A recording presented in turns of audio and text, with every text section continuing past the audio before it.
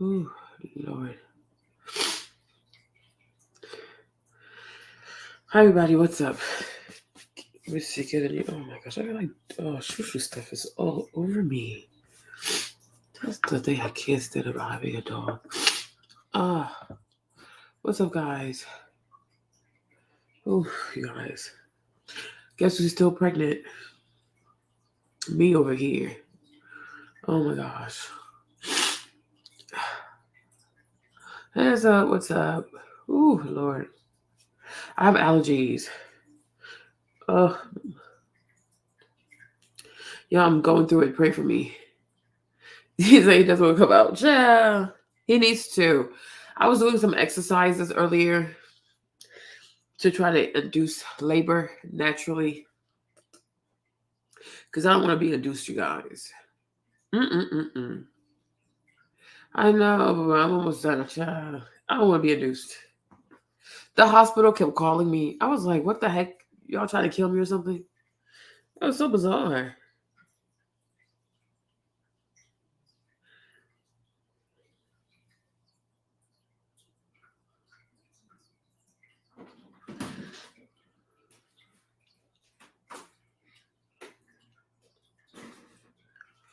Ah, this is love junior. It's not oh, the Trump stuff. Yeah, maybe later. I need energy for Trump stuff. I need energy for the Trump stuff. Abby, where you been? I was going to text you today. I was in your DM like, Abby, are you okay? Who hurt your feelings? Because usually when you're quiet, somebody hurt your feelings. I'm good. I don't want to be induced, you guys. I saw this comment. Oh my gosh, let me post it on the community page so I can show you guys. Because they're trying to induce me. These people are crazy, you guys. They are really, really crazy. They were trying to induce me. They wanted to induce, like, they're putting all this pressure on me. Hold on. Let me go find it for you guys. Hold on. Let me find this comment. And I didn't think much of it. I don't know. I didn't think much of it. Okay, yeah, sure, no problem. Right? And then, where's this lady's comment? I didn't think much of it until I found this one comment. And the lady was like, be careful about getting induced because usually it leads to it leads to a C-section, right? Let me post that so I can show y'all. Oh, you're braiding hair. She says, as long as he's not a cancer. No, he can't. No, he has no way of becoming a cancer. The only thing is, I don't think his dad was to have the same birthday as him, so he has to come out before his dad's birthday. Okay, but let me show you real quick. Hold on. Let me go to my page. So I didn't think much of it. I was like, okay, sure, like induce me. So I was like, I guess you could do like the induction. You can do the induction on my due date, right? You see this? You see, like, so I was hold up, wait a minute. And they don't even tell you the stuff, right? So y'all look at this comment real quick. Hold on, wait a minute. Let me look. This lady left this comment. Hopefully y'all can read it. Okay. So this is a nurse. She said, I saw this title and I just had to quickly comment to put my 2 cents in for whatever it might be worth. Girl, y'all need to write better. Worked in the operating room for 20 years. Many C-sections were involved.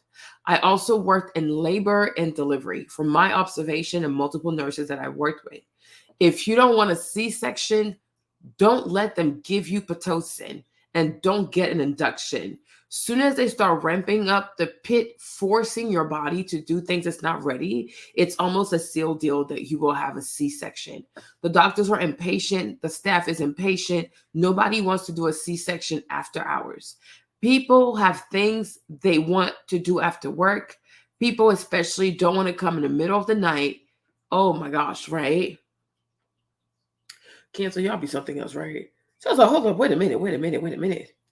The C-section, right? Okay, my suggestion to everybody, and being a person who's on baby on a baby for herself. Wait the longest till you actually arrive to the hospital. Closest time possible to actually to actual delivery so that there's less intervention put in place. If you can't avoid the hospital altogether, women have been having babies for thousands of years. If it's not a medical emergency, although one, I don't know how many thousands might actually be a real emergency. Hey Dana, hey Angela, what's up, right? But I'm like, oh my gosh, Kevin. So I started like seeing all these comments, okay, about this like induction stuff because I wasn't thinking much about it. I do have to be honest. When it came to the jab, I was on top of it. But going to the doctors, I was like, oh, you kind of trust them because they're like, oh, and I'm gonna say, I really have to say this. This OBGYN office, like practice that I chose, they really did stress me out. You know what I mean? They really made it hard for me to enjoy my pregnancy. Like for real, for real. Like they were very stressful. They were truly, truly stressful, you guys. It's not even funny. Okay. So they're in Arlington, right? They're in Arlington. And from the very moment I got there, first it started off with, oh, you have a subcutaneous hematoma. So there was bleeding inside the uterus or like bleeding inside the placenta.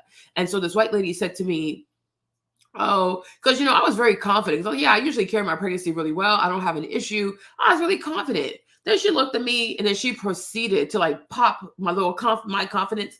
And she was like, well, the bleeding is like 7 centimeters. It's like between 7 something or 8 centimeters. And so, because usually when you're 6 to 8 weeks, it's already gone. And mine is not gone. So most likely I need to prepare myself to have a miscarriage. I was like, what the heck? So she was like, within the next 2 weeks, right? Prepare yourself to have a miscarriage. You guys, when I tell you I spent all of Thanksgiving scared, thinking that I was going to like bleed. Every time I would feel wet or had to go pee, I was like, oh, is that blood? Is that blood? Then she said also that the baby didn't have a nasal bridge. 6 to 8 weeks. I said 6 to 8 weeks. He's supposed to have a nasal bridge already? But I'm thinking like, do I have a nasal bridge? I don't know. I was like, what is going on? Right? I'm like, what the heck?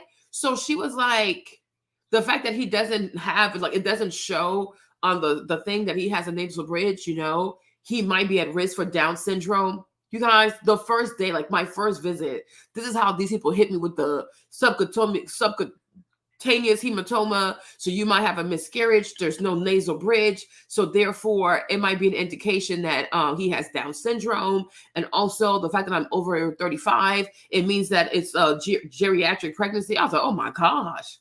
Oh my gosh. Like seriously, oh my gosh. Child, Kevin, I was like so like sad and depressed. I was like, this is so sad. So I was like preparing myself. I was Googling images of miscarriages. Like, oh my gosh. Is that what I'm going to have to go through? Child. So they take the test. It comes out. It comes out that what is it? It comes out that he doesn't have the whole like Down syndrome. It's like some kind of gene they look for. Try something 21, like you didn't have it. And all the stuff came back negative. I'm like, y'all can wait after that to tell me that. Like, this is crazy. I mean, it just kept stressing me. Everything they said pretty much never happened. Even like last time, like, oh, he had 32 weeks. She was like, oh, he hasn't breached yet. Like he's breached, like his head was up instead of like being down. But I'm like, doesn't he have time to like put his head down? Like, what's the problem? Right now, his head is down. His head has been down since like 36 weeks. But it's like, that like it was a lot, right? And then there was like, oh, we have to induce you like 39 weeks. We want to induce you. We want to induce you for 39 weeks, etc. So I was like, okay, sure. I wasn't thinking much about it because I'm thinking like, how bad can it be, right? Like, okay, it's an induction, like until somehow my angels, my angels had me on the YouTube streets, and I started looking at these induction videos, and I started reading the comments, and I said, hold up, wait a minute. Because another thing also I noticed, so they're in Arlington, so they're between like where I am and DC. So they are in partnership with a hospital called Sibley. Sibley is a for-profit hospital. It is a John Hopkins hospital. So I was like, John Hopkins. And that way they took that Black woman's stem cells and they kept it there for like 25 years and never told her family they were using her stem cells. That's kind of weird. And Sibley, when I looked up Sibley, it seems like all the ladies who go there to have babies have C-section. And I'm like, is it a C-section factory? Like, what is going on, right? And then the ladies who come to the office, like all the ladies who have their babies who are coming back for their checkups, right? I would ask them, like, okay, what happened? Like, how'd you have the baby? You guys, only one lady told me she had a natural birth. Like, she was induced, but it was natural. The other ones, they all had C-sections. And I was like, the majority of y'all had C-sections? Ooh, child, right? So I was like, no, these people set me up for failure.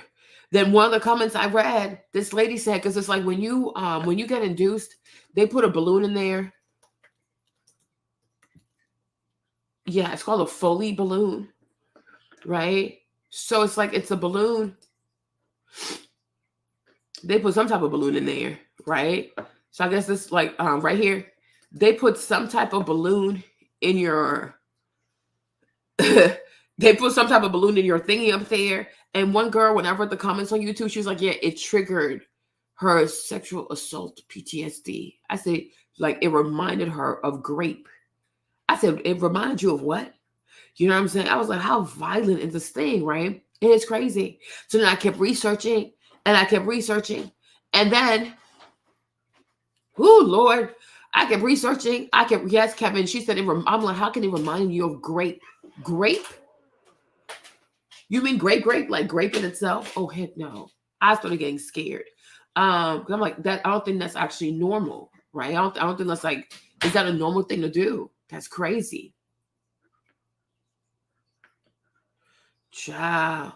The girl was like, hey, Lacey, she said it reminded her of the grape.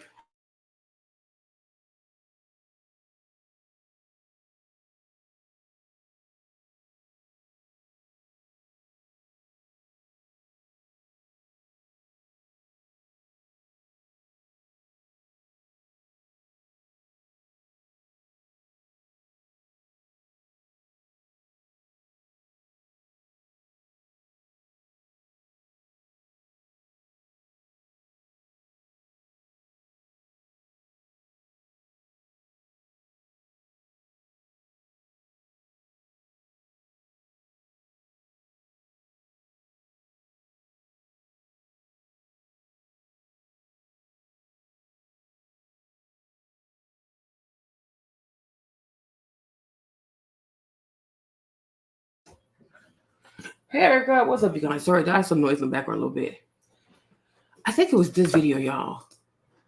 I think it was this one. Okay, I think it was this one. When I read the comments, you guys, I ran for my life. I ran for my human life. I said, hold up, wait a minute. You guys, the comment section sometimes is where it's at, right? And so, and then also to decide on an induction,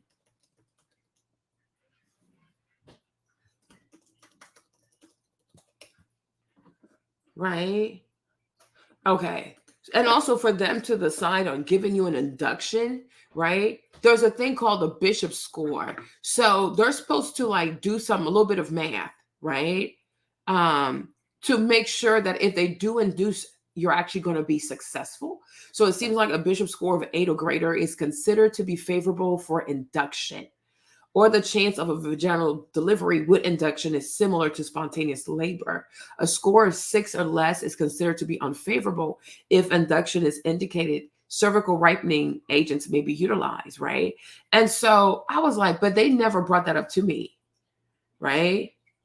So like when they do your bishop score, they're supposed to measure like your posterior, like your effacement, your dilation, and things like that. They're supposed to compute a number. Cause like the way she did it, cause it was like, oh, let's just pick a date, right? Let's just pick a date to get you induced. So I said, okay, fine. Since my due date is June 1st, let's just go for June 1st, right?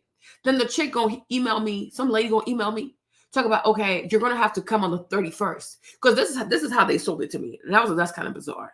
But what do I know? This is how they first sold me on this induction business. She was like, okay, yo, let me start from the top.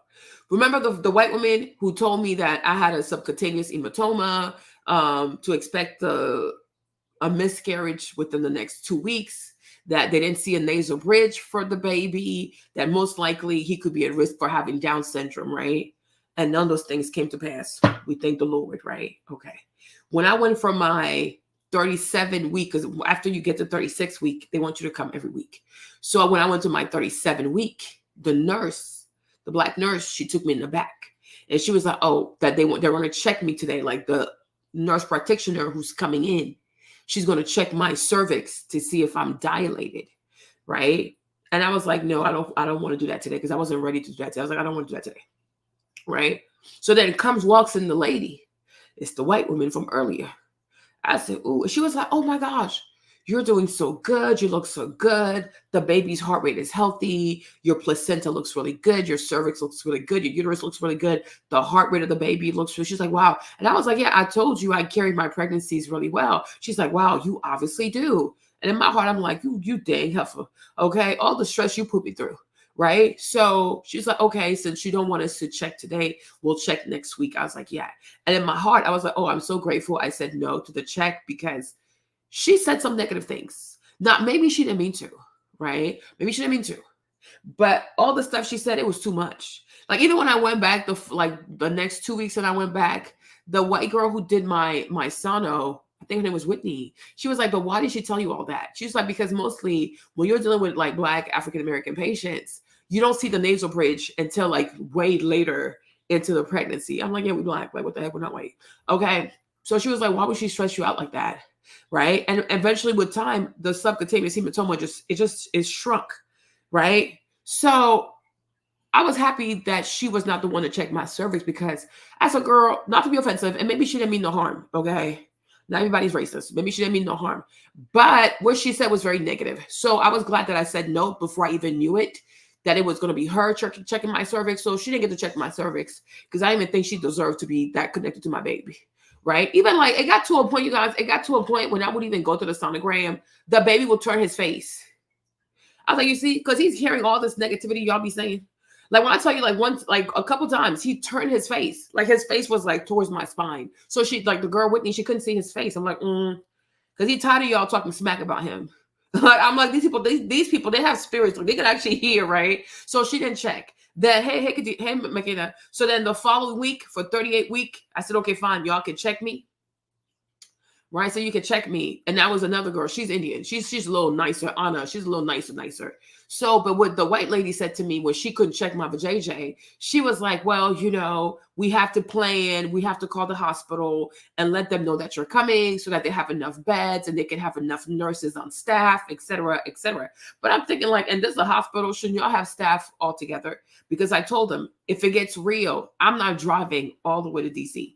If it gets real, I'm having the baby here, okay, by the house, okay, real quick by the house. I'm not driving to DC. But she's like, oh, just to be sure, we have to plan. We have to make sure that we have enough staff and things of the sort like that. And I was like, that sounds bizarre, but sure, whatever. You know, make sure we have enough bed, we have enough nurses for you, enough this, and that. I said, okay, cool. So in the 30th week, the Indian girl, Anna, she came in. And she told me about the induction thing, like, oh, we're going to plan, got to reach out to this girl named Candace. And you're going to, you know, just to make sure that we get it going, whatever. Cool, whatever. So the girl, Candace, she emails me and she's like, okay, you're going to come on the 31st. You're going to be there at 8 p.m. At 8 p.m., we're going to start you on Pitocin. Pitocin, it mimics a natural hormone called oxytocin. So it gets your body going into, you know, contractions. And then they're going to ripen my vajayjay, right? So that's 8 p.m. And then at 8 a.m., something's going to happen at 8 a.m. And I'm thinking like 12 hours? Like, why do I have to wait 12 hours? Like, this sounds crazy. It sounds like torture. So I'm like, okay, sure. But this is really bizarre. I'm like, but why do I have to wait? No, he can't be a Cancer. Because Cancer is like all the way like towards the end of June, right? So I'm like, what do I have to wait 12 hours? Like, this is like, I'm like, this is crazy. That just made me, it just gave me like the heebie-jeebies, like, what? You know? So then I guess like, she was like, but are you dilated like 3 or 4 centimeters? I'm like, no, I'm not dilated, but why would I come at 8 and get all these drugs and then you're not going to take care of me until like 8 a.m.? So 12 hours, you guys, of torture? No. So that's when I started looking into these videos here on YouTube. Like, what exactly is this whole induction? Like, what is it? Okay. Then the ladies started talking all this stuff about this one lady said when they put the Foley thing in her, when they put this balloon in her, because she said she wasn't even warned. He was doing Saturday, right? She was like, she wasn't even warned. But the way they did it, like she said, the Foley balloon, it triggered the PTSD from the grape. I said, it reminded you of grape? What the freak is that? I don't think that's normal. I'm like, I don't think that's normal. Okay. I was like, oh my gosh. It reminds you of grape? Like you're being violated in the process of having a baby? Oh, Jesus, right? And then the other lady was like, yeah, be careful. I've been in the room. I've been there for 20 years and things like that. You know what I'm saying? Because, okay, this is the thing, right? Because we gotta also be responsible, right? Yes, he's a Gemini. This is also the thing, right? Some people do need induction. Okay. For some people, it is a medical emergency, right? Like preeclampsia is not a joke. Okay. That's like high blood pressure. That's high blood pressure during your pregnancy. Like, yeah, you could like, okay. You know what I'm saying? Something could be happening to the baby. Like some people, it's a serious medical emergency. Sometimes people lose their mucus plug early. Sometimes people, their water breaks early. So it's not like, oh, you should never, ever get an induction. No. Okay. There are serious conditions that do require an induction. So I'm not against an induction if it's a medical, like, emergency where the mom is at risk, the baby's at risk, like we also got to be intelligent people. There's a time and place for foolishness, right? However, in my situation, there's no medical emergency. It's just like, oh, let's induce you for the sake of inducing you. You understand? Because my blood pressure is fine. His blood pressure is fine. My heart rate is fine. His heart rate is fine. The placenta is fine. I'm fine. There's still amniotic fluid in the placenta, right? Everything is good. Like everything they do, he looks really good. There's nothing wrong. There's no medical emergency. It's just a matter of convenience. And honestly, I think they want to charge the insurance. Okay. Because, you guys, let me tell you, hey, Ace, what's up, love? Let me tell you something, right? Because I looked it up too. Maybe I should put it up over here. I looked it up, especially with Sibley, because I was like, oh, when you have a regular birth, like a natural birth at Sibley versus a C-section, I think it's probably still here. Okay.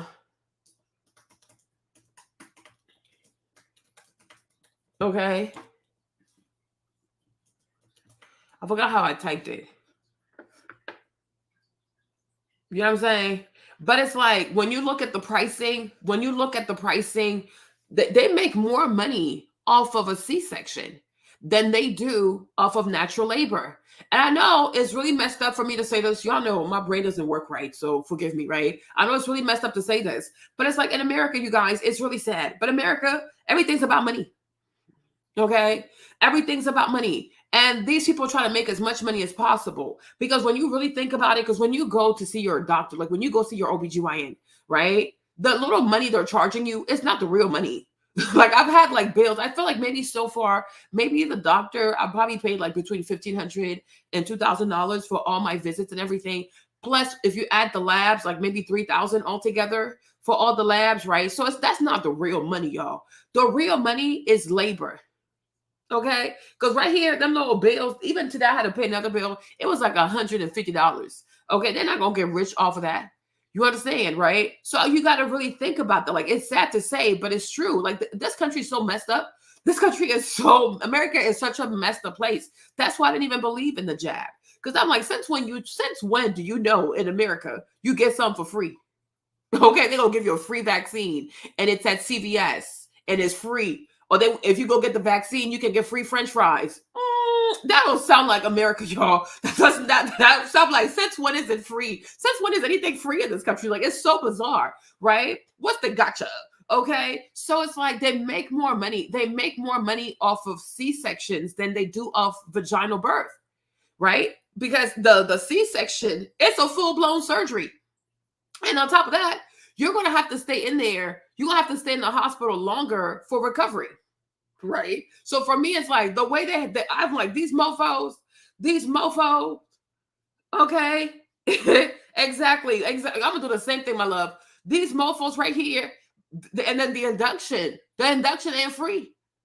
So I'm like, when you think about all the stuff they're charging me, because they're going to start charging me the moment I get there, the Pitocin, the induction, the Foley balloon, the Wumpy Wump Wump, y'all, just add up all these charges. You know, every time they touch your body is $3,000.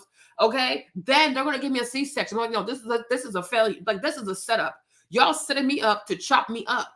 And I do feel like another thing also, based on Jimmy's job and the insurance, they're like, yeah, they got good insurance. You guys, I don't know. I just can't shake that feeling out of my head. Okay. I just feel like they check your insurance. And if you have good insurance, if you work for a great company and you have a great insurance and you're part of a great plan, they know you can afford it because your insurance is going to cover that. Do that make sense, you guys? Do that make sense? So I'm like, it's giving y'all want money. Because I'm like, why would you just tell someone, oh, let's just schedule an induction? Because that's why I told her, right? I was like, well, I don't have a medical emergency. She's like, yeah, no, you don't. I was like, then so why do I need to be induced? Because I told her, I was like, why do I need to be induced? I don't have a medical emergency. He's fine. I'm fine. Both of us, our heart rates are fine. I get tired, but my heart rate is fine. My blood pressure is fine. My blood pressure has been fine the whole time. Also, when it came to gestational diabetes, because they check you to make sure you don't have diabetes also, right? They test you 2 times. Yeah, maybe Erica needs to point ish. They're not good people, man. It's sad to say. It's like, it's really messed up to say it, but it's the truth though. You know, that's why I tell you guys all the time. Sometimes being an asshole ain't gonna save your life. Sometimes being an asshole is gonna save your life. When the people say good, nice people finish last, it's a reason. Sometimes when you're an asshole, it's going to save your life. It's going to save, it comes off very rude and condescending. But at the end of the day, listen, somebody got to be an asshole. Okay. All right. You understand me? You got to be an asshole sometimes. So I was like, okay, it's not a medical emergency. If I had preeclampsia, I get it. If I had gestational diabetes, I get it. If his heart rate was failing, I get it. You know, we haven't had any issues and everything bad you people said, nothing came to pass. So why are we rushing this, right? Why are we rushing the process? So I was like, these people right here, they're trying to make money off of me. And they saw Jimmy's insurance and they want to use me as a guinea pig to go milk the insurance. I don't think so. Like, this is crazy, you guys. Because I started reading. I'm like, I don't have a medical emergency. Why am I getting induced? Like, what the heck? You know what I'm saying? And then I told her, I said, oh, when I was on YouTube, I read a comment about the Foley balloon. And the young lady said that it triggered, PTSD from grape. And she's like, oh yeah, it's really bad. Like, it's really, really bad. Like, it's like really violent. And I'm looking at this girl like, girl, but why didn't you tell me this? Because mentally, you guys, I'm like, I could probably sue these people. But I'm like, mentally, psychologically, you did not prepare me for what an induction truly was. Like, I didn't know what it was. Because for me, if I had not, y'all, I swear, if my angels had not told me, right? This black girl, she lost her baby in London. Okay, the black girl, she had a baby through IVF. I'm going to show y'all. Hold on. I'm going to find it for you guys, right? This black girl, she's black African. She had a baby in London. So the child was conceived through IVF, right? The child was conceived through IVF. And so they had this girl in like almost 30 hours of labor, you guys, only for the baby to die. Do you hear me? Only for the baby to die. They had this girl suffering and suffering and suffering. And I'm like, well, even with her, I'm like, why didn't y'all give this girl a C-section? Why did you torture her like this? And her husband also, you see, I'm like, you see this? Because they're like, oh, let's pray. Wait for my mother-in-law, my mama go pray. Y'all need to cuss out these people. You have to learn to be an asshole. To suffer she suffered for almost like 30 hours of labor. And then the baby came out just for the baby to die. I'm like, of course the baby was going to die. Because there's too much stress. It's like the stress, it goes on the baby. And I think there was like a part where she almost like, she went in and out. She was dying. They brought her back dying. I'm like, okay, the first time she died, you could have cut her up and took the baby out. Like, what is this? Like, what is wrong with these people? So it just goes to show you, they don't really care. They don't care. I'll show you guys. I have her page, right? It was so sad. So that triggered me to go on YouTube to be like, okay, what exactly is an induction? And I was like, oh crap. You didn't tell me this. You didn't tell me this. And I think it's really effed up because I'm like, at least if I know that there's a chance I'm going to have a C-section, mentally, I can prepare myself for a C-section. But to have you go into the hospital thinking, oh, you're going to induce, because I had both my boys, naturally, right? So you're thinking, like, I'm gonna have it naturally too. Oh, just an induction to that's gonna lead to vaginal birth. No, when they induce you, you have up to 12 hours for labor to start kicking in. If labor does not kick in within 12 hours, you have to get a C-section on top of the suffering you've been through already. You know what I'm saying? And then come to find out, boys that she said, oh, it's not true. I'm like, yeah, I'm gonna believe your ass. Okay, you don't have no babies. I have a baby. Okay, but it's like from what I read too, they were saying like, oh, that in some cases, boys, if you're pregnant with a boy and you have an induction, that the boy is more likely to have autism, and that too was never talked about. Even if it's not real or it might not really happen, but you should let somebody know. If we induce you, here are the pros and here are the cons. Right now, you don't have a medical emergency, right? We want to induce you because X, Y, and Z. Like, be frank with someone, you know? So then, like, Saturday, they started calling me on Saturday to see if I was coming. I said, hell no. Okay, they were calling me again. They called me at 5 o'clock on Saturday if I was coming. I was like, what the heck? It felt like I was a money grab. Okay, then they called me again this morning to see if I was still coming.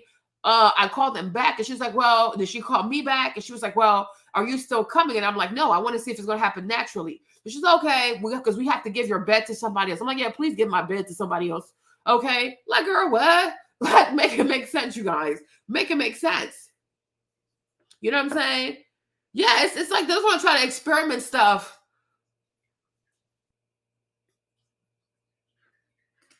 I don't think she did. That's what Natisha told you. Like, Natisha said they did that to her, and it was actually even a man who did it to her. Like, they don't prepare you for what you're about to do. Oh, we're gonna induce you.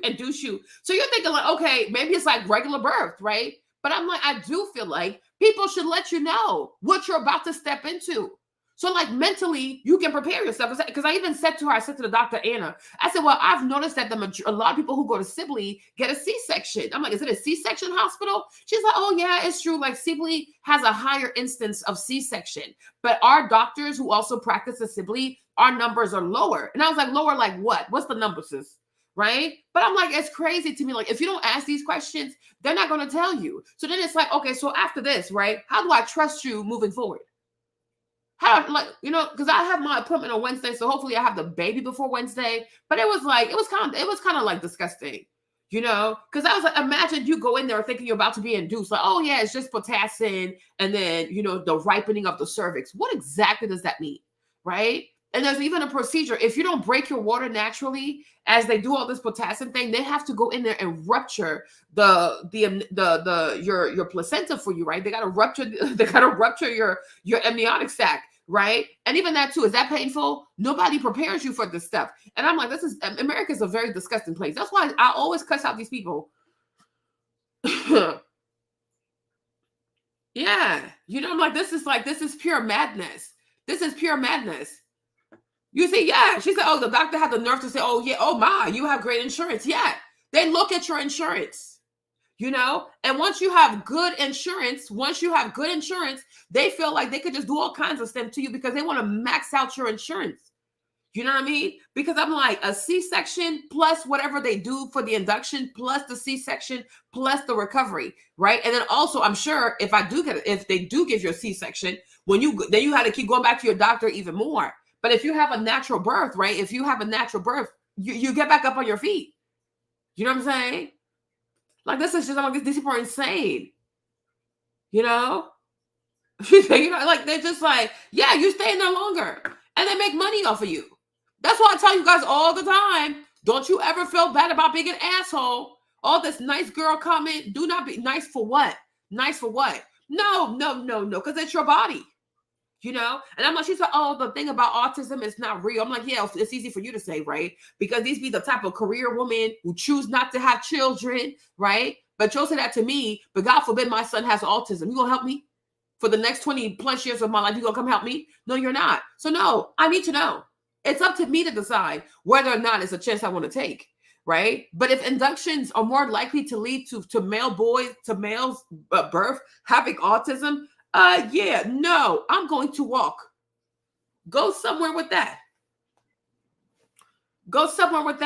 And it's the same thing with the jab too, right? There were ways for people to prevent to get their bodies up, immune system up, and things like that, to be ready to not get the C19. But it's like, no, they never want to give you like preventable measures. Like, what can you do naturally, right? What supplements can you take? No, because they don't make money if you buy supplements, right? They don't make money if you do things naturally, because she was like, yeah, they're going to put a tampon. It's like a tampon that they put in there full of chemicals to get your body to be triggered, on top of the Pitocin. So I'm like, think about all the chemicals, right? So you're going to have Pitocin, you're going to have whatever the tampon has in there. If you want to have an epidural, that's 3. Like, think of all these chemicals, synthetic chemicals running through your body to force your body to do what Mother Nature does for free. Okay? Wait a minute. Okay? Like, wait a minute. Okay? It's like, it's pure madness. So I'm like, people, no, hold up. You guys, I was very, very disgusted. I was seriously disgusted. I'm like, and even the bishop score, I'm like, we didn't even do the bishop score to know how successful it is. Like, and is that your job as a doctor? Okay, let's see, like, because like with the bishop score, the bishop number thing, right? They're supposed to measure all of this. Let me make it bigger, y'all. So they're supposed to do like your dilation, position of the cervix, your effacement. I think effacement is like, if something's erased, I don't know. Okay. The station and then the cervical consistency, right? So based on that, then you get your score. So like here, I guess the last one is like, oh yeah, it's actually going to be good, right? But imagine you do an induction on someone who has a score of 0, or you do an induction on someone who has a score of 1. You're going to have to go into a C-section because no matter how much toxic stuff you put in there, it's just not going to work. It's not going to work, right? And they're not even trying to tell you, okay, make sure you walk more, make sure you include this in your diet, make sure.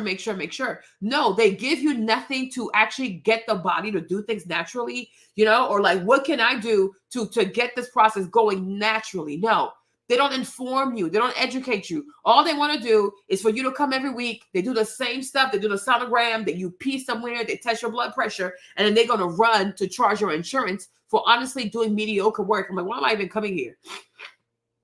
And let me tell you too, right? The whole time I've been there, I have yet to meet the doctor, because it's like none of the doctors are really there. I mean, they have some doctors there, but these are not the doctors who do delivery. These are different types of doctors, right?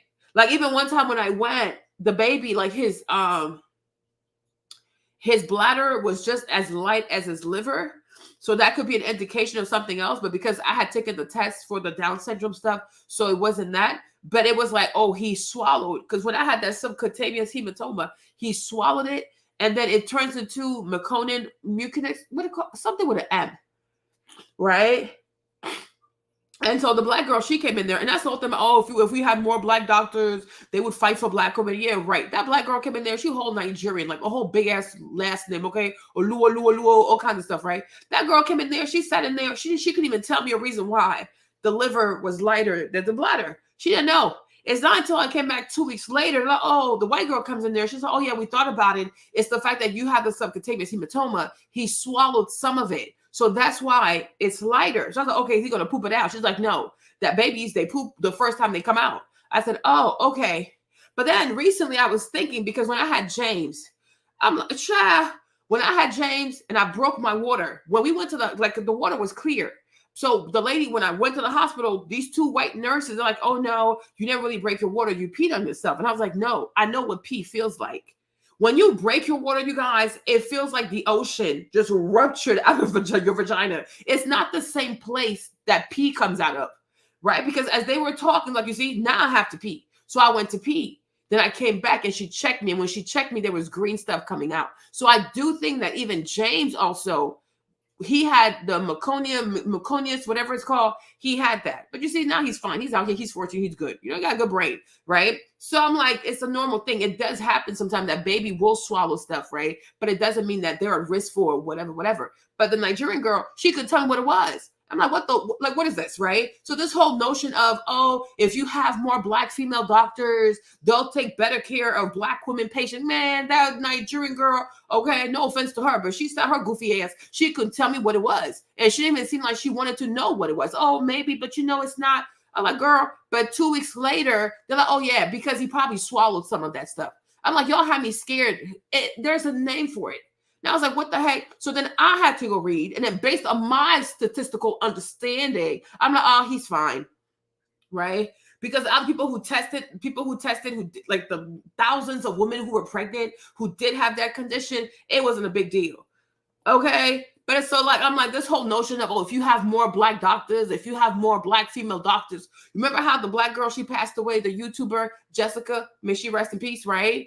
And they was making it seem like, oh, if she had gone to a black doctor, if she had access to more black doctors, they would have spotted that it was cancer sooner on. I'm like, not really. Stop lying to yourself. A lot of these black doctors, they also do not care, right?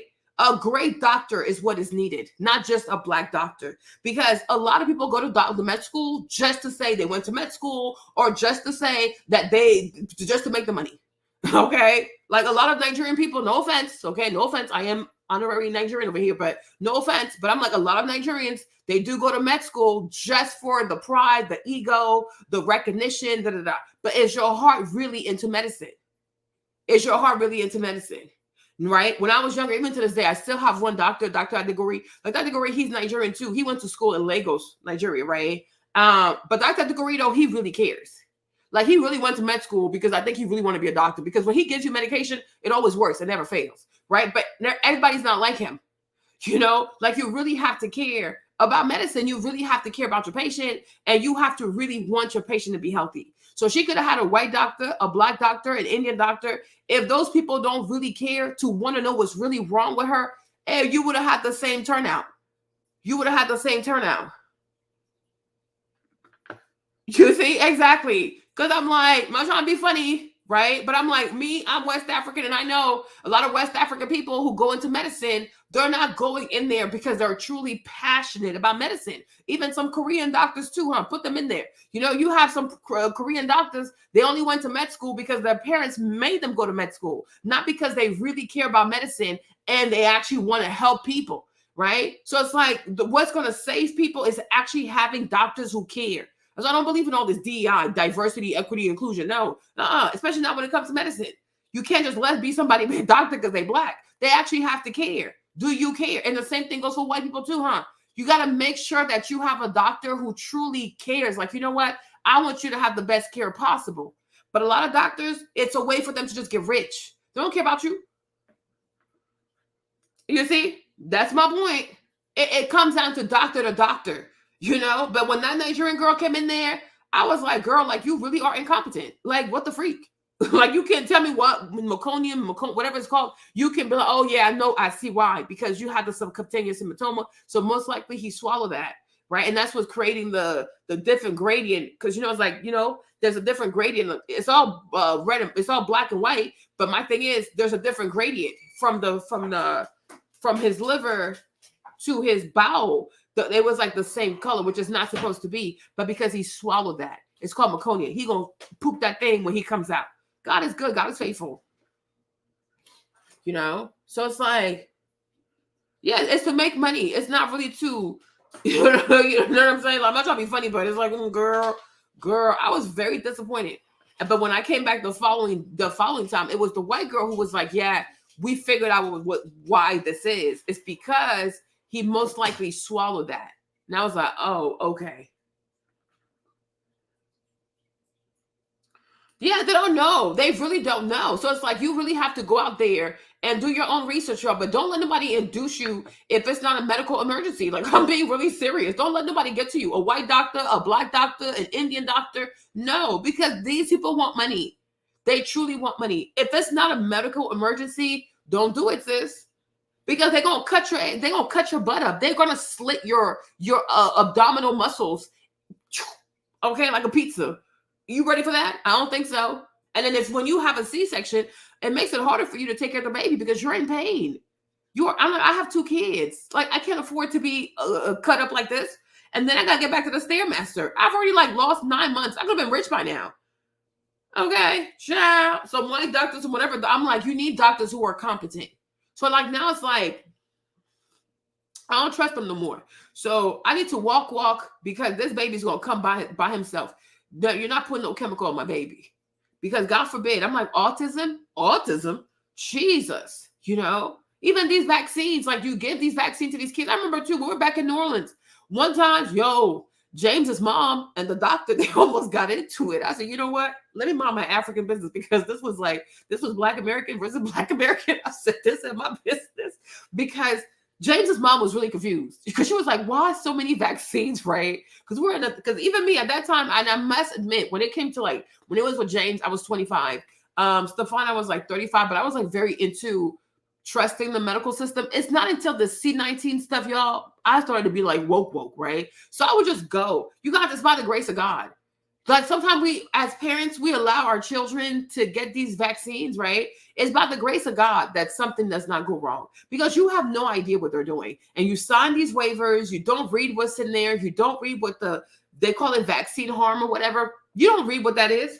So James's mom was really confused. So she asked the girl, like, she asked the doctor, like, why all these vaccines? And not just that, why are you combining vaccines into one vaccine? Because what does that also do? So then the Black girl, she Black American, she looked at James's mom like, so I'm telling you, it was Black American versus Black American. I was like, this is not my beef, right? And she looked at her kind of like, how dare you ask me because I went to Harvard? So she's a young lady doctor, right? She went to Xavier undergrad, because Xavier is they have great medical and great pharmacy undergrad, right? So from Xavier, she got into Harvard Med, right? So I think this little heifer with no kids, because I guess she thinks she got the degrees and she has the residency, so she knows better than everybody. But there's one thing to practice on other people. It's one thing to have your own children and go through it. Now, my mother-in-law, she ain't got a medical degree though, but she sure do got kids and grandkids. So the girl looked at her like, kind of like, I'm the doctor. Like, how dare you question me? I went to Harvard Medical School. I said, ooh, child, you about to get to know Carlena today, okay? But I tell you, my mother-in-law held her ground. I said, this is about to get real, okay? But I was like, you know what? She has the right to ask you. Why are you being arrogant? She has the right to ask you. Do you have kids? Have you raised kids? Have you raised grandkids? It's a legitimate question. You're putting something in her grandbaby's body. God forbid something goes wrong. We're going to have to live with the consequences. You're not Miss Harvard Med School. Okay, child. So God forbid. And the thing is, like, we were so lucky, because both James and Stefan, come to find out, they both have asthma. So asthma is an underlying, it's a revelation. It's an outward revelation that you are allergic to stuff, right? You're allergic to something. Stefan, he's allergic to all kinds of seafood. Like, he can't do shrimp. There are certain things he can't do. Even right now, I think he's also lactose intolerant. When he gets sick, it gets really bad. Like, he has eczema. So first, let's start off with the eczema. He started having eczema real bad. Then we figured out that it was like all the seafood stuff and the milk stuff, right? Like, he used to have like patches on his skin. And I was like, oh my gosh, what's wrong with my baby? Right? Now it's got even more. So like now it's got even worse. So like now we just got him albuterol, because his lungs were starting to close and stuff. James had the same thing. James was really, really sick. So both my kids have asthma. I said, well, those are not my genetics. I don't claim that problem, right? But it's like, God forbid, y'all put these vaccines in these babies, right? They're not even old enough for parents to know if their children have allergic reactions to stuff, because we didn't know Stefan was allergic, right? But God forbid you put something that has like crustacean or shellfish in there. You know what I mean? You give these babies these vaccines so early, so quickly, when we didn't even have time to check these kids, right? And then they have an adverse reaction, and now your child go cuckoo, Like, you guys, I don't know. I do feel like a lot of these kids today who are not doing well, autism and cancer and things like that. I'm like, how do we know it's not the vaccines they give these babies? Because they over-vaccinate children. They really do. I don't care what anybody says. It's excessive. It really is excessive. Certain vaccines, I do believe that babies actually do need. But there are certain vaccines out there, I'm like, is that really necessary? Do we really have to do it right now? We can't wait until the child's a little bit older, especially if they're not going to daycare. They're at home all the time. Why? Why you want to give the baby all these vaccines? Or why are you giving the baby a combination vaccine? They're crazy. They're really, really crazy. So my point is, yeah, it's really bad. It's really, really bad. But it took us like years to see it. Like, oh, wow. So like now I know, like when he's sick, like if he starts coughing and stuff, we know not to give him, don't give him anything milky, no yogurt, no milk, no cheese, nothing, because he's just going to start like throwing up and throwing up and throwing up. Like, oh my gosh, like what is this? Right? So you guys, yeah. They're just not like, you really have to use discernments. You can. That's why I say, like, don't you ever? Oh, I have a black doctor, so I'm good. Girl, wait a minute. Okay. Oh, I have a white doctor, so he's bad. Maybe, maybe not. Right. You have to see if they care, and you got to do your own research and see if it matches what they told you. Okay, because it's like you got to be very careful. You see, and they don't tell you all of that, and that's the part that really hurt me because I'm like because I would have gone on Friday, and all of this would just happen, and I wouldn't have known. And I would have felt overwhelmed and defeated. Like, wow, like what? How did this happen? How did I find myself in this situation? Okay, but I thank God, though. You know what I'm saying? I really do thank God. I really do thank God that, like, I found myself on YouTube and I started looking at all these comments and I started reading what these ladies were saying. Okay, you see? Look at this lady right here, y'all. Look at this. Look at this lady. She said, I was induced yesterday with artificial rupture of waters. Yeah. It's called an amniotomy, if I'm not mistaken. And Pitocin drip. I felt so defeated as I had so wanted a spontaneous birth because they didn't prepare her mentally for that. Having also had to be induced with my first child due to high blood pressure. Fortunately, my midwife spent time listening to what my original wishes were. Child, you see, she wasn't prepared for that.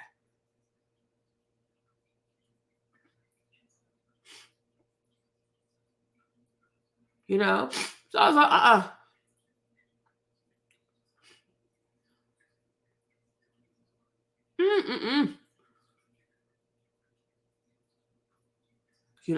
But I just like, you got to really do your own research and see what works for you, what doesn't work for you, but make sure that you are like, it really needs to happen, because I'm like, these people, like, I don't know, they just be guessing stuff.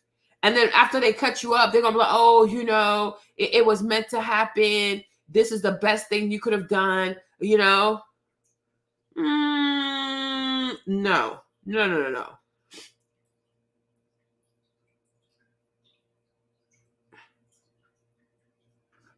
Oh my gosh.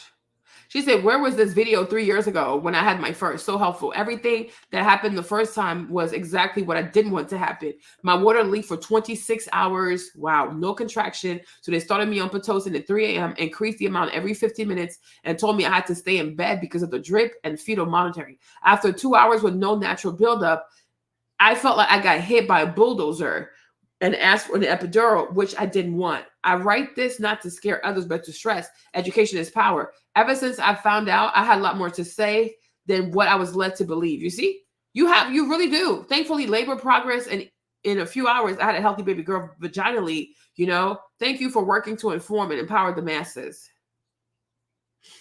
Child. I don't know. Okay. But I saw this girl. Was it like, which video was this one? Was it this one as well? But I read a lot of them. Like, child. I read this and I said, oh no, these people are crazy. But I'm like, the fact that, yeah, you really have to read the comments. Like, you gotta do your own research, But like, nobody spoke to me about like the bishop score and things like that. It'd be like, okay, like, let's see when we the best time for her to be induced, and let's see if the induction is actually going to work for her, right? But I'm like, what the heck? What the heck? What the heck? What the heck? I don't have a. She's like, yeah, you're right. You don't have a medical emergency. Like, well, if I don't have a medical emergency, not then, but not yet. I'm like, well, if I don't have a medical emergency, why do you want to induce me, right? But then again, it's the money. Okay, it's the money. They get to make way more money off of you. They get to make way more money off of you having the C-section than if you were to have a normal birth, because they want to make money. And I'm like, plus John Hopkins got that lawsuit they got to pay for. Okay, like, no, leave me alone. You're crazy. You're really crazy. So whatever they tell you, You got to ask a lot of whys. And if they act like they're annoyed because you're asking a lot of why, you're onto something. You are onto something. You know, she's like, oh, you have to book and you have to let them know so they can make sure they have enough staff and they have this. And I'm like, and when I was really thinking about it, I'm like, the only thing you really need to plan for is if you're having a major surgery, right? Because I'm like, if it's a hospital, I'm sure half of us be walking up in there all day to have babies. What's the problem, right? But what you would need to plan for ahead of time is if you're going to have massive surgery, because that's a big moneymaker, right? But like when it came to what's their name in Nova, they didn't call me but oh, are you still coming in, are you still coming in? Like when I tell you Sibling was calling me at Saturday, they called me at 5:00 in the morning. I was like, what the heck? And I was like, well, she's like, are you still coming in? I'm like, no, my water didn't broke, it didn't break, so why would I come in? She's like, okay. Then she came right back like 10 minutes later. I was like, what? I turned my phone off. Like, you're insane. Like, what the heck? I'm due. Hey now, I'm like, I'm due on Saturday. What's the big deal? Like, my due date is Saturday. Why are you rushing me? What are y'all rushing me for? And when people are rushing you, it means they're up to no good. But you gotta do your own research though, y'all. Don't let people just put random stuff in your body. Don't let people make you feel, oh, you gotta do this now, gotta do this now. Or you have to be induced, or you gotta take this vaccine, you gotta do this procedure. Let me do my own research and see what happens. Okay. But I do feel like it's kind of messed up because I'm like, I feel like yeah, Sibley. Because she's like, oh, you have to like, just book so they know that you're coming, just in case, And then like just in case, so to make sure they have enough nurses and things like that to take care of you. And I'm like, what the heck? Like, I've never had that problem. Like, even when I had James, I didn't have to book. Stefan, I didn't have to book. I just showed up at the hospital. I had James at Innova. I didn't have to book. I had Stefan at Oshner. I didn't call the book, nothing. My water broke. I called the ambulance. They took my behind there. Okay, then they make you wait in triage. Then they move you up to a room. But I'm like, I could see how you would need to book ahead of time if people are planning to cut you up. They got to make sure they have everything ready to cut your behind up and to stitch you back up. You know what I'm saying? But they were calling me. They called me on Saturday. They called me on Sunday. I'm like, I was just due yesterday. Like, y'all need to chill. Like, this is too much. This is excessive. But I'm like, I just feel like it's a bit more responsible to compute somebody's bishop score and be like, okay, based on your bishop score, this is how we're going to plan your induction. But I'm like, it was never even mentioned that there's a thing called a bishop score that could tell you, hey, if you're below a 6, most likely induction is not going to work. We're going to do a C-section. So at that point, you know that you're going in just for a C-section, right?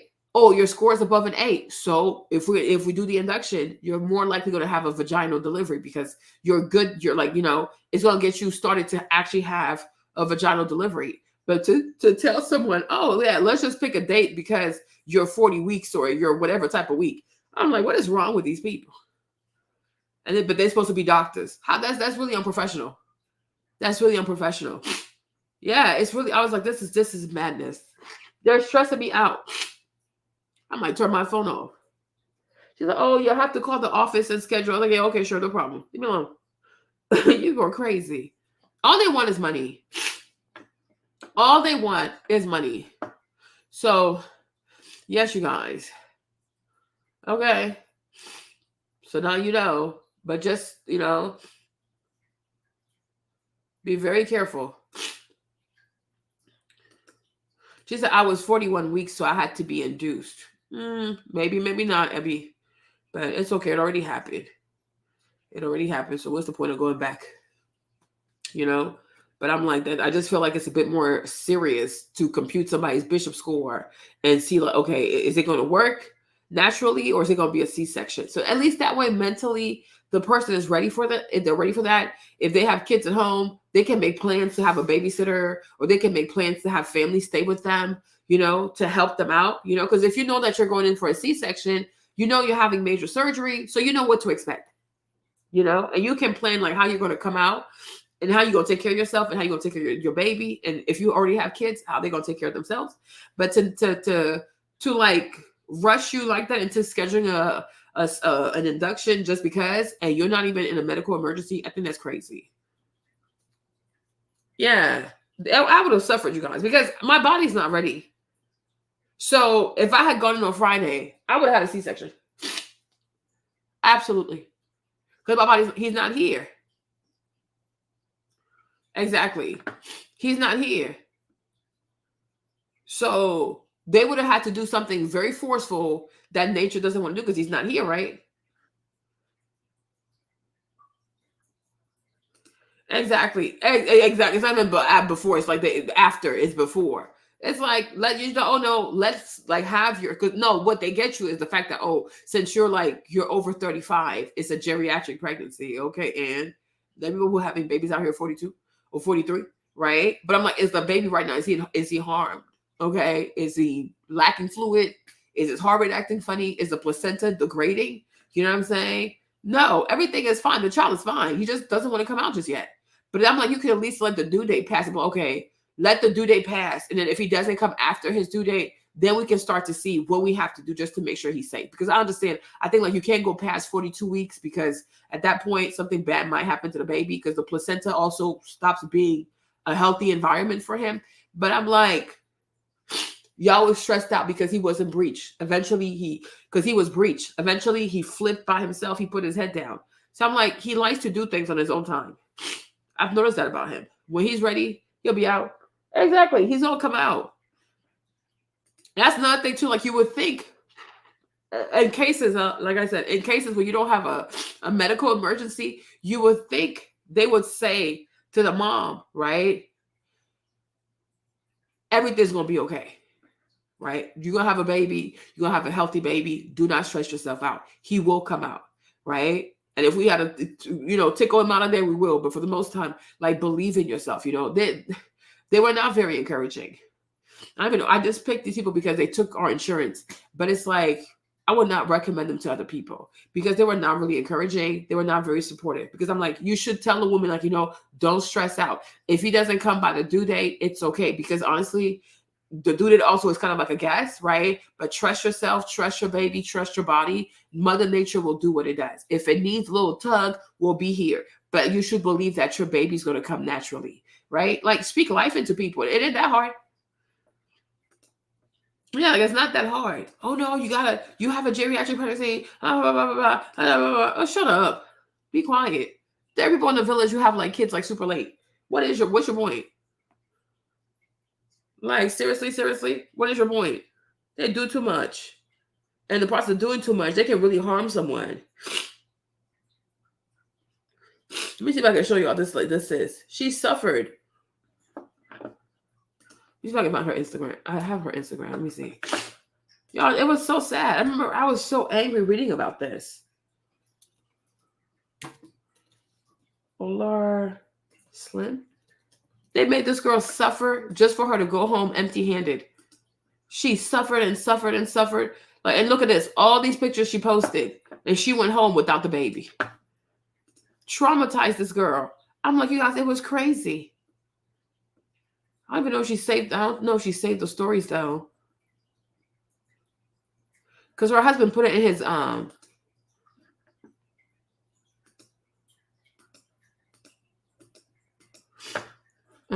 it was so sad how much she suffered. Oh, was it this part?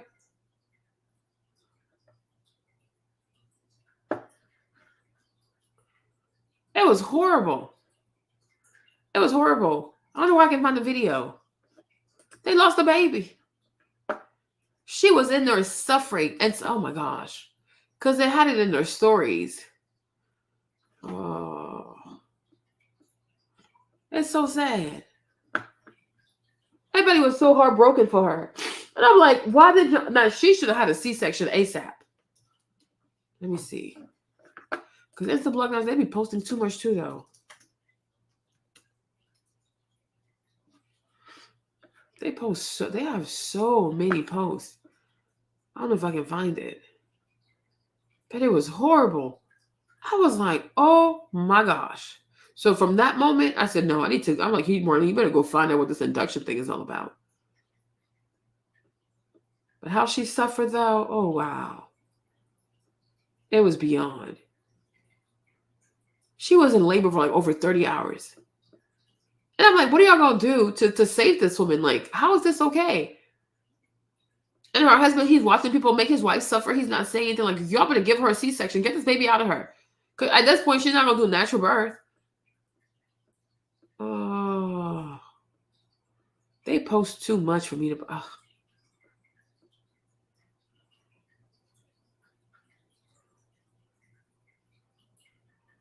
Oh my gosh.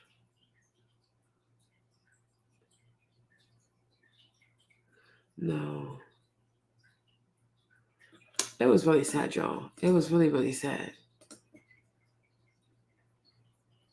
Like, everybody was so sad for her. I mean, the video was just awful.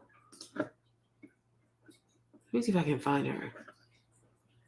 Just as like a hashtag.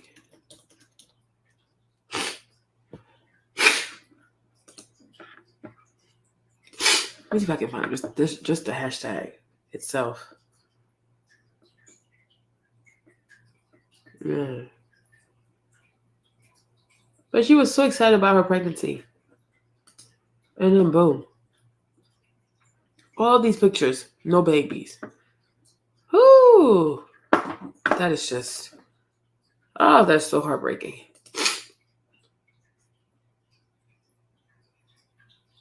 And then they were like, and then the thing was too, with the hospital, they're trying to plan like a funeral right away. And I was like, because these people are like, Africans, they're like all up in this Jesus stuff. They're trying to do a funeral right away. And I said, no, because they should have an autopsy. Because they need to be sued. Because this is medical malpractice and negligence, severe negligence, because they should have had a C-section way sooner. But now you want to help her plan the funeral so that once we bury the body, right, we bury the baby, we don't really know what the baby died of. It's like you people didn't do what you were supposed to do. Okay? Exactly. Like, it's insane. Yeah. It was over 30 hours, you guys. The girl, she suffered. Like, oh my gosh. She suffered. I don't even know where to find it. I don't know. She suffered. It was horrible. Oh my gosh. I was so upset. I don't know where because Instablog, they have 2 pages. Which one is this one? Well, the page that has 627 followers. Y'all, it's so inhumane. I'm like, y'all would have killed this girl. And her husband's like, oh, we were sitting there praying. And I'm like, Jesus, what the Jesus? Tell these people to cut the baby out of her. This is pure madness. Do they have the same post on both pages? Seems like it. So I can't see it.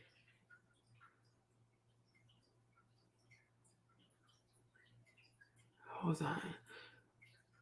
Oh. Because when did I message her? This is so disgusting.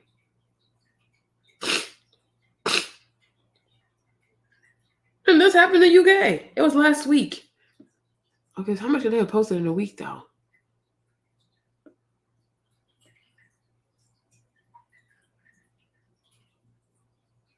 Yeah. So like the baby, she got the baby through IVF. So when you read the comments, the people were saying that babies who are conceived through IVF, usually the mom has to go through a C-section. I don't know why. I really don't know why. But it seems like if you have a birth if you conceive through IVF, you're not supposed to push the baby, But I'm like, her doctor should have known this. They should have known. So why y'all letting her go into trying to have a natural birth? She cannot have a natural birth. She got to have a C-section. That's what the comments were saying.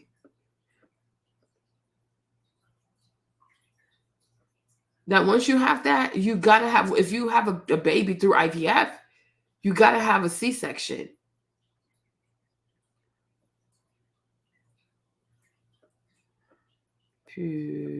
Where is it?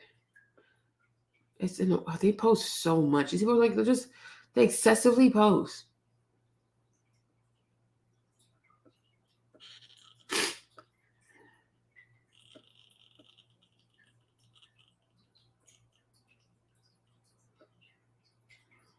Let me see. They post so much content.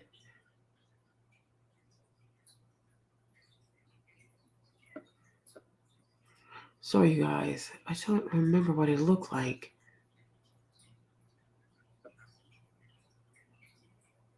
But I was like, I didn't even know that was a thing. That somehow, if you conceive through IVF, you can't push the baby out. You got to have a C-section. It was really, really sad. I don't know. But otherwise, that's her page, though. Maybe if I go through her husband's page, it was so sad. Like, she documented her entire pregnancy just to come home empty-handed, and she suffered. You see? Look. Oh my God. We're having a girl. Oh my God. And she is the healthiest, cutest baby ever. Like, I'm tall. Oh my God, she's so active. She's so tall. And she makes me smile. We are so excited. I can't even talk. Oh my God. We're having a girl. Yeah. We literally just found out that we're having a girl. You see? Imagine you post your pregnancy every day like that. Ah.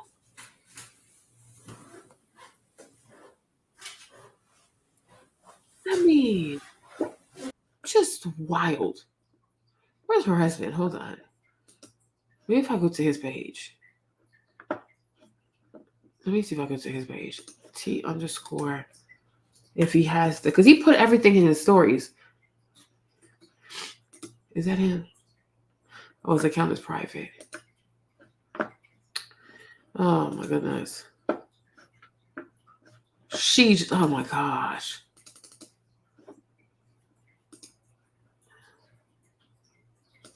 How can I find her thing?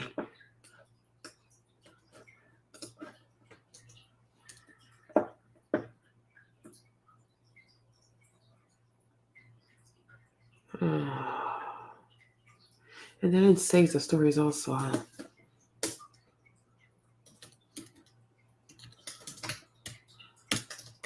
It was bad, you guys. It was really bad.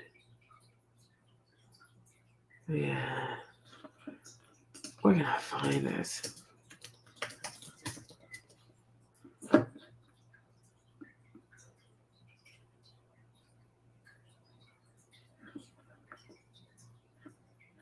Okay, so one page is talking about it here.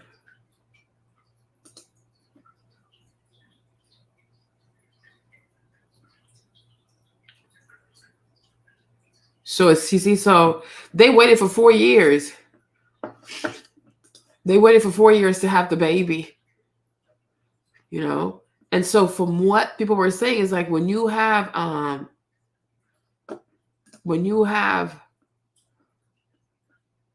a C-section, sorry, when you have a baby through IVF, you're not supposed to have a natural birth. Like you're supposed to go through the thingy. I was like, oh, you can't have a vaginal birth. So I'm like, why would y'all tell this lady this? I'm telling you guys, I have allergies are back. Yeah. Yeah, I know we can be like superstitious as people too, though. Because it's social media, I kind of get it. I get her excitement. But my point is, if it's a real thing that IVF people cannot do natural birth, her doctors should have known this. She should have been scheduled for a C-section. You know, she was in there she was in labor for almost like 50 hours. Because I should have done the video then and there because I don't have the stories are gone now. You know?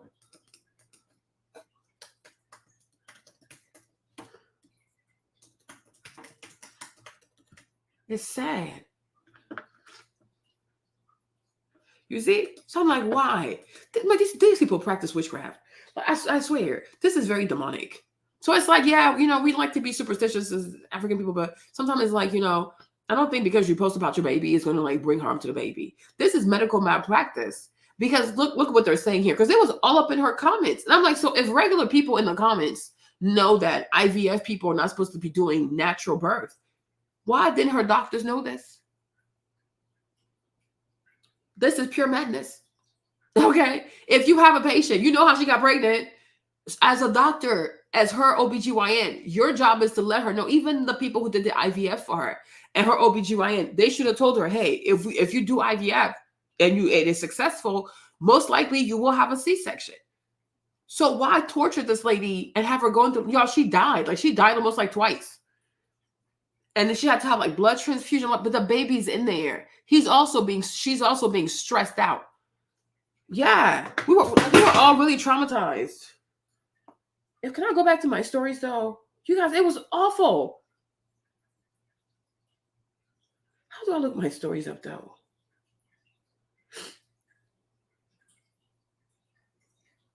How do you find all your stories? There's a way. Done. Hold on. So when you try to create like a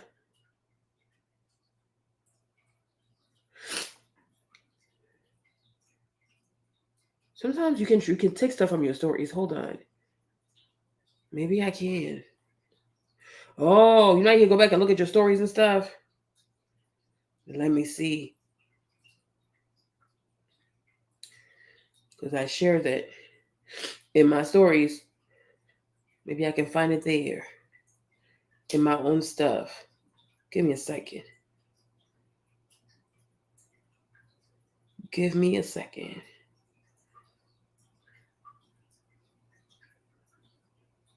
It was a week ago.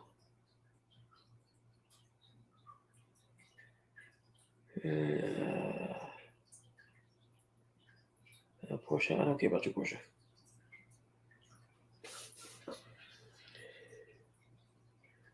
Let me see if I can find it in my stories here. I shared so many stories, y'all. It was a week ago, right?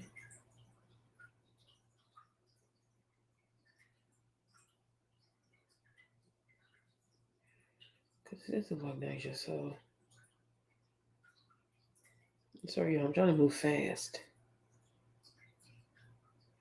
Titty. Yeah. This goofy lady and I. This is that.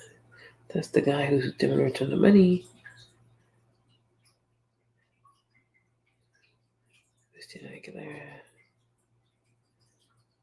Oh, crap. The horse thingy.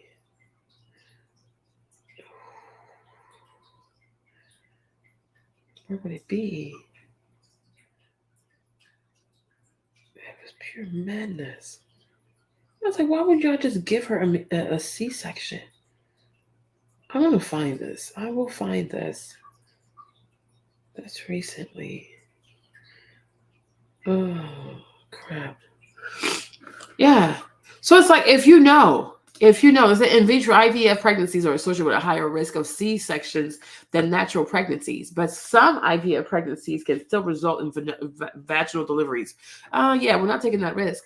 C-sections may be necessary if labor doesn't progress normally or complications arise, which can happen with both IVF and natural pregnancies. Some factors that may increase the odds of a C-section IVF pregnancy include advanced maternal age, previous uterine surgery, low pelvic disproportion, fibroids, abnormal baby positioning, maternal complication, or previous miscarriages, right? And I think even like, I also feel like, again, just like induction, right? They also don't tell you that, oh, if you do IVF, here are some of the risks. I don't even know why. Why are people with IVF more likely to do to have C-sections? What is it about the IVF that causes you to have C-sections? Why?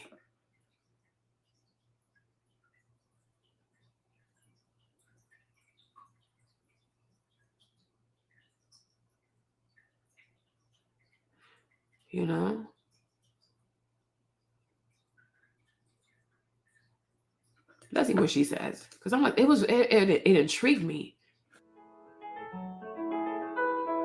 मुझे बहुत सारे patients जो हैं वो Okay, she's not speaking English.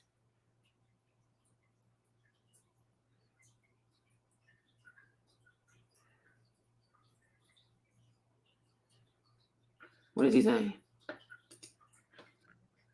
Let's talk of a cesarean section niche. Now, what is it? It seems to represent a defect in the myometrium at the site of a cesarean section scar. So there's an opening at the cesarean section scar, and it seems that it changes and affects pregnancy outcome. The question is, how does it do that? Seems one, it does this by intrauterine fluid accumulation, and that fluid also tends to lower the chance of implantation. It causes immunological alterations and inflammatory response, and that changes the endometrium to start a response that may not allow the embryo to implant. It increases uterine contractility, and that niche itself, the opening itself, starts creating more contractions. It can cause mucus and hematological collection, and that itself also acts as an impediment to implantation. It can cause anatomical barriers to embryo transfer in the forms of mucus, or may distort the anatomy. And finally, there could be psychogenic impediments which can deter, like discharge and other factors which may discharge sexual intercourse. And what we know is that a cesarean section scar seems to be observed more and more. So in fact, in fertility, we have started seeing far more cesarean section scars. And I've put up a few pictures here. And I think it's very important that if you've had a cesarean section, that this should be evaluated much more closely before you plan to do IVF.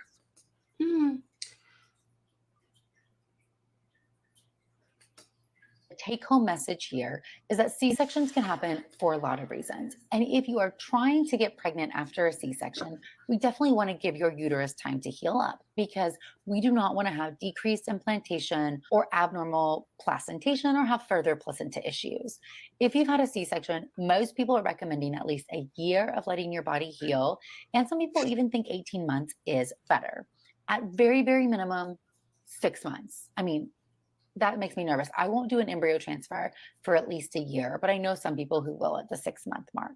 But the reason why is we want that uterus to be able to heal up all the way. The take-home message here is that C-section. I want to know why it leads to more. So see, she had a C-section for her IVF.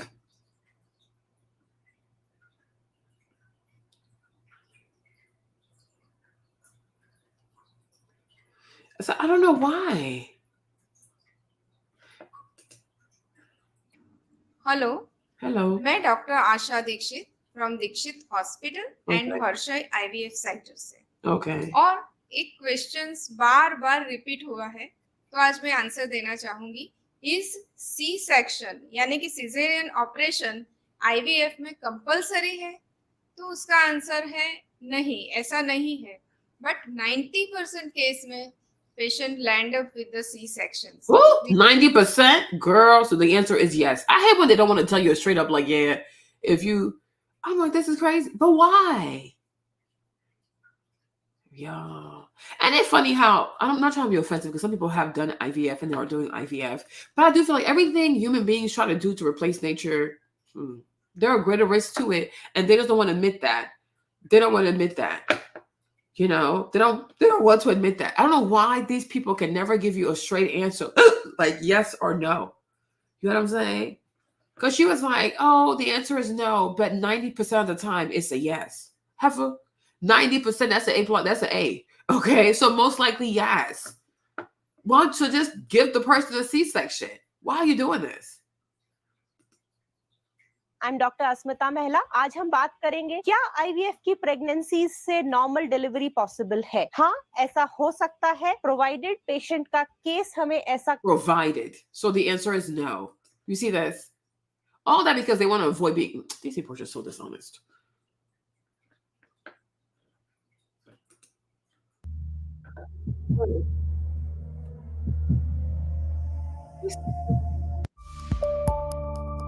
It's not correct.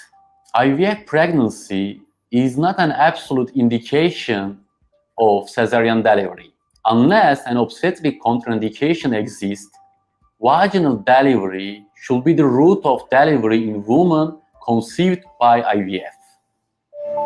No, you were lying. So I don't know, but people were saying in the caption, like in her comments, that she should have had that when you have a baby through IVF, you should have a C-section. Does an IVF pregnancy mean that you will necessarily have to deliver by a cesarean section? No, this is an absolute myth. An IVF pregnancy is the same as any natural pregnancy. And whether you will require a cesarean section or whether you can deliver naturally, vaginally, all depends on the circumstances at the time of delivery, just as it would happen with any natural. At the time of delivery? No, that's ridiculous. That is ridiculous. But if at the time of delivery things are going left, what do we do? Oh, Jesus. Oh, Jesus. Pregnancy. So an IVF does not necessarily mean a cesarean section. Child, try your luck with these people if you want to. But when it comes to me, I would like, no, these people cannot be trusted. So unfortunately, she went through her whole pregnancy. She documented her whole pregnancy. She was like doing all this cute stuff, only for her to come home empty-handed. She really suffered, y'all. She truly, truly suffered. People were so sad for her, because she was ready. She was really ready. You should have seen her on the ball. Like, she was on the ball suffering. And then her husband, when he described the whole thing, child, it sounded like a murder scene. It sounded like I don't even know why he made his page private, but it sounded like a freaking murder scene. Exactly. Oh, no, you don't really have to unless what? Girl, bye. And that's why people really have to do their research, like, before you go in there. I don't know. But because I'm like, even when I read it, I was like, they should have gave her a C-section ASAP. Because I think she was on the live twice. She had to have a blood transfusion the whole time. The water's already been broken. I'm like, her water been broken for like almost 20 hours. She keeps dying. The baby's living all that stress. So I'm like, even if the baby comes out, what are the odds the baby gonna make it? Because the baby eventually comes out after like 30, 40 hours of labor, mommy dying 2-3 times. Like, y'all, she died. They brought her back. She died. They brought her back. She died. They brought her back. Okay. So I'm like, at this point, what are the odds of the baby making it? That's too much stress. It's a brand new baby. All the stress in there, right? I'm like, y'all could have cut this girl up. Because that's why I say, like, if they know deep down inside, that they can sit here and lie. But if you know that deep down inside, IVF leads to a higher instance of a C-section, just tell her to be safe. We'll just do a C-section. Okay? Let's just do a C-section. Boom. Oh, and with people's lives. Now this girl, she's messed up for life.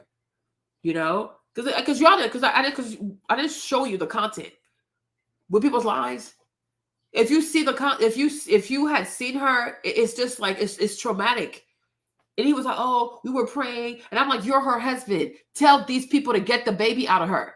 Like, what is this madness? Even this whole goofy stuff of letting labor go for 20 hours, labor go for 12 or 40 hours. This is pure ridiculous. It's like, oh, then my mama sent us a prayer and we out here. Like, what prayer you freaking, I was so triggered. This Jesus stuff gets on my nerves. It gets on my nerves. She's dying. She kept dying. They brought her back. She died again. The whole time the baby's in there. I'm like, at what point do you also say, can you give my wife a C-section? This whole prayer warrior goofy stuff. She's going to die if she doesn't. And I'm like, he's actually lucky she didn't die as well, because they both could have died. Because the baby comes out. The baby died like a few hours later. Baby was tired. I'm like, it's a whole baby with a heartbeat in there. It can't be going through all this stress. She dies. They bring her back. She dies. They bring her back. And nobody says, oh my gosh, get this baby out of there. You know what I'm saying? Get the baby out. This is ridiculous. Like, in this instance, me, Marlene, if I was her doctor, I would have said, let's do a C-section. It will be very lovely. I get it. You're a Christian, you're a prayer warrior, and you want to have your natural birth. That's fine. But you have issues with conception. You know, it's not to be offensive, but that's the thing too. People don't want to keep it real with people. I don't know. You know, like me, I've had children before. I've had 2 kids before. I've had vaginal birth before. I don't have a problem getting pregnant. You understand? Her body is different. First of all, her body didn't even want a baby. Y'all forced a baby into her body because y'all have science. No problem. Now you're like, oh no, but you're going to act like you're just a normal person who got pregnant. She's not a normal person who got pregnant. She's not a normal person who got pregnant. She's a woman whose body did not want to have children. They want to use the science. They forced the baby in there. So you don't have to get a baby out of there in a way that might not be natural. Cut her up. Get the baby out. She's not a normal person. If she's had baby before, okay, yeah, she's had kids before, so whatever. Or she had C-sections before. But to like play, it took her 4 years to get pregnant. On top of how long she was trying before that. Because it's like, there's a time you try naturally, it doesn't work. Plus 4 years of doing in vitro and it fails. Then you finally get pregnant. She's not your typical pregnant woman. So now if y'all were able to put a baby in there and it went through full gestation, give this girl a C-section. It doesn't, like this whole natural birth stuff. It's like, most likely it's not for her. You know what I'm saying? Just like natural inception was not for her. Like, you know, but people have to know when you do stuff with science, most likely, you know, it's not going to give what Mother Nature usually gives. Don't come for me. She was suffering. I'm telling you, she was suffering. She was in labor for like 30 hours and she kept dying. I don't know why I can't find, because her husband, he put everything in the stories. So, you know, if you don't save your stories, they're all gone. You know, she didn't save anything. I'm sure she's so traumatized. Can she even say something? You see? Look at this. Read what she wrote over here. Like, this is crazy. She said, oh, it's been a week and whew, negative. I cry every day. I'm numb most days. I can't sleep. I load the question, how are you feeling? How are you doing? I hate receiving flowers. I hate that I have to go through the entire postpartum phase without seeing my child by my side. I hate the constant tears. They need to give her medication. Okay, I'm grateful to God for life. Yeah, you know you're mad. It's okay. I pray every day. I have a prayer for people around me. I have a family and friends praying for and with me. I receive so many positive messages from my followers and well-wishers. I haven't opened any, but I will once I heal. I am grateful that I got to bond with my child. I'm grateful to God for restoration and compensation. I'm especially grateful for friends and family that just bring good vibes and laughter instead of dwelling on the pain. In all, we bless God. And the celebration of Semi's naming ceremony did not change. It's only the date that changed. 7 months pregnant with baby Sam, my precious miracle baby. I will celebrate you always. This is just, I mean, this is just a butcher shop. I'm like, how are they allowed to even do stuff like this? You know, she should have had a C-section. It's very, very sad.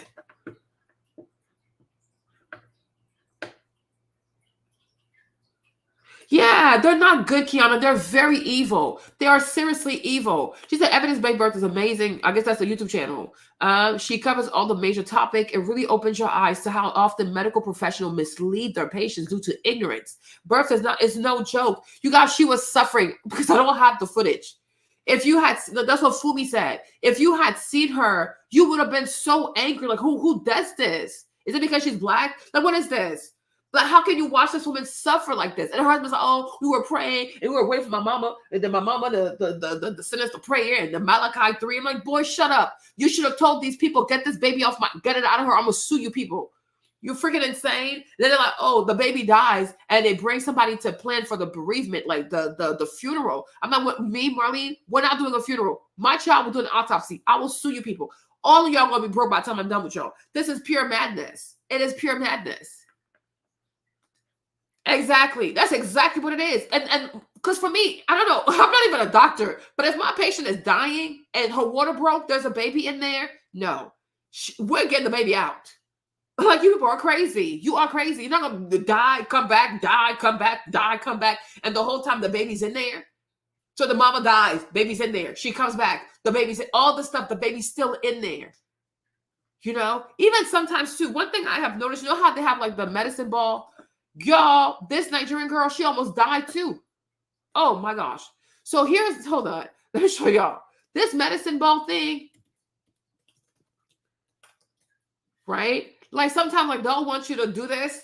That you see, have you seen, remember, like, I don't know if you guys have ever seen this, right? They have this medicine ball and they want you to like roll around and like they want you to go like this, or sometimes you go like that too. There's this Nigerian girl too. She made a video. Oh my gosh. Thank God she didn't do it. Thank God, because she wanted to, but something was telling her not to do it. When I tell you, she said, if I had done that thing, because come to find out, the baby, his umbilical cord was starting to wrap around her neck. She didn't know, right? Had she got on that ball, this goofy little stupid ass little ball, okay, she would have killed the baby. Huh. Like these people are so, they're so freaking reckless. Hold on. Like, I was like, what is going on? What is going on with these people? She was like, if I had gotten on that ball, oh, where is she? Her video went viral because she's a big influencer too. She has like 700,000 people. But it's like, oh, it was like almost like 2 years ago. Oh, Ruth watched it also.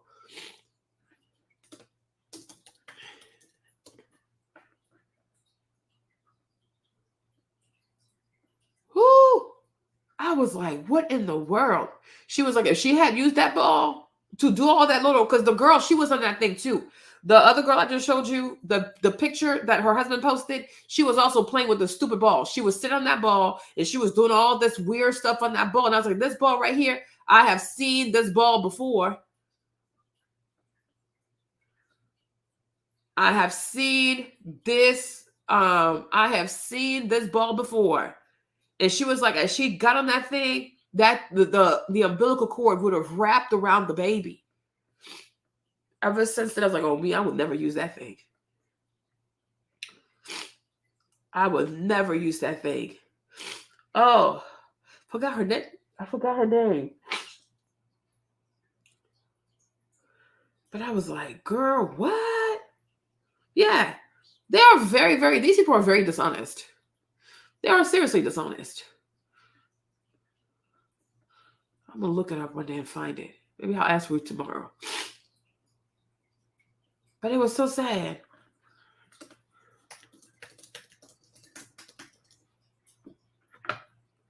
So how she could have died or something. It was big. Like, it had a lot of views. But I can't find it right now. My doula said I was the first client she had to advocate for herself the way I did. I asked everybody all the questions. Thank God my medical team was really nice and transparent. Woo!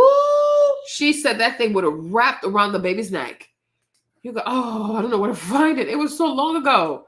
That was like 2 or 3 years ago. It's like during the quarantine.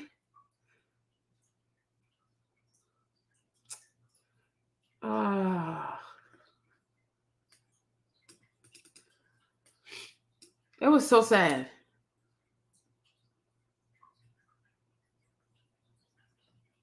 I'll ask Ruth tomorrow because I think Ruth knows her. She's pretty popular. She has like 700,000 subscribers. Like she has a big YouTube channel. She's Nigerian. She was like, yeah, if she had played with that thing, because I think the cord was like getting close to the baby's neck or something like that. She was like, had she done all the stuff they want you to do? She's like, the baby would have been gone. And the other girl, this one over here, Ade, when the husband sharing her pictures in his stories, she was also on that ball, doing all kinds of weird stuff on that ball.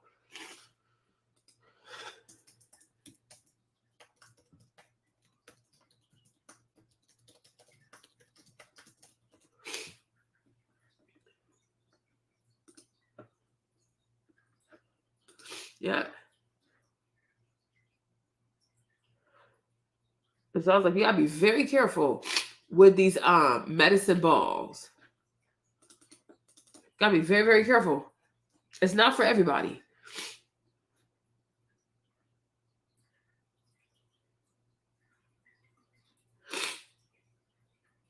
So be very careful, y'all. I was like, oh my gosh.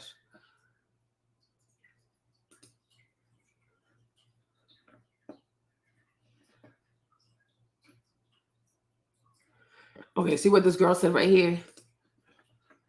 Let me see if I can make it bigger for y'all. She said, yeah. She's like, it would have wrapped around the baby's neck. She says, so I have a birthing ball and I usually just do circles like 8s or a rocking motion with my hips on it. I was bouncing on it a little bit yesterday. Nothing too crazy though. And my mom told me never do that again because it can make the cord go around the baby's neck. Well, that totally tripped me out and now I'm worried. Yeah.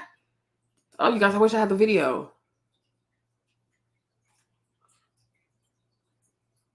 Okay. I'm like, girl, no, thank you. God bless y'all. No, I ain't got time for this.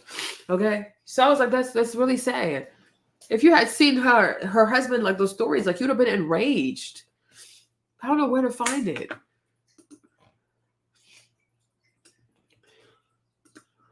I don't know where to find it. Somebody made a video about it.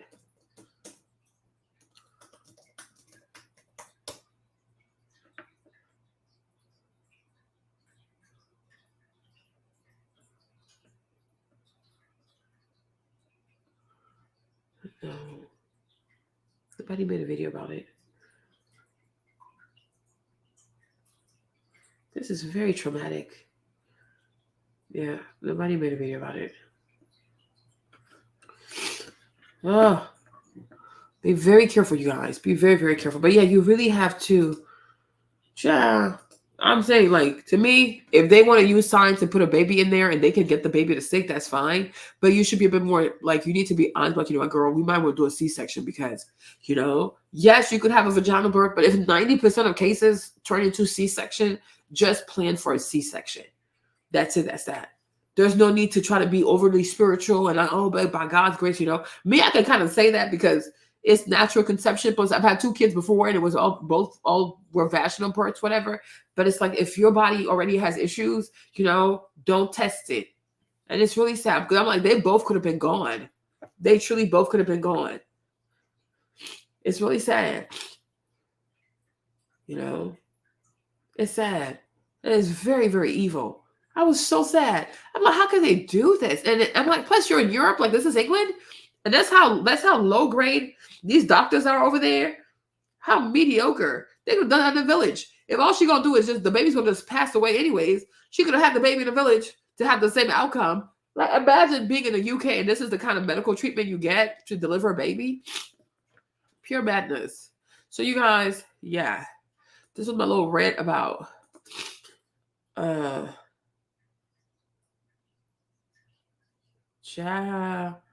this is my little rant about the whole induction. So if they ever want to tell you that they're going to induce you, like, you really got to ask yourself, like, is it a medical emergency or you're trying to induce me because of what?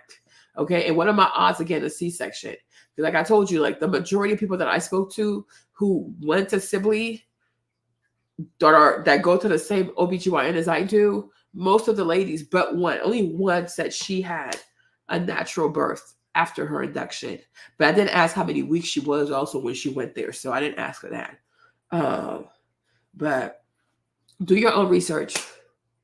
Ask a lot of questions. And don't let anybody pressure you into things that are just don't feel normal. Okay? But I'm like, this is just pure madness. But anyways, we came here for something very specific. And I ended up talking about something else. But I hope you learned something though. But I'm not going to say, you guys. Okay, I wanted to play this other video. Something a bit more upbeat, uplifting. Is what? Believing in yourself. Y'all, I realized something not too long ago, which is that, you know, this life, whether you want to or not, time will go by, okay? Time will indeed go by, and it's up to you to decide if you're going to make plans or not make any plans, right? But you really need to believe in yourself. You really, really have to believe in yourself, and you really have to make the most of the time that you have on this earth because time really does fly. Time goes by crazy. It is really, really crazy. Yeah, they both could have been gone. And that's the UK. Like, it's not like you're in a third world country. And for them to allow that to happen, that's really inhumane. That's a very inhumane. She was mistreated. She really suffered. So after I saw her video, I was like, let me go understand what this induction thing is all about, because I don't trust these people. I really don't. Especially the girl who said it reminded her of being like when she got graped. I said, it reminded you of grape? Sticking a balloon up in there, you know? But they didn't tell me any of that kind of stuff. And so that was like, hopefully I have the baby before Wednesday. But if I don't, and I go back and I'm gonna tell exactly how I feel, like, and I don't think that's cool. I feel like you should let people know, hey, induction, this is what it is, right? This is why we do it. This is what it is. Here are the pros, here are the cons. Right. And right now, here are the odds of you most likely, if we induce you, it's going to lead into a C-section.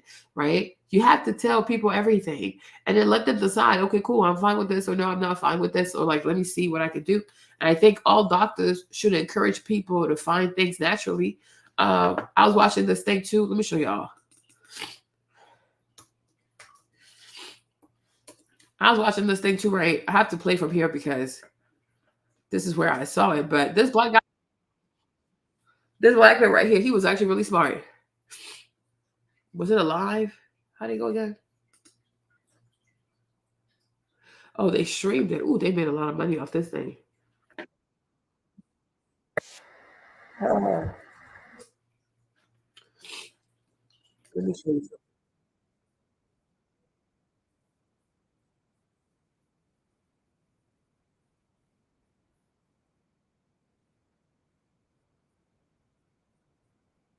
Hold on, you guys. I'm going to find the exact spot for you. But this one, oh no, this black man, I was rooting for him right here. Hold on.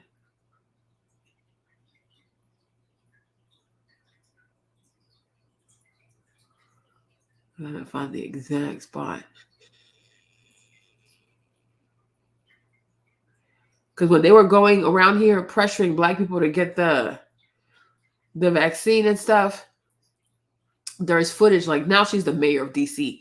Her and Dr. Fauci were knocking on black people's doors, you know, to make them feel like, oh, you got to take the vaccine, you got to take the vaccine. Oh, here you go. All right, let's start right here. Hold on. I hope you can play this stuff and not get in trouble. Hold on. Let me show y'all something right here real quick. No, not at all. In fact, we got to look at this man. Look at this man. Look at these people just lie. You see how they look at how they just lie to people, and look at how they lie to black people. Hold on. It's different. That's why they're reconsidering that we are in a time of change, and Joe Biden is not getting it done for the Democrats. Yeah, whatever. He is not making their message. He does not seem like, you know, the joke will be, we may not even make it. But he is failing to connect with their base, and they will move. People will move. It can take time, but we are at a low point in our party politics. We have never had two unanimously bad choices for president before in our history. Yeah, 2016 was pretty rough. But can you play this clip, Rob? And the reason why I'm asking this question, Hillary Clinton, for all her negatives, was no one thought she was going to like drop dead. I mean, I know they played. Yes, no, I get your point. No, listen, it's a fair point. Do you think black people trust Fauci? It depends on who they listen to. Can you play this clip, Rob? You know, it depends on what you I want to show you two clips. Go play this clip. Go ahead. How you guys doing with vaccine? I haven't gotten it yet. I'm waiting for them to be able to. Oh, you should get it first. Okay, that way you won't give it to them. I thought I would give it to them if I get it. Listen carefully. Listen carefully how these people are so dangerous, right? Listen to the conflicting things that are coming out of their mouths. And now they're trying to school these black people to make it seem like, oh, y'all don't really know. Like, we're smarter than you, so we're going to tell you what to do with your bodies. Listen carefully. Let me start over. Let me go a little bit past. I'm asking this question. Hillary Clinton, for all her negatives, was no one thought she was going to like drop dead. I mean, I know they played. Yes, no, I get your point. No, listen, it's a fair point. Do you think black people trust Fauci? It depends on who they listen to. Can you play this clip, Rob? You know, it depends on what you take. I want to show you two clips. Go play this clip. Go ahead. How you guys doing with vaccine? I haven't gotten it yet. I'm waiting for them to be able to.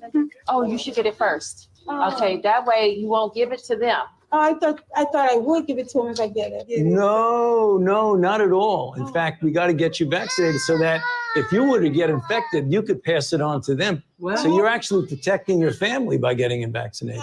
Well, I heard that it doesn't cure it, and it doesn't. That's true. Stop you from getting it. No. So on the very, very, very rare chance that you do get it, even if you're vaccinated, it's you don't even feel sick. It's like you don't even know you got infected. Okay. It's very, very good at protecting you. Just the Anacostia, so get up there. Okay. All right, see you later. Thank you. Have a good day. The people in America are not settled with the information that's been given to us right now. So I'm not going to be lining up taking a shot on a vaccination for something that wasn't clear in the first place. And then you all create a shot in miraculous time. It takes years to create vaccination. Well, it used to take years. Okay, it used to. You know how many years were invested in this approach? About 20 years of science to get us to be able to do it. 20 years is not enough. And 9 months is definitely not enough for nobody to be taking no vaccination that you all came up with. The only reason I'm talking to you right now, as close as we are, is that I've been vaccinated. Right. But if it allows thousands of people like you don't get vaccinated, you're going to let this virus continue to percolate in this country and in this world. Something like the common flu then, right? It's much more serious than the flu. Well, the flu kills a lot of people annually too. You know how many people died of the flu the last year? I mean, not this year, virtually none, but the previous year, about 20 to 30,000. You know how many people have died from COVID-19 in the United States? 600,000 Americans. Well, the number that you all giving that died, that's once again, that's you all's number. You gonna pass? Yeah, definitely. Because when you start talking about paying people to get vaccinated, when you start talking about incentivizing things to get people vaccinated, it's something else going on with that. It is something going on. It's something else. You're right. But I'm glad millions of people like me and most everybody here didn't get an incentive. You know what their incentive was? Protecting their health and protecting the city. But I won't keep doing anymore. It's okay, because my incentive, y'all campaign is about fear. It's about inciting fear in people. You all attack people with fear. That's what the best part is he keeps talking shit while they walk away. You knew there was a camera. By the way, you see, so the man right here, he was making a lot of valid points. Hey, Queen, he making a lot of valid points, and they got mad because they couldn't control him. Like, no, he has points. Like, you people and your fear, go somewhere. That's how they talk to you and get you to believe them, and then you agree to stuff, and then you get hurt. You get hurt. Yeah, because he thought I'm like good for that man for standing up for himself. He's like, since when do y'all pay people or give French fries to people or give money to people to go get vaccinated, right? And it's like, no, something doesn't make sense here. It doesn't make sense. And I was like, he told her, he's like, oh, if you get it, that you get the vaccine, then you'll be able to pass it down to her. I'm like, what? Then he was like, oh, but if you get it, then it's like, oh, it's not, you won't even feel sick. How many people got that thing and still got sick and still passed it and still were contagious to other people? Like, please stop lying to yourself. Yeah. But the guy, he stood up for himself. The black woman, I guess, because they saw because that's the black lady in the green shirt. She eventually gets to be the mayor of DC. So I'm sure that's what she had to do to be able to be nominated for mayor, right? So she was able to convince the other black girls, because the other black girl was like, well, I heard it doesn't even do anything for you. Like, you're not like, you heard right. But he was like, oh, no, absolutely not. Oh, no, you should take it, because when you take it, even if you do get it, why would I'm going to take it and still get it? But it's like, you don't even feel sick at all. Lies. And like, you know, but the black guy was like, so it's like, what? No, this don't make no sense. This makes no sense. This really makes no sense. So, because I watched the whole thing, because they were debating. I watched the whole thing because they were really trying to hold Chris Cuomo accountable for his part in the fear mongering of telling people that if you don't get this, you don't get that. I think it's here somewhere. Hold on. Let me see if I can find it. Oh, yeah, it started here somewhere. Hold on. Okay, look at how they were insulting people for asking questions. Hold on. If you need to record anything over the internet, Listen, I cannot think left and right. of a more seamless. The only people that you can roll Osama bin Laden's daughter. Play the clip. The unvaccinated. You are the problem. It is the unvaccinated who are the problem, period, end of story. The only people that you can blame, this isn't shaming, this is the truth. Maybe they should be shamed, are the unvaccinated. It's time to start blaming the unvaccinated folks, not the regular folks. Anyone you came into contact with will blame you, as will the rest of us who have done the right thing by getting vaccinated. Because frankly, we know that we can't trust the unvaccinated. I think it's time to get our moral house in order, Anderson. It's the unvaccinated who are the threat. All of us vaccinated folks are going to start wearing masks to protect the unvaccinated folks. It's called a Christian value. You're basically punishing the vaccinated for the sins of the unvaccinated. People are not behaving honorably. The unvaccinated are basically saying, well, it's open season for me. I can do whatever I want as well. The unvaccinated are basically beating their breasts, running around the country saying, we don't care, we're living free, and so forth. We've been patient, but our patience is wearing thin. The unvaccinated, a group that includes children and people acting like children. And the rest of us are starting to get pissed off. The vaccinated feel the unvaccinated are making me upset or angry. This is not about freedom or personal choice. Well, my freedom is being kind of disturbed here. No, screw your freedom. The other day, Howard Stern weighed in with a much different approach. Take a look. When are we going to stop putting up with the idiots in this country and just say, it's mandatory to get vaccinated? Their freedom. But you're treading on our freedom and you're making other people sick, and really you're killing other people. The anti-vaxxers, they seem to have a thing for death and home remedies. The anti-maskers turned anti-vaxxers are not just putting their own lives at risk.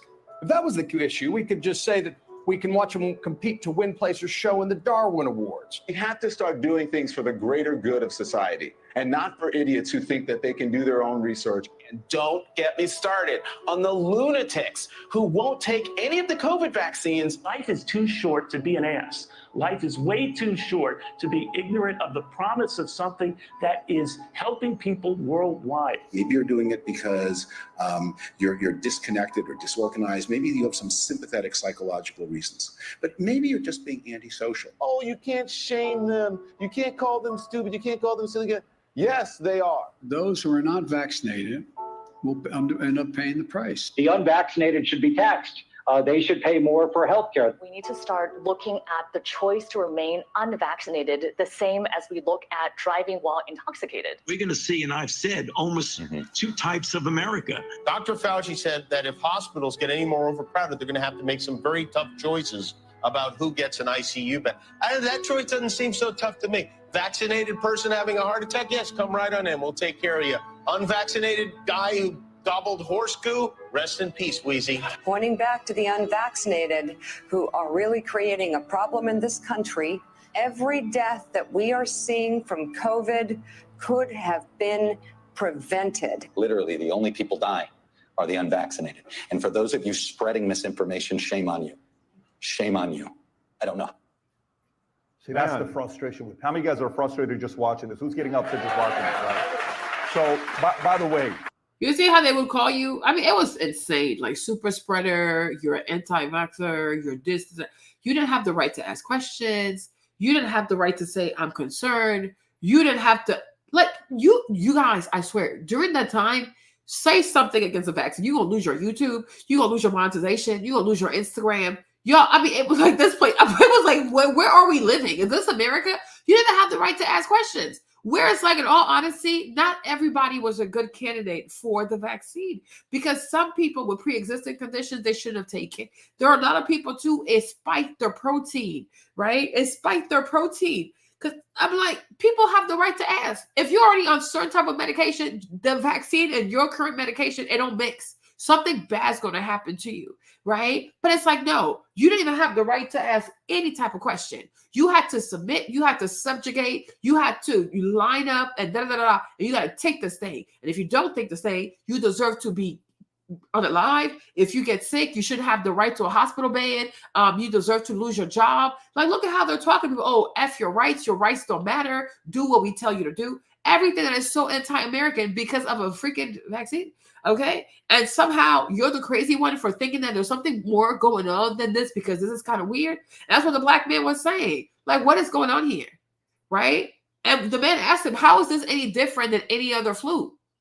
She's like, well, let me tell you something. No, tell me nothing. And he was like, oh, what kind of, so to take a vaccine, you give people money to take a vaccine? Or remember one time with Governor Cuomo, you could get French fries, right? In New York, once you got the jab, you could go somewhere and claim some free French fries or something like that. And I'm like, that's a serious decision, you know, to make in exchange for French fries. Like, how much are French fries? Like, it's not that deep. You know what I'm saying? Like, it really, you know, it really is not that deep. And so many people lost their jobs. They were called names. They were mistreated, like kind of like you had the bubonic plague. And now, lo and behold, come to find out, people who had the jab, they were spreading it. Okay, people who had the jab, many of them today are very sick. They call it like vaccination harm, right? And on top of that, too, Pfizer and them, that they you can't sue them. That was part of the deal. They could be sued. So they can rush to make the vaccine and there's no liability. If something happens to you, well, it's on you because you chose to take it. Yeah. It's like, you know, even Nicki Minaj, when Nicki Minaj said that her cousin in Trinidad told her that his male friend took it and he had some erectile dysfunction because of it. You saw how they came against Nicki. Like, it was crazy.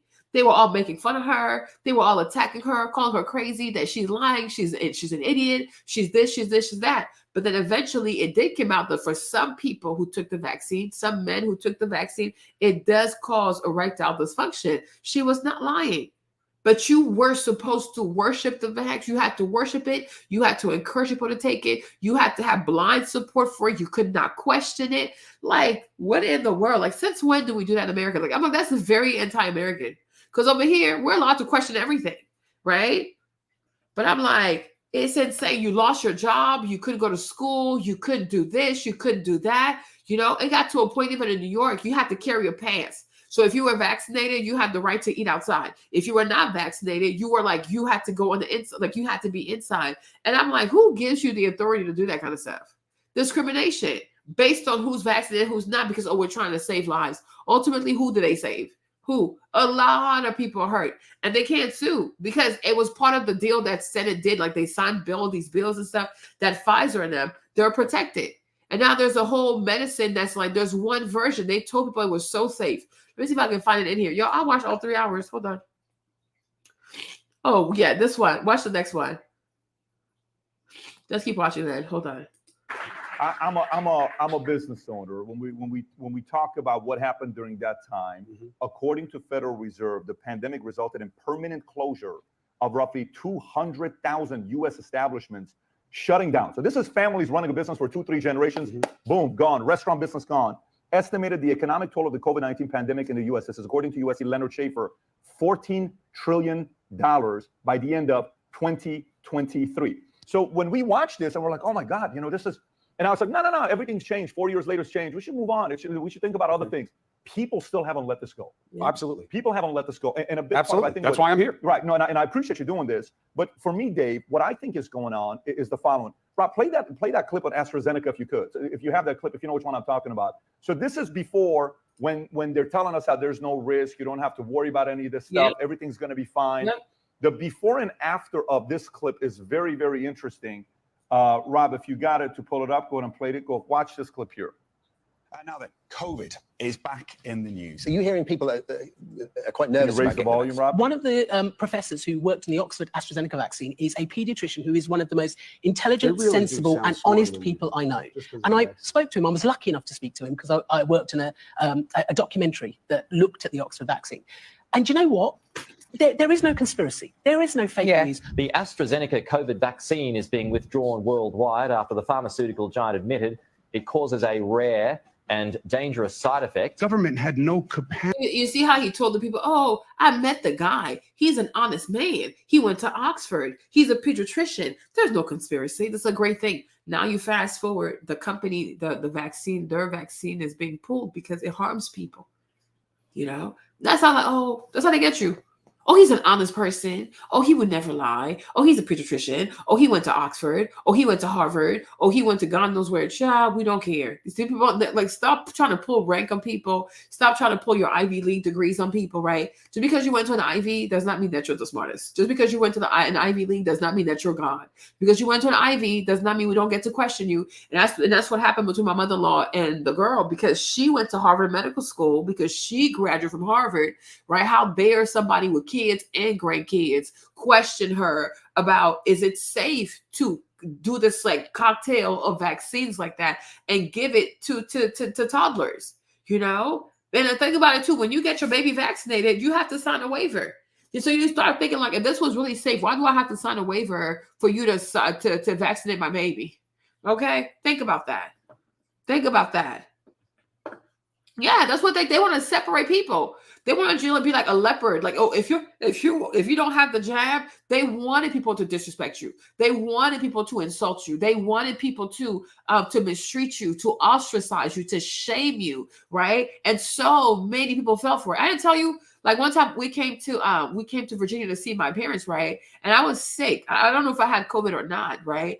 But when we came, my dad was staying away. And I was like, what the heck is wrong with this dude, right? My dad was staying away. And I was like, what's your problem? He was like, oh, I don't know. Maybe you could have COVID. And I said to him, and even if I did have COVID, because my mom, she was with us, like she was around, she was like making teas, and because she's always trying to, my mom likes to make like natural medicine and stuff like that. But my dad was staying away. And I was like, that's crazy. Because I'm like, you think if you had COVID, right, you think I would have stayed away from you? Like, what is wrong with you? Like, you're afraid to get sick? I'm your child. If you have to get sick to get close to me, then so be it. You don't have faith?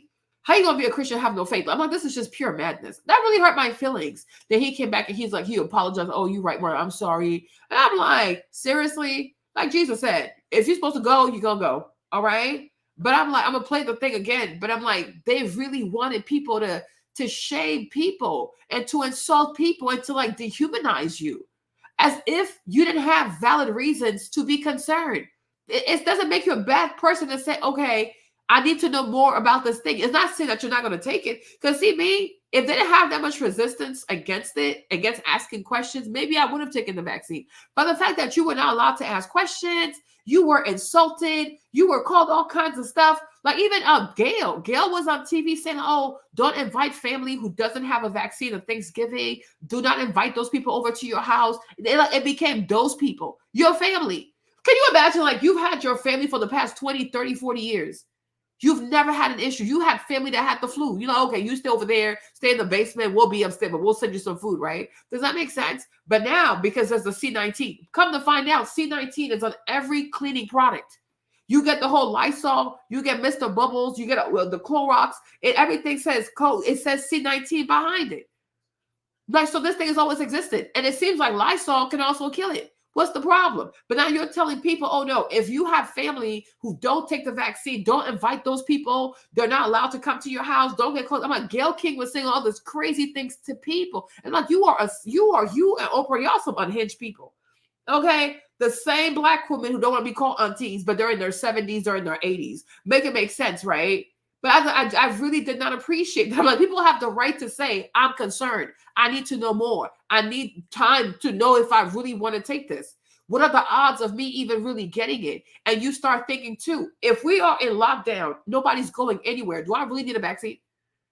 I'm in my house by myself. Like, seriously, like what? But that's the way it is in this country. It's like, you're not allowed to question medical professional. You're not allowed to question them. So that's why I say, like, when it came to like the lady suggesting the induction, y'all, I dropped the ball. Like, I really dropped my guard. Okay, yeah, sure, no problem. You know, let's do an induction, because I didn't think it was like anything crazy. You know, maybe you go there and they're gonna start the process. It's not until this lady lost her baby and then, oh, when you have IVF, you got to go through the whole C-section. I was like, you know what? Let me also do my own research and find out what exactly is involved in this whole induction business, right? You know, but it's like people have to get comfortable asking medical professional, like, okay, what is this? What are the goods, the bad, the pros, the cons? You know, can I get injured from this? You know, what happens if I do take this? What happens if I don't take this, right? And then respect people's choices however they wish to go. You know, but it went from one vaccine to two vaccine to a booster one, booster two, booster three. It's like, do y'all even know what y'all doing? They didn't know what they were doing, just guessing and trying to make as much money as they could off of people. But you were a bad person for saying, I don't feel comfortable. Because see, I didn't take it, my mom didn't take it, my little sister didn't take it. And at some point, they tried to put pressure on my mom. Like my siblings were putting pressure on her, the boys, my dad, they were putting pressure on her to take it. Now you cannot force her to take it. They're like, oh, but what if she dies? I mean, if she dies, then she dies. It's her choice. Like, what's the whole point of being a Christian and being afraid to meet Jesus? Like, it's crazy to me. Like, everybody believes in Jesus. They think he's so good, but nobody wants to meet him, right? But I'm like, my mom, usually when it comes down to her health, and plus she has high blood pressure, she's already on certain type of medication. If something in her heart is telling her, girl, you might want to wait and see how this thing goes, you have to trust her, right? If you want to go put that in your body, go put it in your body. And I even told my dad's mom, right? My grandma, she didn't even die until like she was over 100. My grandma, like his mom has amazing genetics. Y'all, I wish you would have seen my grandma. Maybe I'll look for her picture. When I tell you like this lady was like, she looks like Grace Jones, like a model. Like she's always been thin with this like very deep ebony complexion, right? Because you know where my dad is from in the Ivory Coast too, I think it has to do a lot with that because we're by the water, so they eat a lot of like fish. They have a lot of omega-6. Like she's always had this very shiny like ebony complexion. I mean, the girl's just gorgeous. She had like 7, 8 kids naturally. Like, girl, she never had a tummy. The only thing about her was her vision, and I think even that too because they went to a guy who didn't do it right. The ophthalmologist, he didn't do her thing properly, so she suffered, like, so she would cry a lot, right? But towards the end, she's the one who chose to die. She put herself in starvation mode.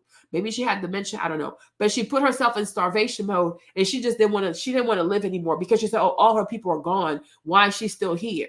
So then she puts herself in starvation mode, and it just starts triggering things, right? But I told my dad, like, you have great genetics. Why would you go and put this vaccine in your body? We don't know what this thing is. You know what I mean? Like, it doesn't make you a bad person to wait and see how something is going on. You know? But like everybody's just putting pressure on people. Even James was like, oh, Marlene, if you truly love me and the kids, you will get the vaccine. I was like, well, I guess I don't love you enough because God has not convinced me to put that thing in my body. Like, I don't know where this stuff is coming from. Like, I really don't know. You know? And this is what they were doing, like CNN, MSNBC, all of them. All these old people, elderly people, baby boomers, they were at home and they kept scaring them and they kept scaring them and scaring them. And eventually people gave in and they went and allowed themselves to be used to put something foreign in their body that honestly nobody knows where it's coming from. Yeah. You know what I'm saying?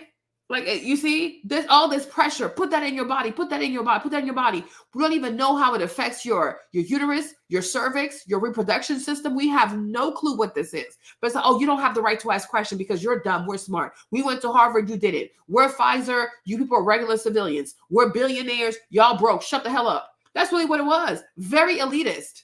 You know what I'm saying? Very, very elitist. I'm like, how can y'all treat people like this? And every day they would get on these networks and start insulting people who did not want to take that stuff. Like, I'm not putting that in my body. Like, they're like, no, like, y'all crazy. We're not doing this. You are insane. Hold on. Let me see. Where's the rest of the video? So listen to this guy again. Oh, the man went to Oxford. We do not care where he went to school. What the heck? Rob, if you got it to pull it up, go ahead and play it. Go watch this clip here. Now that COVID is back in the news. Are you hearing people are quite nervous? Raise the volume, Rob. One of the professors who worked in the Oxford AstraZeneca vaccine is a pediatrician who is one of the most intelligent, really sensible, and honest people I know.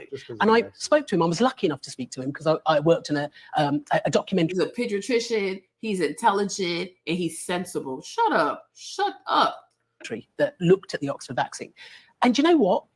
There is no conspiracy. There is no fake news. The AstraZeneca COVID vaccine is being withdrawn worldwide after the pharmaceutical giant admitted it causes a rare and dangerous side effect. Government had no capacity to enforce any of this. You must wear a mask. And people wore masks in New York. But if they said, I'm not wearing a mask, there was nothing I could do about it. Masks have been mandatory since April, and a fine for not wearing one took effect this week. It was really all voluntary. Wear a mask. It is the law, and the law is the law. People who have got conspiracy, maybe anti-vax views, who believe now that they were deliberately misled over these vaccines. Been developed quickly because we've sped up the process to make it more efficient. We've still had all the safety checks in place. That has not been compromised. AstraZeneca admits its COVID vaccine. Show Pfizer. Do me a favor, show Pfizer, by the way. Show what happened with Pfizer stock during this time. I mean, when you look at all this stuff and you're wondering, you know, who's protected, who's not. This is just Pfizer and Moderna stock during that time. Rob, if you got it, just put it up there for us to see the image. Very profitable season for these guys. I mean, these guys crushed it economically, right? If you, Rob, do you have the image? You don't have the image? I know if Brandon, you can text it to him to show it to him. So, Dave, when you see this yourself, either one of you guys can take the lead on this. When you see this here, do you think there's a part of it where there's a community? I call the establishment, you know, you call the establishment, you know, whatever you want to call it. They almost want the season to be gone without there being an accountability on the people that push the stuff to us, whether it's Fauci, whether it's NIH, whether it's CD, whoever you want to put on that. Do you think they quietly want this thing to move on and we focus on other issues that we have? Oh, yeah, of course. I mean, clearly they don't actually want to have like a reckoning about any of this. And the thing that, I mean, for me, and I'm sure a lot of people in this room, it's like it makes your blood boil to watch this and kind of relive it and remember that, yeah. And just to think that, right, like you just mentioned the stock of big pharma companies and how much money they were making off of it. Look. So this is Pfizer, you guys. Look at Pfizer. You see how they were losing money. And then look at during the whole, look at this. During the whole, like, you have to take this, you got to take this. The whole vaccine mandate. Look at how, look at, they've never seen this type of revenue ever. Their revenue is usually like right here. Then it's like, okay, so it's like probably around here. Look at how their revenue like tripled, like doubled almost, right? They had never seen this type of money. And the government helped them. The government was helping them make that kind of money because so many of those senators started buying stocks from Pfizer. You know? But nobody talks about this. But you were a bad person for saying, I don't know, but somehow for us to think that there was money to be made behind this, just like I told you earlier about this whole C-section thing, right? I was like, why are these people so obsessed with pretty much trying to get me to a position where I'm going to end up having to get a C-section? Because the price between vaginal birth versus the cost of having a C-section is like almost like twice, 2.5, 3 times the price, right? You can have a vaginal birth for like maybe $15,000. But then if you get a C-section, it might cost you like $30,000. And that's not even including the cost of induction, the cost of them, like whatever they have to do to get you to ripen your vagina, induce your vagina, the Pitocin, the Foley balloon. So by the time you're done, you might spend like $40,000 on a C-section, right? Whereas like if you go and have a natural birth, you talk about like 12, 15,000 when the insurance is done covering everything. Maybe you walk away paying like $500 to $1,000, right? So it's like you understand why they would want you to have a C-section. But they don't want to tell you it's a C-section. They'll call it an induction. Like they're doing you a favor. No. Look, this is Pfizer, by the way. Yeah. Check this out. It's going pretty good for them. Hey, by the way, did that ever come up on CNN? You Yeah. think they ever had that graphic up there? Yeah. Did they? Yeah, because the whole point right. was they were making money. They were also given absolute liability against any suits for the vaccine injury. You see? So they were giving absolute, what he said? And he's sitting there, he was the one helping to push the stuff. Chris Cuomo needs to go straight to him. Part of it where there's a community. I call the establishment, you know, you call the establishment, you know, whatever you want to call it. They almost want the season to be gone without there being an accountability on the people that push the stuff to us, whether it's Fauci, whether it's NIH, whether it's CD, whoever you want to put on that. Do you think they quietly want this thing to move on and we focus on other issues that we have? Oh, yeah. That's why I told you, even with the girl, this one too, who lost the baby, right? They tortured her for 30 hours plus of labor, right? As soon as the baby passed away, they brought somebody in quickly to start planning the funeral of the baby because she's emotional. She's emotional. The husband's emotional. The mother-in-law, she's coming over here with her Bible. She's emotional too, right? So you're not thinking, she's okay, yeah, sure. The baby passed, so we might as well bury the baby. But you see, me, Marlene, I'm not emotional. I'm like, no, we're not going to bury the baby because we need to have a proper autopsy. Because if you do an autopsy, then you'll see why the baby died. The baby did not die because the baby was unhealthy. The way they handled her labor and delivery is what caused excessive stress that unalived the baby. So they need to be sued. But the baby is the evidence. If you go and you agree to bury the baby, you buried the evidence, right? You see what I'm trying to say? So like every time it involves liability, they want you to just, oh, move on, move on, move on. When she's telling me, oh, we're just gonna schedule an induction, right? If a C-section had happened, oh, you know, we really tried our very best. This is what we really had to do. Womp, womp, womp, womp, womp, womp. When in all honesty, did I really have to get a C? Did I really have to be induced? No. There's no medical emergency. Do I really have to have a C-section? No. But they prey on your ignorance. And because you're ignorant, when something goes left, they'll tell you, oh, you know, that's the best thing we had to do. That was the best call we had to make, blah, blah, blah, blah. People are crazy. There's even one doctor, she's a black doctor. She's an OBGYN. She went to give birth. She went to the labor delivery, you guys. She pulled the baby so hard that she broke the baby. She ripped the baby's head from the body. You understand me? She murked the baby. And instead of telling the mother, oh my gosh, I murdered the baby, they went and put the baby together and they wrapped the baby up and they gave her the baby. They gave her a dead baby. It's not until later they realized that she had unalived the baby. When she was pushing, she murked the baby. So the nurses, everybody saw it. And they proceed to wrap this baby. Like, you know how they wrap babies like tacos, whatever? And they hand this baby over to this woman and act like the baby just randomly died. No, he didn't randomly die. When you push the baby out, you pulled his head off his body. Why are you pulling so hard? Why are you pulling so hard? They cause so many injuries to people, but they prey on the fact that you're ignorant, that you're emotional, you don't know your rights, you don't know how to stand up for yourself, and they do all kinds of foolishness. They're overwhelming. Yeah, of course. I mean, clearly they don't actually want to have like a reckoning about any of this. And the thing that, I mean, for me, and I'm sure a lot of people in this room, it's like it makes your blood boil to watch this and kind of relive it and remember that, yeah. And just to think that, right, like you just mentioned the stock of big pharma companies and how much money they were making off of it. Look, this is Pfizer, by the way. Yeah. Check this out. It's going pretty good for them. Hey, by the way, did that ever come up on CNN? Yeah. Think they ever had that graphic up there? Yeah. Did they? Yeah, because the whole point right. was they were making money. They were also given absolute liability against any suits for the vaccine injuries. Yeah, and pretty corrupt. And it was a very weird combination of things we had never seen before. Complete liability. So whoever gets hurt by this vaccine, Pfizer will never have to go and spend a day in court for that. And we're supposed to be okay with this. No. And the company said, we won't make it under Operation Warp Speed's guidelines unless you insulate us from litigation for this. Is it? And the government agreed. So here he's saying, so between Pfizer and Congress, it was, we're not going to make this vaccine unless you insulate us from litigation. And that was part of the thing that we're having conversations during the whole thing, right? So they get to make a vaccine. It works, it doesn't work. It hurts people, it doesn't hurt people. Either way, Pfizer is protected because the U.S. government said, fine, you're protected.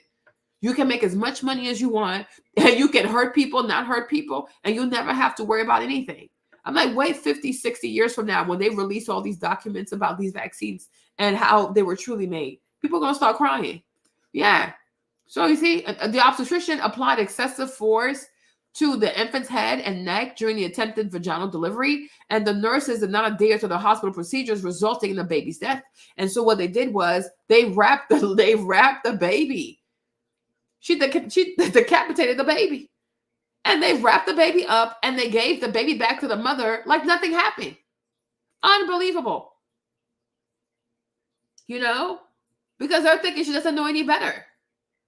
I was so stunned. Like, who does this? Who does this? Poor baby. And they wrapped him up. They know he's a dead baby, and they wrap him up like everything is okay. And then they put him on the mom. Like, oh, you know, I guess he just died. No, you decapitated him. These people are crazy. Hold on. And the government said, okay, we need it. And yet you guys spent every day, all day long, demonizing American people who were skeptical about this, demonizing the people rather than demonizing the powerful. So listen, hold on, let me just say for a second. All right, go ahead. 2020 was the largest transfer of wealth in human history. And they don't talk about that. They don't talk about that. The largest transfer of wealth in human history happened during the quarantine due to the vaccine. And they don't talk about that. These people, these medical people, no, they're crazy. And it was from the working and middle class in America to the millionaires and billionaire class. That you can go look up the data on that. They got richer than ever before. So you think that's what the vaccine was about? No, my point is that went completely uncovered by the corporate press. And instead, they were just trying their best because the whole thing was, it was an election year, and you guys, the Russiagate thing had failed. And so this was the new attempt now to ruin Donald Trump and make sure he didn't get reelected. And people Helping your business is our business. With packing, shipping, printing, and more, we're the one-stop secret weapon to help your small business be unstoppable store, the UPS Store. You know what's in your cheap protein powder? Well, here to tell us is all-natural fitness athlete Paul Sklar. All right, let's see what we've got. Sucralose, artificial. Heartbreaking, but it is graphic and could be inappropriate for children. A young Clayton County mother and father have sued their OBGYN and Southern Regional Hospital after they claim the doctor's negligence led to their baby being decapitated during childbirth. In the wrongful death lawsuit filed in Clayton County this morning, the couple claims the hospital covered up their baby's death. Fox 5's Angelique Proctor joins us from Southern Regional Hospital in Riverdale, where that death happened. Good evening. What a sad and horrendous story. I have learned today that the Clayton County Police Department is investigating this baby death. And as for the parents, well, they're just too distraught to talk about it. This is one of the most sad, egregious, and horrific situations that I've ever seen. 20-year-old Jessica Ross and her boyfriend, Travion Taylor Sr., have an unimaginable story. Their attorney says the young couple was full of joy and anticipation for their first child. They came here to Southern Regional Medical Center for the delivery July 9th. According to the complaint, doctors had diagnosed Ms. Ross with diabetes a year earlier, making her a high-risk pregnancy, but she consistently went to appointments while she was expecting. The couple's attorney says after about 10 hours of labor, Jessica was fully dilated and ready for delivery of Travion Jr. But according to the complaint, they say his shoulders got stuck in the vaginal canal. What wound up happening after that is just brutal. Dr. St. Julian came in and she, in the process of trying to deliver this baby, pulled on the baby's head and neck so hard and manipulated them so hard that the bones in the baby's skull, face, and neck were broken. According to the complaint, that is when Dr. St. Julian called for an emergency C-section. When the womb was open, the feet came out, the body came out, and there was no head. The head was stuck in the vagina. The couple's attorneys allege nurses and medical staff at the hospital lied to the couple about what happened, discouraged them from getting an autopsy, tried to encourage them to cremate. And now what I told you, like the other girl, this one, they rushed to say, oh, bereavement, let's start planning the funeral because they want to get rid of the evidence. Yeah. And then, oh, God is good. I guess so. God is the God. Shut up with this whole God stuff. No, we need an autopsy. Go sit down somewhere. No. The child and failed to report the death to the medical examiner.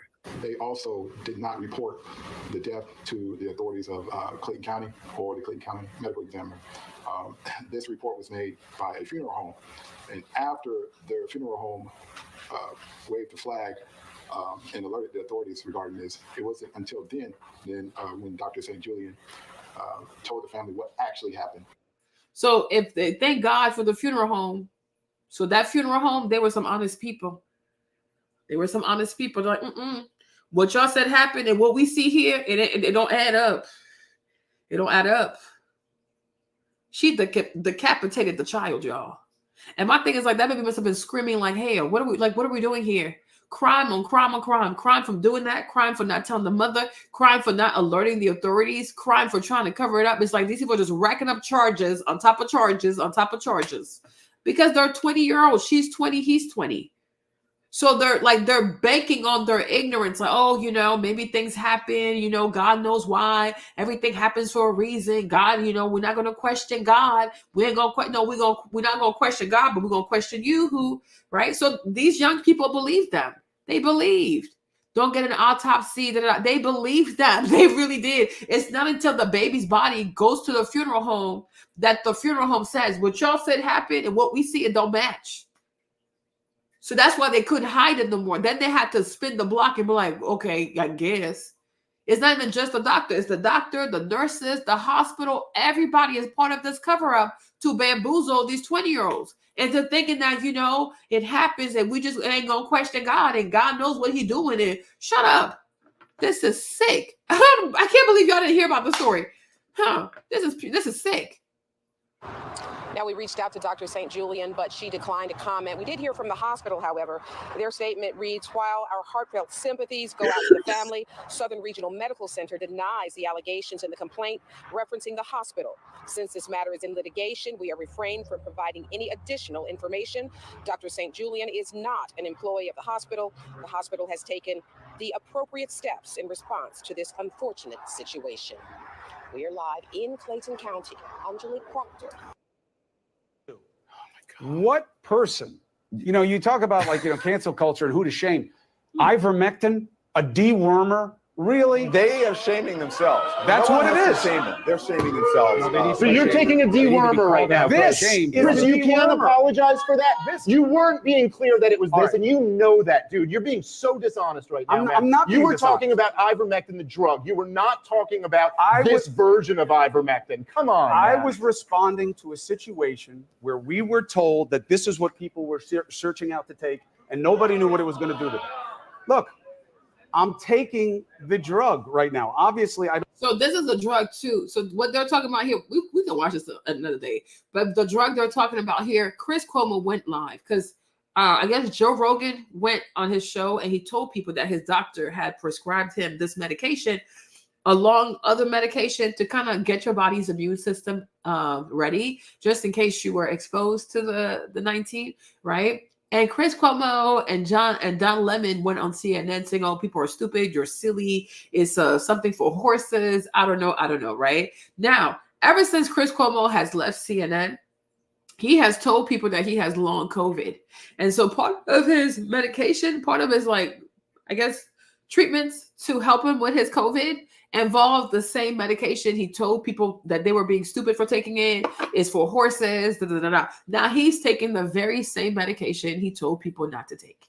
So David's like, you are a hypocrite, right? Because when it came to COVID too, a lot of medications people could have taken, even with supplements, like things like vitamin D and things like that. There were certain supplements that some people could have taken. It doesn't mean that it's going to cure COVID-19, no, but just to get your immune system ready in case you were confronted. But they didn't want people to do anything but the jab, because the jab is where they make their money, right? Because if you go and buy medication or you buy your supplements or you do like holistic things, what shareholder is gonna make money off of it?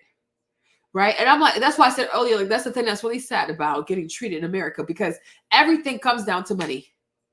Everything comes down to money. It's really sad, because we're like, you get to a place today, you can't even trust your doctor is doing something for what's truly to your benefit as opposed to what's good for their pocket. Right. You understand? Because I'm like, even think about the whole induction industry, like how much money they make, because they schedule these women in there back to back to back to back to back to back to back. They schedule inductions back to back to back to back. They schedule these C-sections back to back to back to back to back, because that's what the real money is, right? Imagine if you have 100 patients a month, or you have 100, 200, 100 mothers who are expected to give birth, y'all. And then these 100 mothers, that you gonna charge them people $30,000 a person times 100. That's like 3 million. So every month you're bringing in 3 million. What if you have 200 mothers? So that's like 6 million. And then between the hospital and the doctor's office, they're going to split up the money amongst themselves, right? But I'm like, this is where they make their money. Everything comes down to profits. Everything comes down to shareholders, especially if you go to a hospital that is for-profit hospital, they have shareholders. They have to show earnings. They have to show quarterly earnings. They have to show profit every 3 months. They got to show that they're on the up and up. And how they going to do that? By making you do things that you don't need to do. By making you believe that you need procedures that you don't really need, that you need surgeries you don't really need, that you need medication that you don't really need, right? That's why we live in a country like they constantly want you sick. If they don't make you sick with the food, they'll make you sick somehow. The music they give you, the news they give you, they constantly want you sick because it is profitable for you to be a sick person. Like in America, the way they do medicine in America is never preventative. Okay. It's always defensive. Like, oh, more medicine, more drugs, more. America is so obsessed with drugs. They will drug you all the way down to the grave. Okay. Drugs and drugs and drugs and more drugs and more. There's never a day like, you know what? Take a vitamin. Actually walk, drink some water, change your diet. No, drugs and drugs and drugs and drugs, surgery on top of surgery on top of surgery, then more drugs because now you have pain. So take this drug, take that drug, take this drug, you know? So you really do get to a point, you really have to question yourself, like, do I really need this? Or they try to make money off of me? You know what I'm saying? They're trying to make money off of me. And I was like, no, I do feel like because of the insurance that we have, these people want to chop me up. They want to slit me open. Like it's sad. Yeah. Because there are profits to be made by making people sick. You know what I'm saying? Everything. Oh, blood pressure medication. This, I'm like, you can't tell somebody to lose weight. Oh, you know, you don't have to lose weight. Just take the drug, right? Always trying to put someone on some type of drug. You constantly have to take some type of drug. And it's like, there's no alternative, right? So that's what Joe Rogan was saying. Like, there's an alternative. It's like, it's this one. There was even this other Black woman. She had talked about some type of treatment that you could have taken in preparation of the C-19, kind of like something close to what they do for malaria. They cussed at that lady. They insulted the lady. They made fun of the lady the whole time. That lady had some points because it kind of does favor malaria.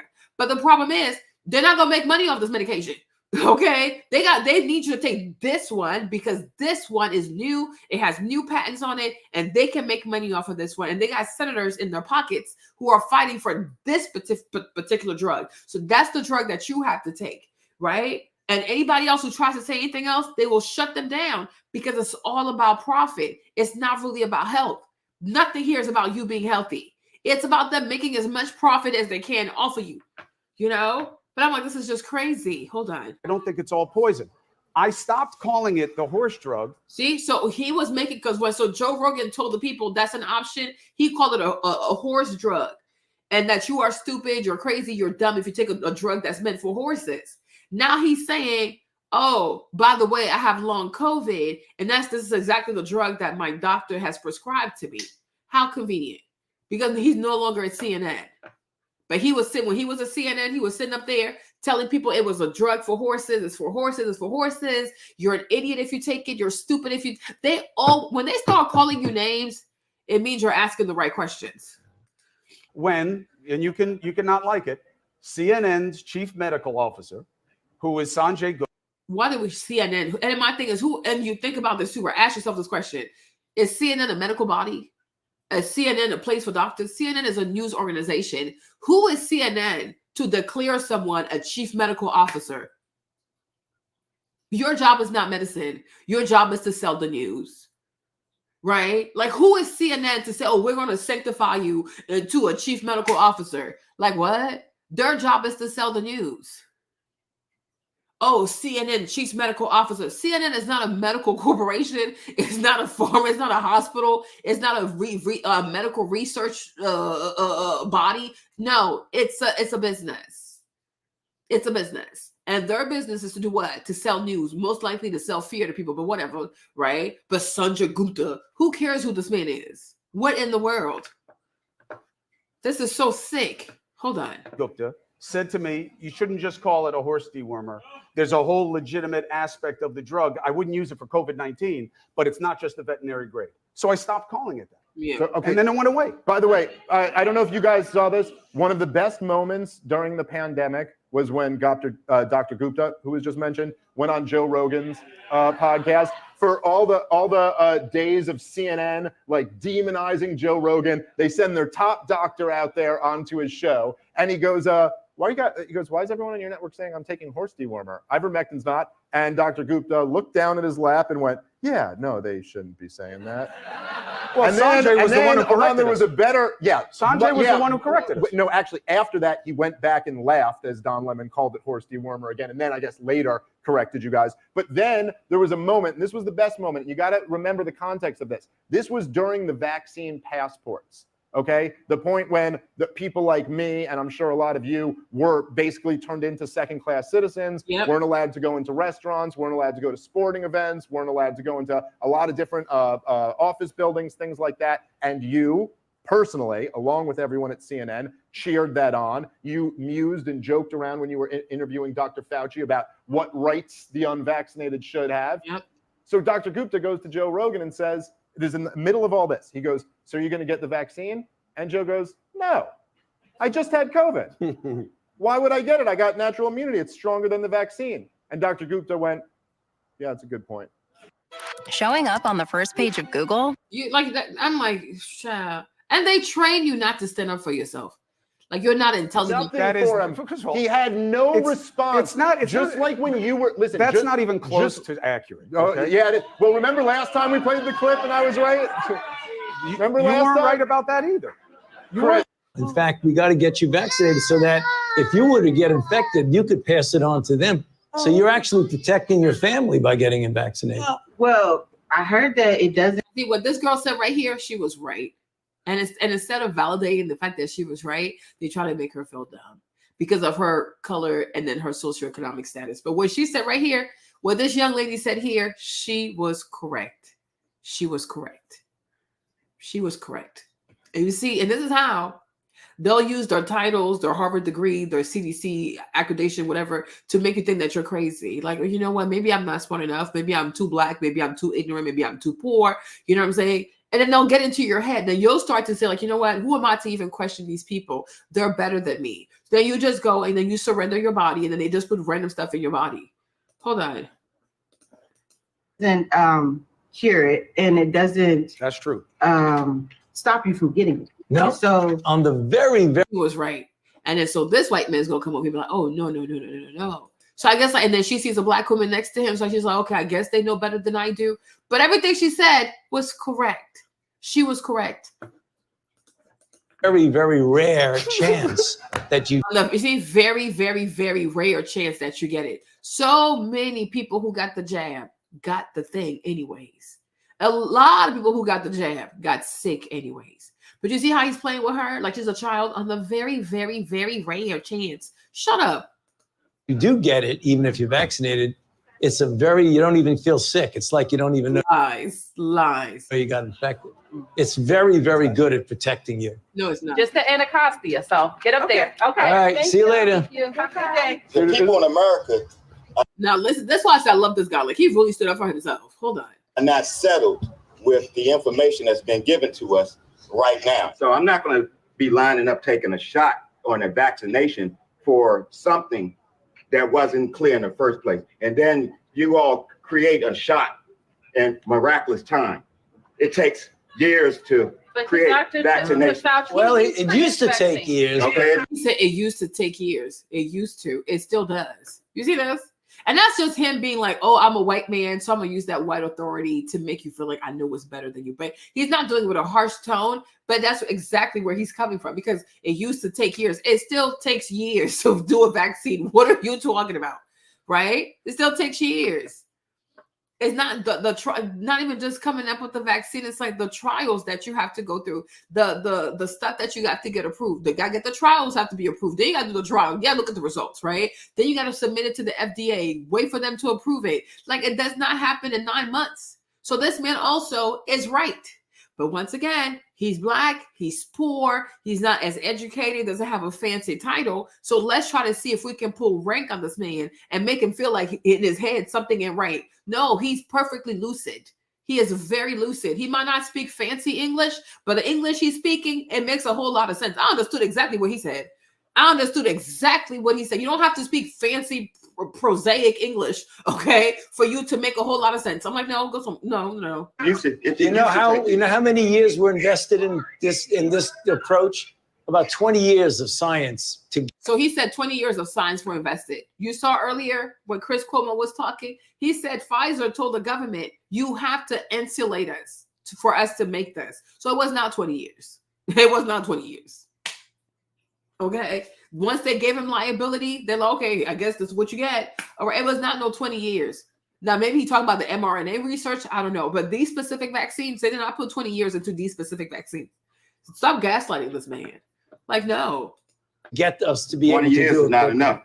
And 9 months is definitely not enough for nobody to be taking no vaccination that you all came up with. The only reason I'm talking to you right now. And then here she comes. So here, this lady here, she's the current mayor of DC, doing a horrible job. So maybe that's what she had to do to get her position, like I said. But you see how she wants to step in and like, oh, I'm going to tell you, and as a black woman, let me know because you don't know all the facts. The man was right.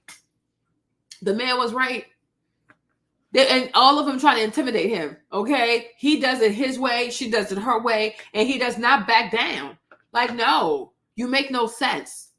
As close as we are, is that I've been vaccinated. Right. But if it allows thousands of people like you don't get vaccinated, you're going to let this virus continue to percolate in this country. And percolate. I'm like, you're going to let this virus continue to percolate. I'm like, what? What is she even saying?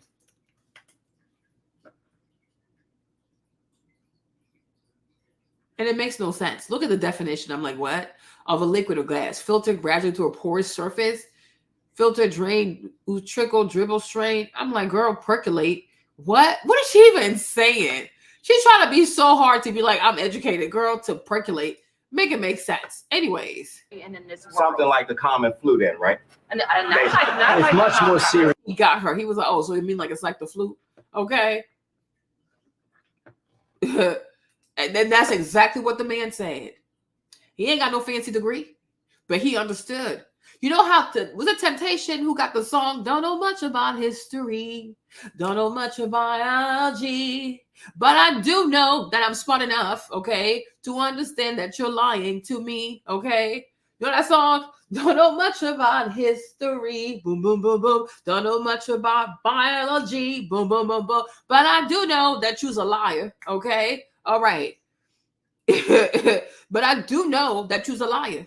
Temptation already told us, I don't have to know biology. I don't have to know history. I don't even got to know much about the medicine. But I do know that you, right here, you a liar. And the way I think about this, it makes a whole lot of sense to me. Like, go sit down somewhere. You better go sit down somewhere. That's why he looked at her like, so you mean just like the flu? And she was like, ooh, yeah, girl, you like the flu. Stop playing with this man.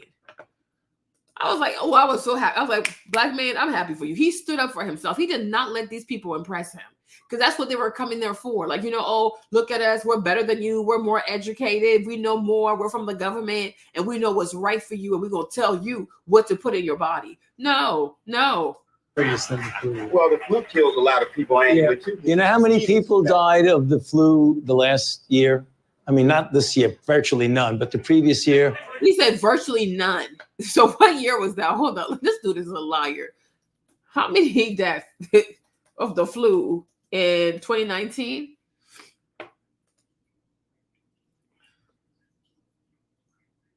Okay. So in 2019, right? 25,000 people perished from the flu. And he's telling him virtually none. You would consider 25,000 people to be virtually none? This dude is crazy.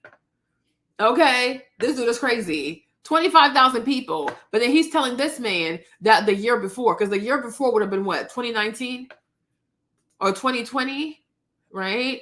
Let's do 2020.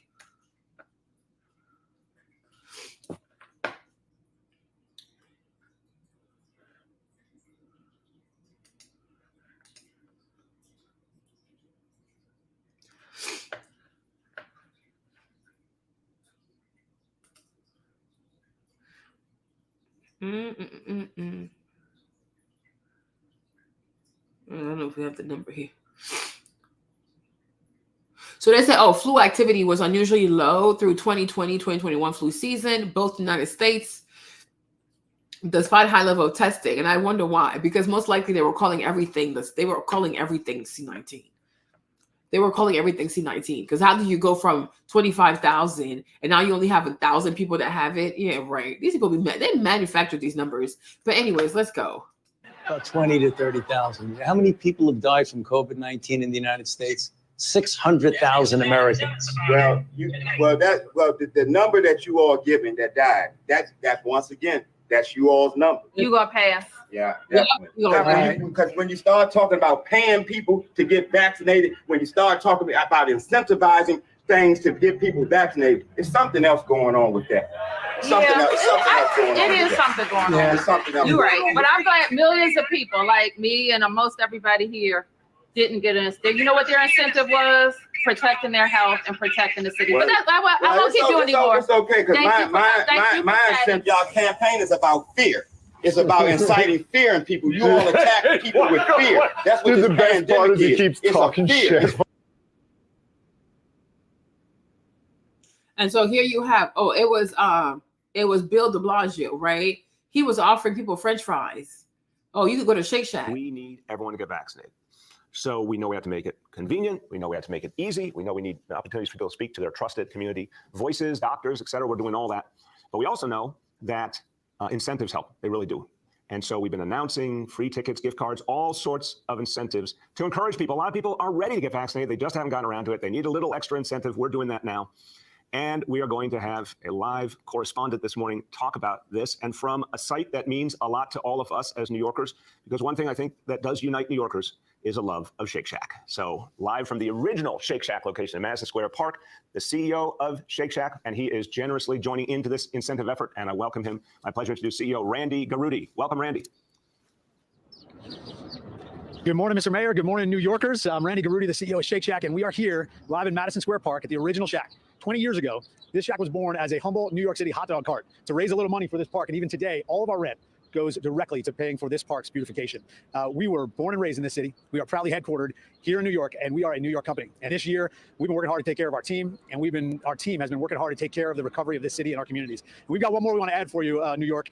You know, these incredible mobile vaccine buses that are serving some of our most underserved communities here in New York. When you get your vaccine over this next few days, we're going to get you with a free Shack Burger card every time you get your vaccine. Even better than that, our 25 Shacks around New York City. Anytime you go for the next month, you're there grabbing your burger, your chicken sandwich, show us your vaccine card. We'll get you a free fries on us to say thank you. We are so excited. We love this city. We live here too. And we're going to get back. Get your vax, get your Shack, and let's gather up as a community again. The Shake Shack team is here for you in New York. We'll see you soon all around New York City and Shack. Thank you so much, Randy. Thank you to the whole Shake Shack team. This is really going to help us out. And did you say free fries when you get vaccinated? I got vaccinated. You're saying I could get this? These delicious fries? Wait a minute. But there's also a burger element to this. Let me check with Bill Neathart. Is it too early in the day to eat a burger? No. This can be breakfast? Okay. I want you to look at this and think about, again, some people love hamburgers, some don't. Really want to respect all ways of life. But if this is appealing to you, just think of this when you think of vaccination. Vaccination. So free Shake Shack. Get a voucher for a burger or sandwich if you get your shot at NYC Mobile Vaccine Clinic. Get free fries with a burger or a sandwich if you show proof of vaccination. Y'all, are we serious right now? Okay.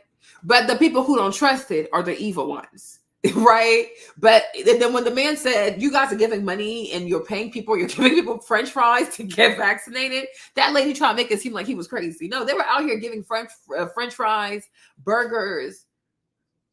Like, what is going on? What is going on? Does it work or does it not work? What is this? Okay.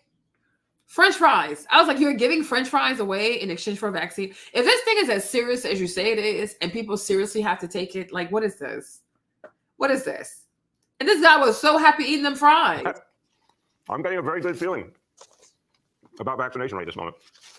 Thank you, too. And the thing that was also very disrespectful, before I forget to say this, right?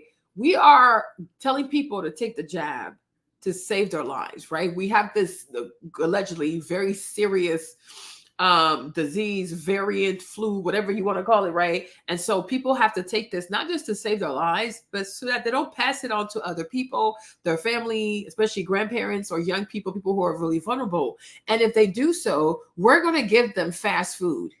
So we don't want you to perish from the C-19, but we don't mind if you perish from obesity. Okay, we don't mind if you consume all kinds of unhealthy amounts of highly processed fat that's going to clog your arteries, okay, give you obesity, give you high blood pressure, give you all kinds. I'm like, what kind of food is this? At least if you said, oh, if you take the jab, we'll give you a vaccine, we'll offer you a salad with a side of salmon, like a bunch of omegas and a bunch of fiber, or like, oh, we'll give you like a fancy steak and a salad, you know, at least give me healthy food. No, go get a jab just so you can come over here and eat fast food. Make it make sense. So we want you to do something that protects your health just so that you can turn around and catch obesity. Like, I'm like, I don't know. I was like, I don't know. But for me, this whole quarantine situation, I'm like, are people even thinking anymore? If they really wanted you to be healthy, they would at least have enough decency to offer you a salad with salmon, okay, or some type of protein like chicken or a steak to go along with it, or even give you some fresh cold pressed juice, okay, like, I don't know, with some kale, some carrots, some pineapple in there, right? So it's like you get vaccinated, we offer you a healthy meal to go alongside with it. No, like seriously, that's why, this is why I got to a point in my life. I just don't give a F anymore. I'm going to say how I feel because I'm like, no, I'm actually really intelligent. Like I actually think about what I say. It makes no sense. We don't want you to die of this disease, but we don't mind if you die of obesity, right? So go get a vaccine. The ACE metaphor, what is that, right? Go get a vaccine so you don't catch the flu, you don't catch the 19, you don't pass it on to other people. But when you're done with that, make sure you come unalive yourself by stuffing your arteries, right, with all kinds of highly processed fat. These people are very unserious people. Yeah, they are very, yeah. Don't be a super spreader, but it's okay for you to spread obesity throughout your arteries, though. You can have obesity in your arteries. That's perfectly fine, right? Yeah, eat French fries, eat steak, eat a hamburger, eat fast food, right? You can die of all kinds of things. Just know you can die of whatever, but don't die of the 19 though. But you sure can't kill yourself with some fast food though, and that's perfectly fine. I'm like, no, this makes no sense. This is a very unserious way of trying to mobilize people to take their health seriously. I have never seen this before. I'm like, yeah, something is off. Something is seriously off. Something is seriously off. Hold on. Was it this one? Let me see if I can play this part. Hold on.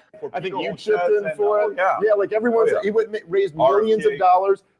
They won't debate RFK. They won't do any of this. And so it's like, look, I think a lot of people are angry about this stuff. Now, back to the point you were making here, okay? When we're talking about specifically the vaccine passports, okay? This was during the Omicron wave. Right. We're talking late 2021. Right. There has been, at this point, you had almost 2 years of COVID hysteria, with the establishment being wrong about every single prescription along the way.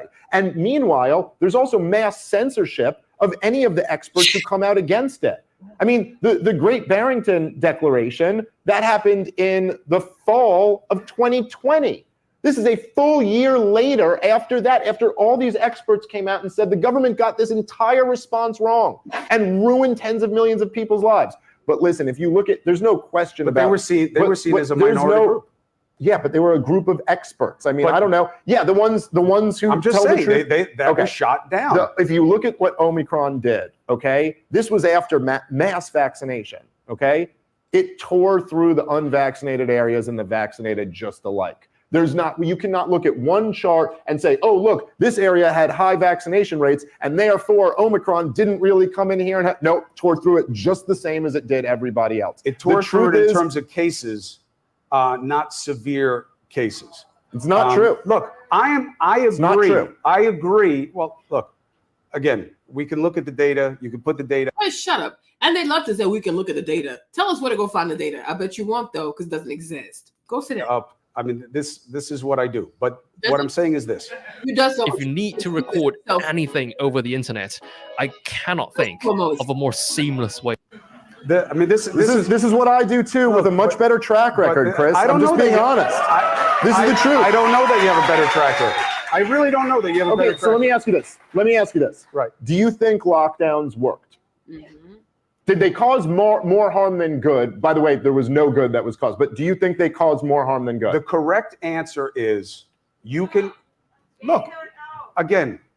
I wish these things were that simple. Okay. I can argue yes, I can argue no. The government will say yes. No, but I'm asking you. The people who are in charge of Robert Redfield will say yes. Do you think that lockdowns mitigated the virus and were not offset by the catastrophic harm that lockdowns caused? That's a different question.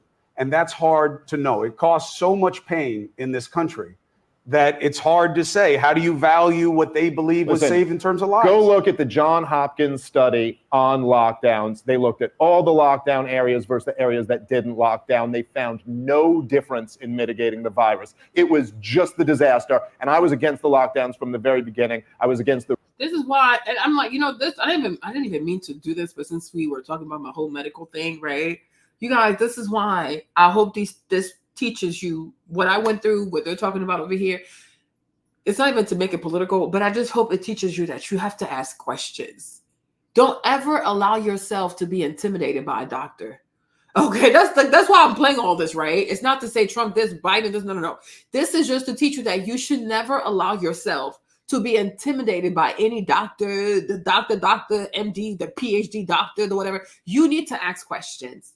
Okay, even if people make you feel like they're dumb questions, they're silly questions, or whatever question, ask a lot of questions, right? Don't just let somebody take you into an induction room and start inducing you without you knowing what is the full process of an induction, right? If it doesn't work out, what's going to happen next, right? What's the window before you guys decide to give me a C-section, right? You need to ask questions. If somebody wants to put a vaccine in you, even the pediatrician wants to put a vaccine in your baby, you need to ask questions. Okay, what's in there? Okay, does it hurt people?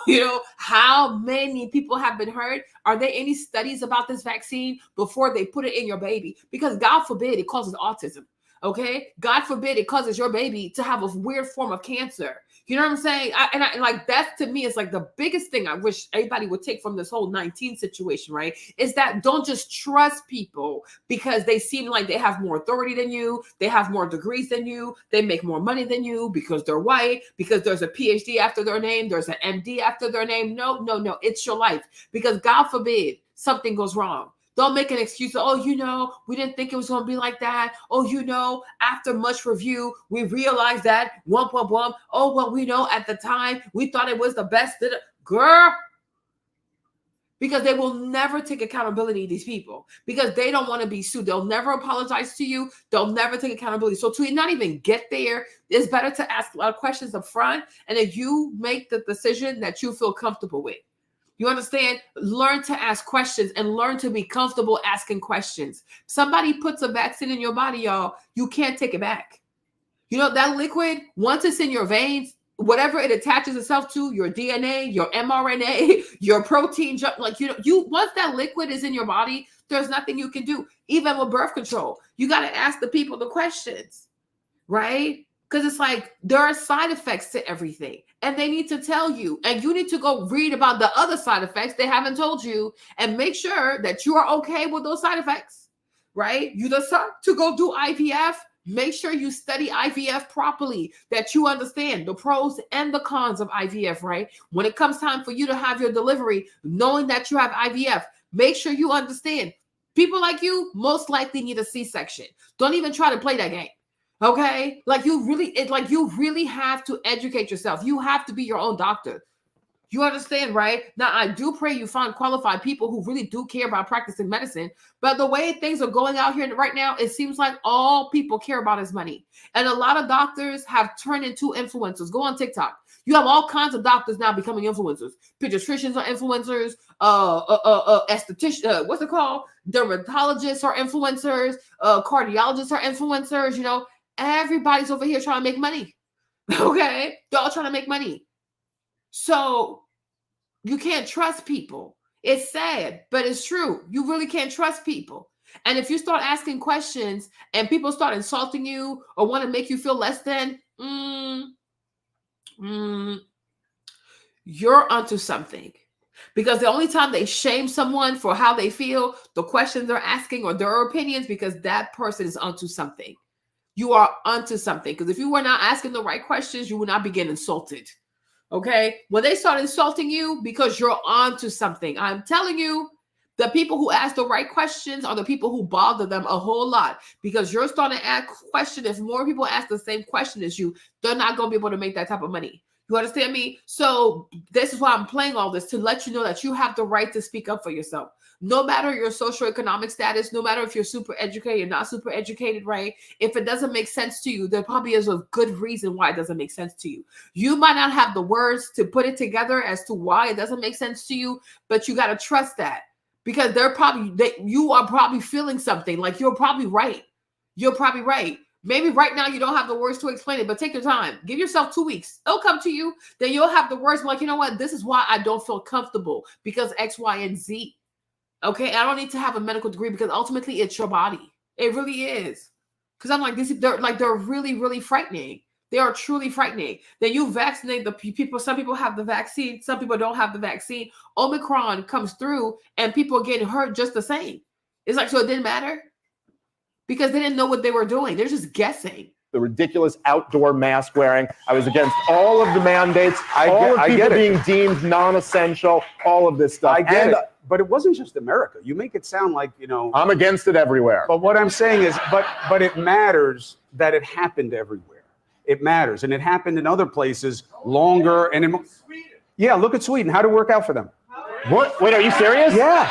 Sweden, by the way, here's how it worked out for Sweden. Lowest excess mortality rate in all of Europe. That's how it worked out for Sweden. They had rates of illness in there. Yes. And then they didn't build up the herd immunity they thought they were going to by going that way. Okay, and the UK wound up watching them and reversing course. And why is it that Sweden has the lowest excess mortality rate in all of Europe? Because of all of the deaths that were caused by the lockdowns. That's why. They were the ones who didn't do that to themselves. And man, I mean, you look at, you know, Pat brought up the number of small businesses that were ruined during the lockdowns. That's the least of it. And that's huge. I'm not trying to downplay that at all, but you're talking about suicides, families breaking up, children falling behind, just things that people will never, and not just that, but also just, look, here's the thing, right? And this is what I think the media class never really grapples with.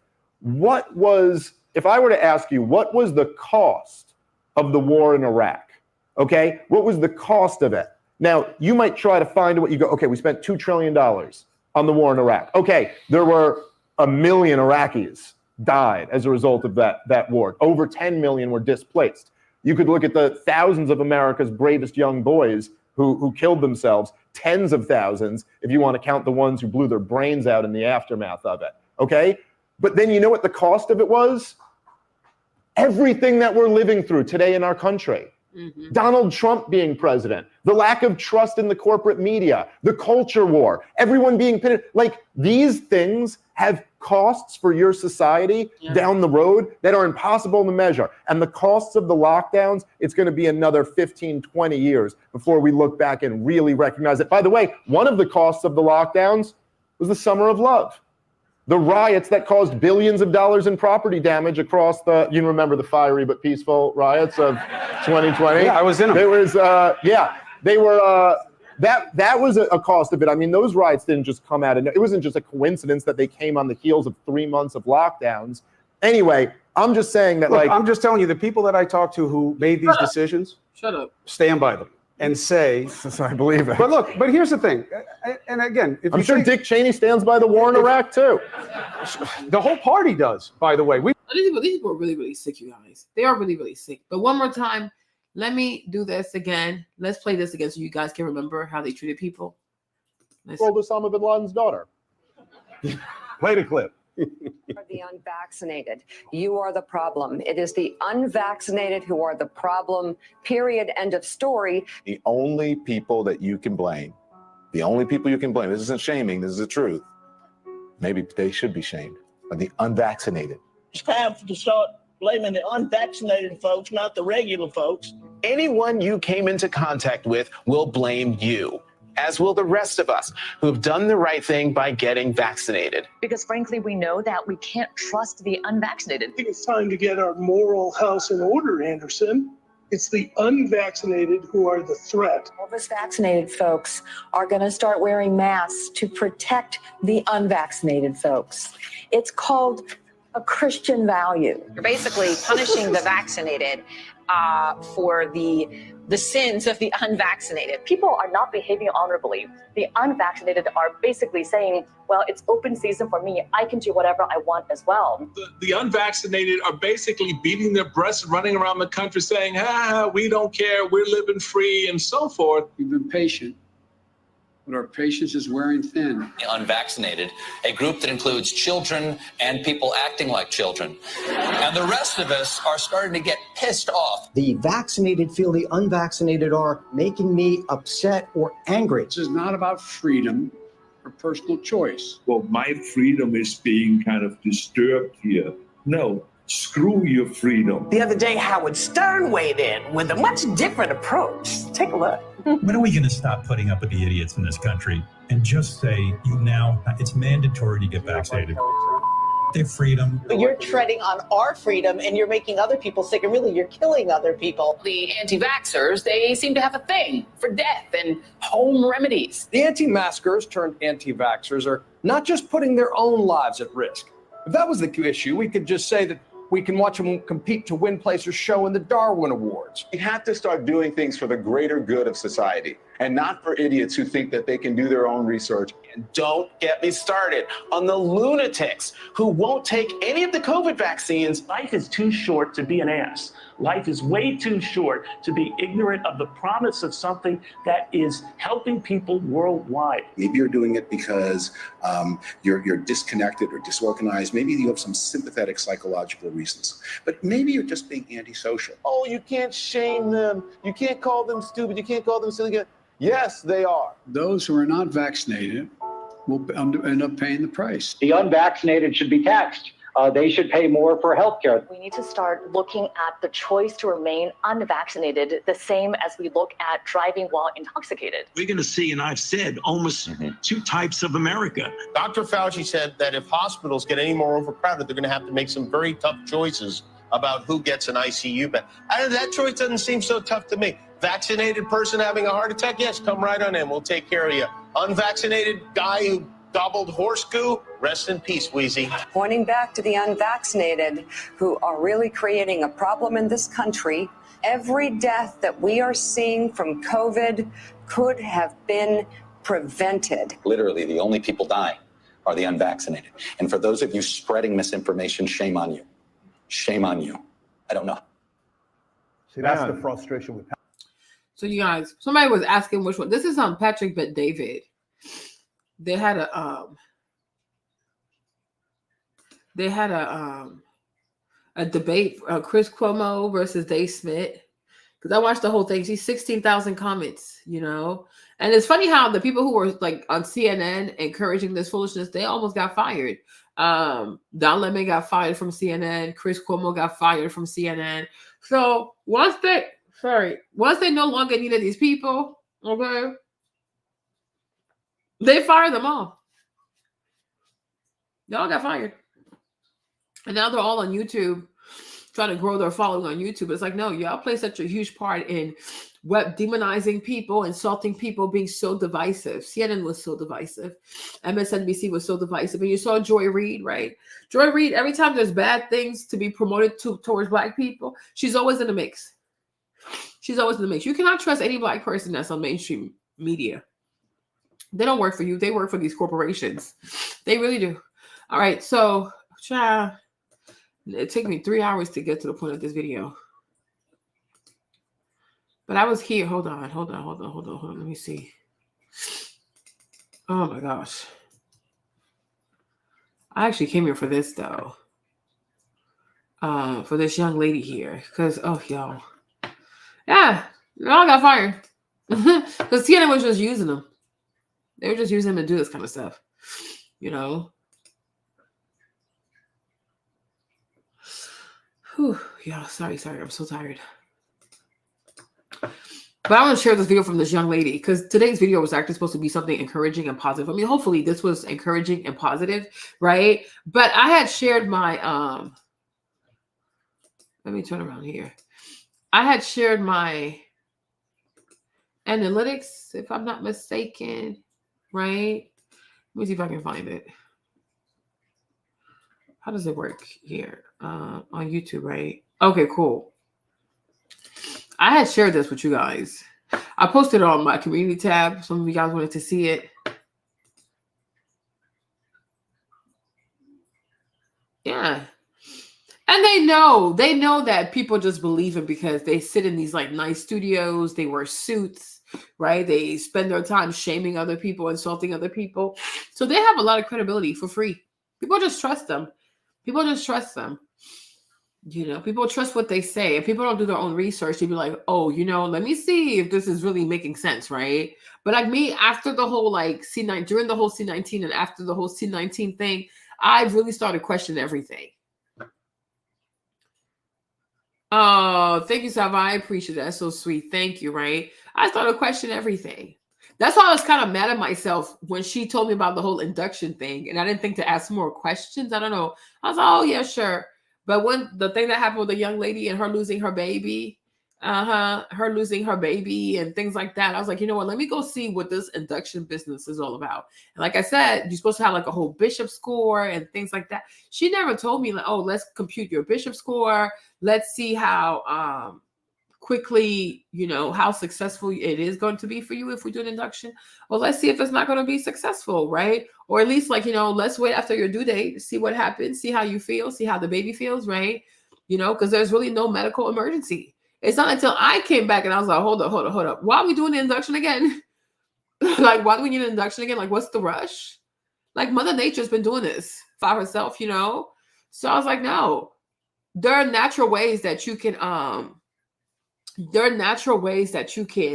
do things like, you know, naturally induced labor without having to go through an induction. Now, some people definitely do need it for medical emergencies, but we're fine. So I was like, child, they wanted me to have a C-section, you guys. Because I really do. I feel like because of James's insurance, they're like, yeah, they got good insurance, you know? But just because we have good insurance does not mean I want to pay the leftover. You know what I'm saying? If I could go and have the baby and only owe you guys $600, $1,000, yeah, that's doable. But who wants to go have a baby that you owe the hospital after the thing? You owe the hospital like $5,000 or you owe them like $6,000. Hey, Janet, you know what I'm saying? Like, that's not fair. And it's like, it goes to show you, like, these people have no problem putting you in debt. They don't even care if they put you in debt. Does that make sense, you guys? Because the insurance might pay a good amount of money, but there's going to be left over. Who's going to pay for that? And what makes you think I want to pay for that? Do you know what my plans are for 2024? Do you know what my goals are for my financial plans are for 2024? Like, you have no idea what I'm trying to do financially. You know what I'm saying? Like, what? But I'm like, that's crazy. No, I'm like, no, we're going to start walking. People say you can walk. Some people also say like you can have like intercourse. Some people were also told it's like you can do the walking, you can do the intercourse. They have like exercises that you can do also. They have nipple stimulation. Okay. What else? They all kinds of crazy stuff, you guys. But it's like, at least tell someone, hey, try this first. If it doesn't work, then we'll consider that, right? But hey, knowing that you've always had vaginal birth, he gonna show up. Yeah. Because that was the thing too, because one of the things they do, it has a hormone called prostaglandin or something like that, which is supposed to induce your body into like labor. The thing is also in the sperm. So I'm like, well, if the sperm got it, why do I got to go to the hospital and pay all this money to get it? You know what I mean? Sperm is natural. I mean, if it's a clean sperm, well, let me also say that. If it's STD free, okay. But it's like, if you could get something from spermatozoid, like, why would I go and pay money for y'all to give me what my husband already got? That don't sound budget friendly. The sperm thing sounds very budget friendly and it's very natural, right? Then there's castor oil too. Yeah, there's castor oil, there's raspberry tea. They don't tell you anything. And like, these doctors are truly, I don't know, maybe it's the way it's just dying. Right? But I feel like maybe it's the way doctors are trained in America. They're not really trained to like, I don't know. Should I say like trained to see you as a human being? Like, how can we heal you holistically? Right? I think most medical schools in America train doctors to be obsessed with drugs. The science. But what about the nature of things too, right? I'm not saying I don't fully believe in science, but I'm like, there are things in nature that still work. But it's like, it's the money. It's the money. It's all about the money. Because otherwise, I'm like, you would think great medicine will have like a natural part to it and then a drug therapeutic part to it too. Oh, you know, there are some natural medicines that let's try this first, right? Let's try to lose weight first. Let's try to change your diet first. Let's try to have more sleep first. Let's try to do more supplements, right? Let's run your blood and see, maybe you're deficient, you know, like things like that. No. They go straight for the drugs, surgery, everything that is like super intensive on the body. And who cares how you recover? Who cares how long it takes you to recover? Who cares how much pain you'll be in? No, the drugs. And I've come to notice that a lot of doctors who are trained in the West are truly, truly, truly obsessed with drugs and surgery. You know what I mean? And I even feel like that's why when it comes to BBL also, so many people are so desensitized to what a BBL truly is and the risk that come with the BBL, right? Because because surgery means nothing to people here, you know? Yeah, I think they do.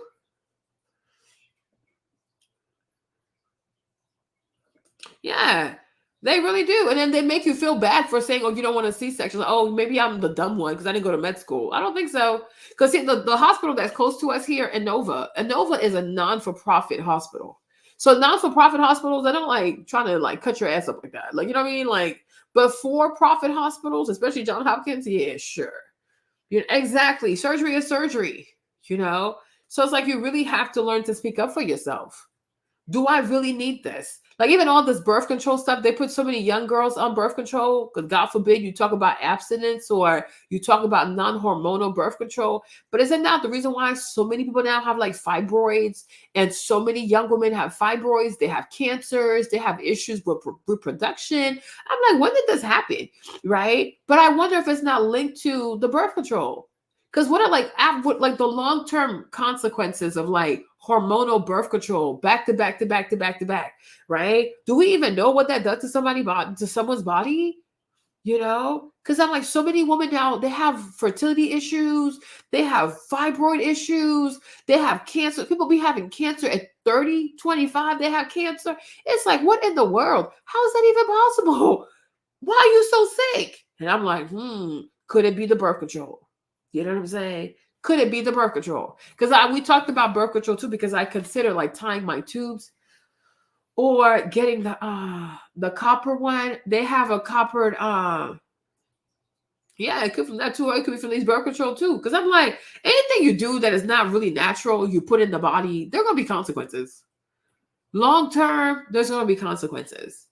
Like, or should a person, if somebody's on hormonal birth control, should they take breaks sometimes? Like, should you take a break and let your body reset? Yeah, talk about the copper IUD because they say, oh, the copper IUD is non-hormonal. It works for 10 years. So you have that one, or tying my tubes, or James could get a vasectomy. And I was like, well, maybe Jimmy should get a vasectomy. What do you think? Right? You know what I'm saying? But I'm like, birth control does concern me because I'm like, when you tell the body not to do what it's supposed to do, like you blocking a period. Okay, you do it once. Maybe that's kind of cute, but is it okay to block somebody's period every single month, year after year, back to back to back? Because I'm like, you're trying to do things that nature doesn't want you to do. So I'm like, is that normal? Like, I don't know. That's the part that really does scare me. You know? Yeah, they said it has no hormones in there. Because I was like, I don't want hormonal birth control. That does not interest me. See, that's the thing. Even with I haven't been on birth control in so long. You know, like over 10 years. That's why I was surprised I was even pregnant, because I guess we thought we had it figured out, but I don't do birth control. Because it really does scare me when it comes to like, how is it related to breast cancer? How is it related to ovarian cancer, cervical cancer? You know, because I'm like, these cancers are weird. When we were growing up, you didn't hear about cancer like this. Now it's like every time you turn around, somebody has cancer. Yeah, it's very frightening. It really is frightening because they don't tell you everything. Yeah, that's what they said. If you bleed a lot, it's a no. But I was like, I don't have crazy, because I don't have crazy period like that. My flow is pretty normal. Pretty normal. It doesn't last more than 5 days. 7 days, that's kind of rare. You know, but some people do bleed a lot. So he was like, oh, if you bleed a lot, I was like, no, I don't bleed a lot. But then we thought about it, it's like, you know what? Like, okay, maybe Jimmy should get a vasectomy because it's like that's kind of quick. But then like, oh, if you have a C-section, it's better because they're already in there. I was like, oh, so that's why y'all want to give me a C-section because you're gonna be in there already. You know what I'm saying? So yeah, but that's one fear that I have when it comes to like birth control. Because I don't think they told everybody the truth about these birth control thing, you know? Because is it normal to stop somebody's period? Is it normal? Like, do you have the right to do this? Like, is it okay to do this? Are you sure this is okay? You see, yeah.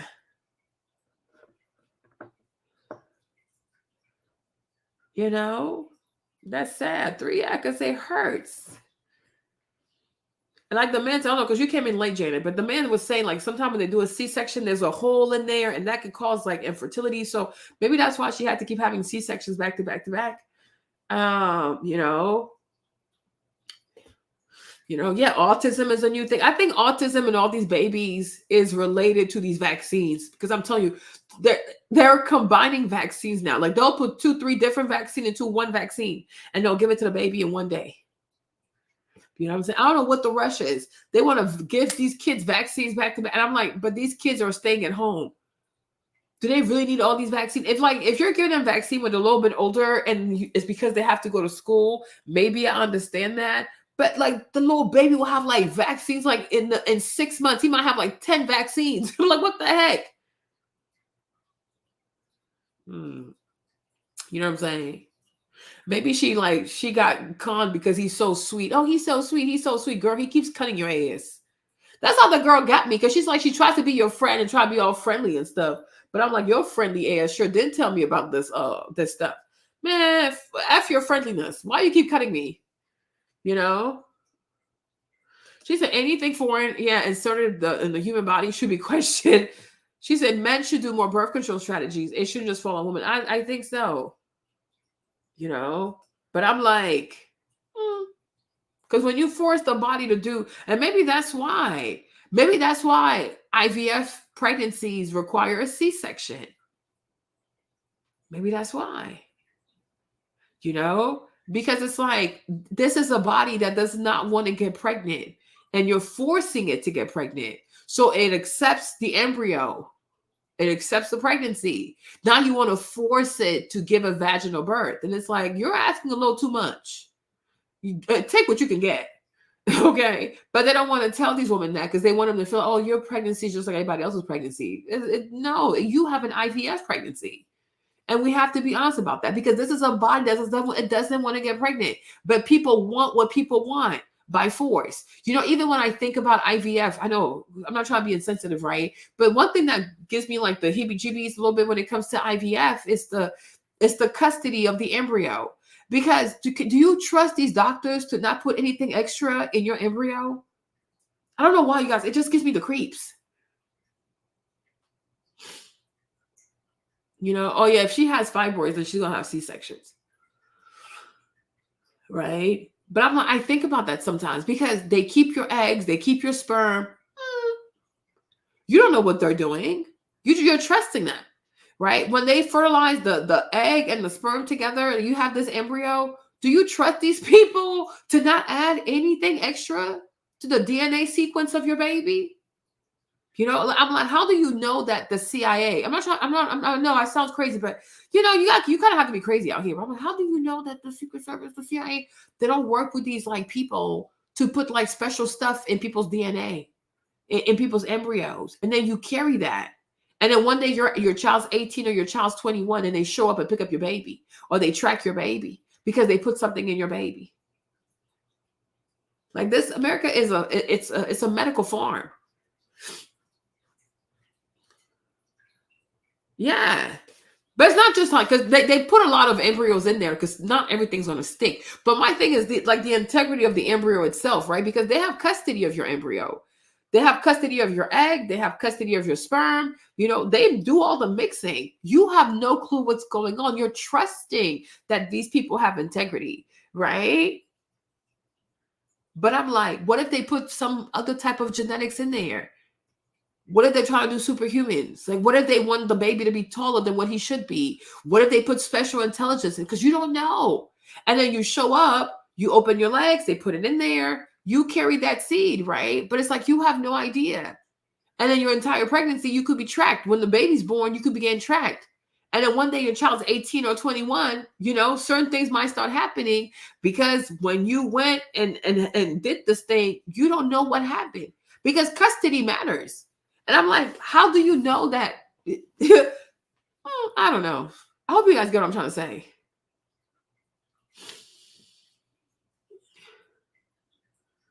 Yeah, because I'm like, your embryo is in somebody else's custody. They could do anything to it. With the naked eye, you can't tell what they've done to your embryo. Like, you can't say, oh yeah, that I've recognized this and blah, blah. You can't. You're not trained for this. You have no idea. And how do you even know that the cost that you're paying, like, let's say like IVF cost $75,000. But who's to say the real cost of IVF is not $250?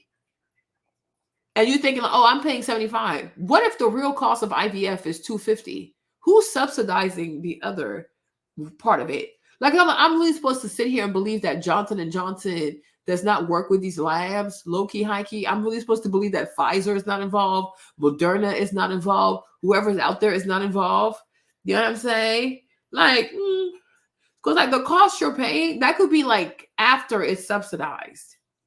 But if you like, when you think of how greedy pharmaceutical companies are, right? Why wouldn't they go into partnerships with these fertilization labs? Right? Because you get to control DNA. And then you get to see how it evolves. The pregnancy evolves, the child evolves. You get to see how well this child does in school, how they don't do well in school. You get to see if that child grows up to have cancer, not have cancer. But I think like people in their desperation to want children by force and to be parents by force, they have no idea what they are exposing this soon-to-be human being to. Because this child could really be some type of test. You know, your child could, you think, oh, that's just my IVF and my baby, but the child, his whole life, he could be getting tracked with special stuff, because I don't trust these people. I don't trust these people. I really do not trust them. I'm so sorry. I don't trust people. So, but I'm like, one day I was thinking, like, yeah, I'm like, this is really scary to me. It's like the custody of the embryo, because these people, I don't put it past Johnson & Johnson. I don't put it past Pfizer, Moderna, whoever's out there, right? Because DNA is so powerful. You know, there's so much we don't know about DNA, but these people, they're obsessed with stem cells. They're obsessed with this. And I'm like, I don't put it past them to play with somebody's embryo. Then they'll put it in that mother, and she's thinking like, oh, I'm having this regular baby. And the whole time, this baby is being this baby is being tracked. Everything about this baby is being tracked, you know, because they're trying to see something. And then once they find that something, then they have a new product they can sell, or maybe the baby not even gonna live long, you know, but I'm like, anytime you try to do something that goes against nature, there's a price to pay for that. And there's something very prideful about human nature that refuses to humble itself to the fact that ultimately nature always wins. Nature always wins. Nature will always win. You can deceive yourself for a second. You can lie to yourself for a few years. You might have a few victories, whatever, but nature always wins. You know, like you compare New Orleans to Venice, right? New Orleans, you have a city where people try to build against the water instead of embracing the water. Look at Hurricane Katrina. Then you have a place like Venice, right? Where they try to say, you know what, let's just respect it. You know, they just respect it because nature is going to win. Nature always wins. So what you're going to do, you're going to have to learn to embrace nature. Okay?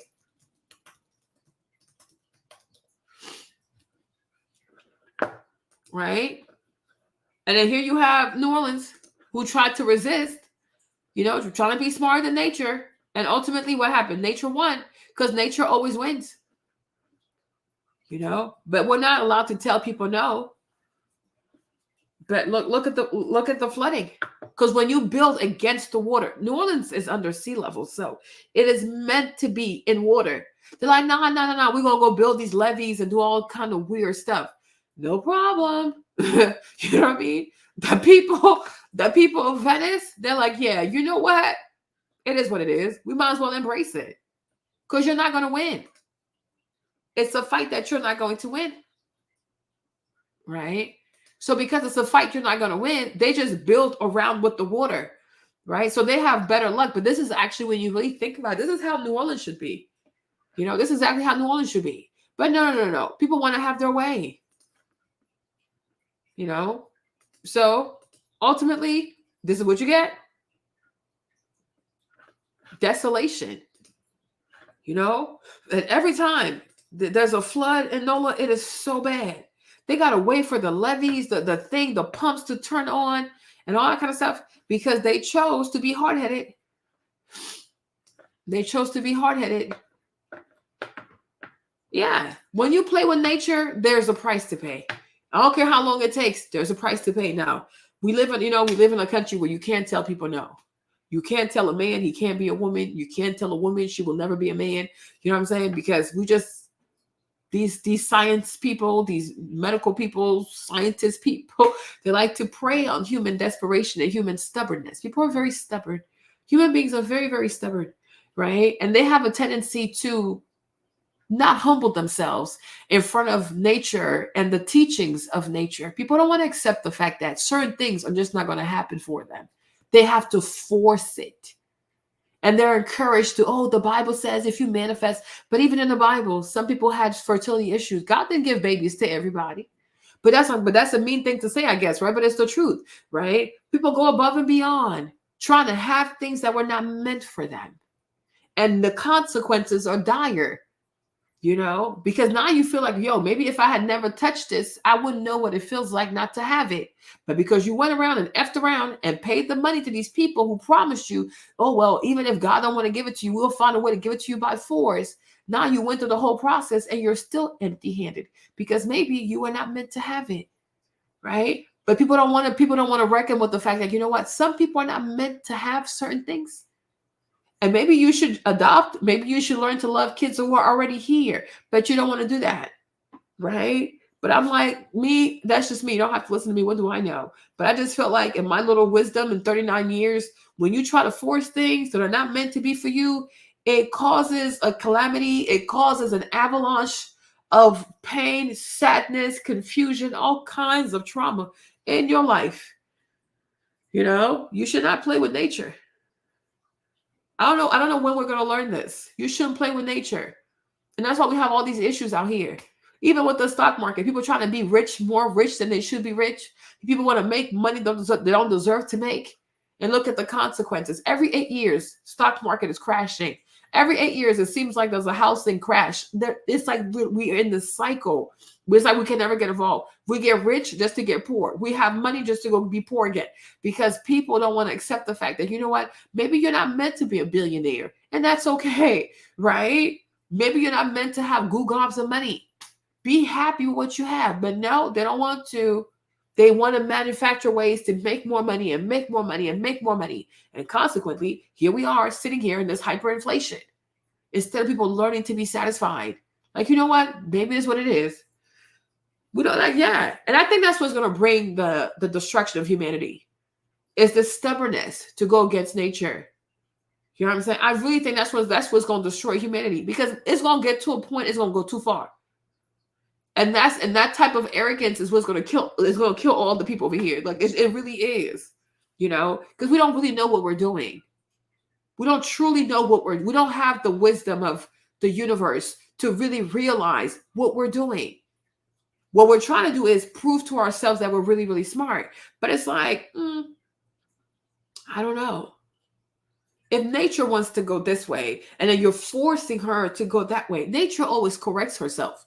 She comes back harder and you're not going to win. I'm like, when you look at a hurricane, who can stop a hurricane? You know, who can stop the wind? They try to do some weird type of rain in Dubai. You remember they did some weird type of rain stuff in Dubai? And because they went up in the air and they put some type of gas in the clouds, right? Who asked these people to do this? They went and put some weird gas into the clouds. They flew planes in the clouds of Dubai and they put these chemicals in the clouds. Next thing you know, there was an entire year's worth of rain that dropped over Dubai in like 2 days. I'm like, what? The city's not built for that. Who asked you to do all this? It's a desert. Make peace with it. Make peace with it. So the next thing you know, Dubai was completely flooded. Biggest rainstorm ever recorded in Dubai shut down one of the world's busiest airports overnight. Look at this. The Arabian Emirate got more than 5.5 inches of rain in 24 hours yesterday. Look at these images. It usually, folks, gets less than that in an entire year. The storm left the streets of Dubai flooded in waist-deep water. Reports in the region say, interestingly, scientists had seeded the clouds before the storm, hoping to. Yeah, it's called seeding. That's the process. Like you seed the clouds. So you go up there, you take all kinds of planes, you go up there and you put chemicals in the clouds. But they didn't think it was going to go this bad. But that's the problem when you try to play with, like you're trying to play nature. Biggest rainstorm. It never ends well.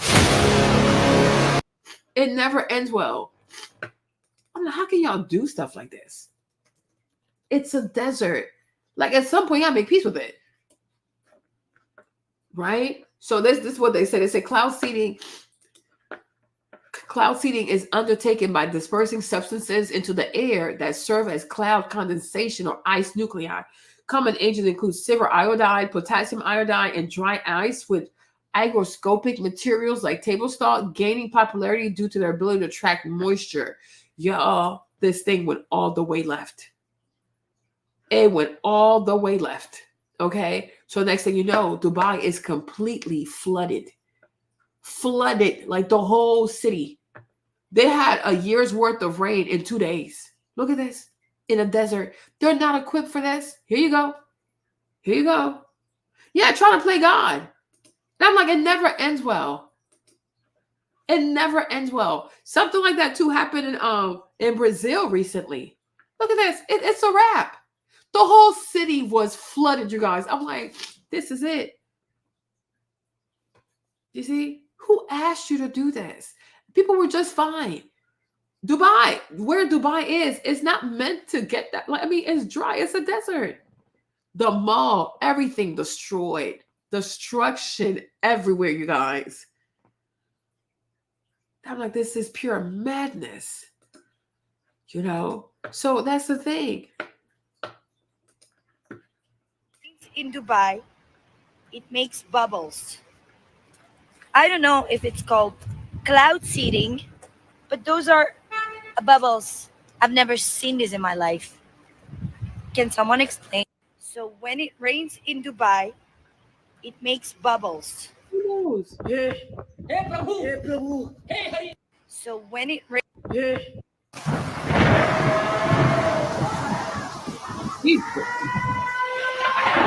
The UAE performs around 1,000 hours of cloud seeding a year, and it's all controlled by this building in the National Center of Meteorology in Abu Dhabi. How the seeding process works. Start to release all the salt, and the droplets will become bigger and start to rain.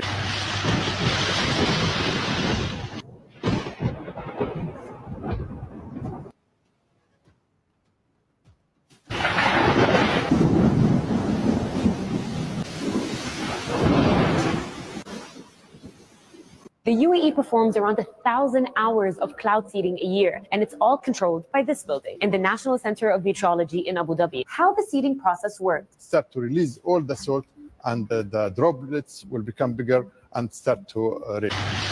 The UAE performs.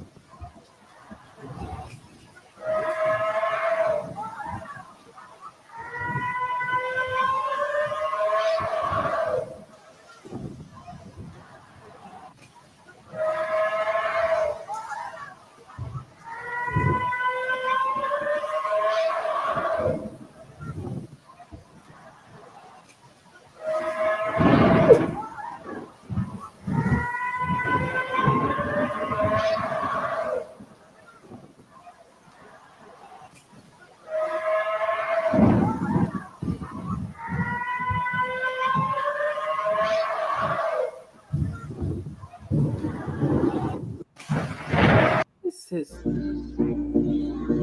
like, who asked y'all to do this? He said, I was trying to play God.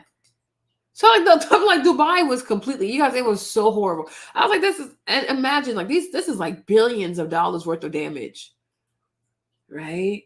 Billions and billions of dollars worth of damage. And I don't even think these buildings were meant to sustain all of this because they want to do cloud seeding. Who asked y'all to do this? Who asked you? Like, I just, oh my gosh. Something like that happened in Brazil too. Something similar happened in Brazil. I don't know if that was because they also did the cloud seeding in Brazil. You guys, the water just oh my gosh. Something similar happened in Brazil as well. Yeah. Look at this one. You see this thing. Of heavy rains in Brazil's southern. A week of heavy rains in Brazil's southern Rio Grande do Sul has left at least 83 people dead, over 200 injured, and more than 120,000 displaced. Cities were left underwater and without electricity, and infrastructure was damaged as floodwaters rose to record levels. This extreme weather has been driven by El Niño-related surface level warming of water, causing drought in the Amazon rainforest and floods in southern Brazil. Scientists say human-caused climate change is contributing to an increase in severe weather events around the world.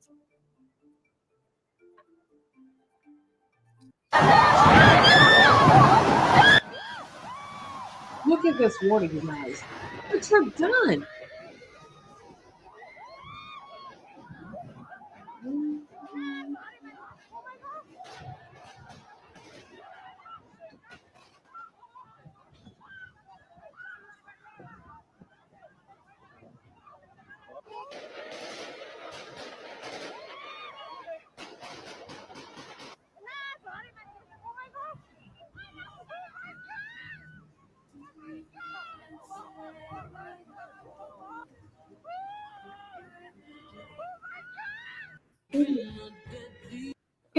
It's I mean, it was like, I was like, what is happening?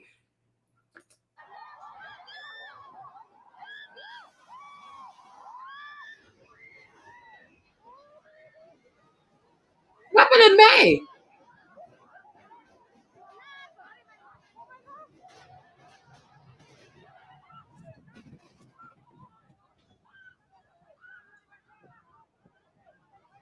It happened in May. Yeah, it was this month. It was this month. You guys, the floods, like, it's just, I was like, what is happening in Brazil? And a lot of people didn't cover that. They didn't cover that.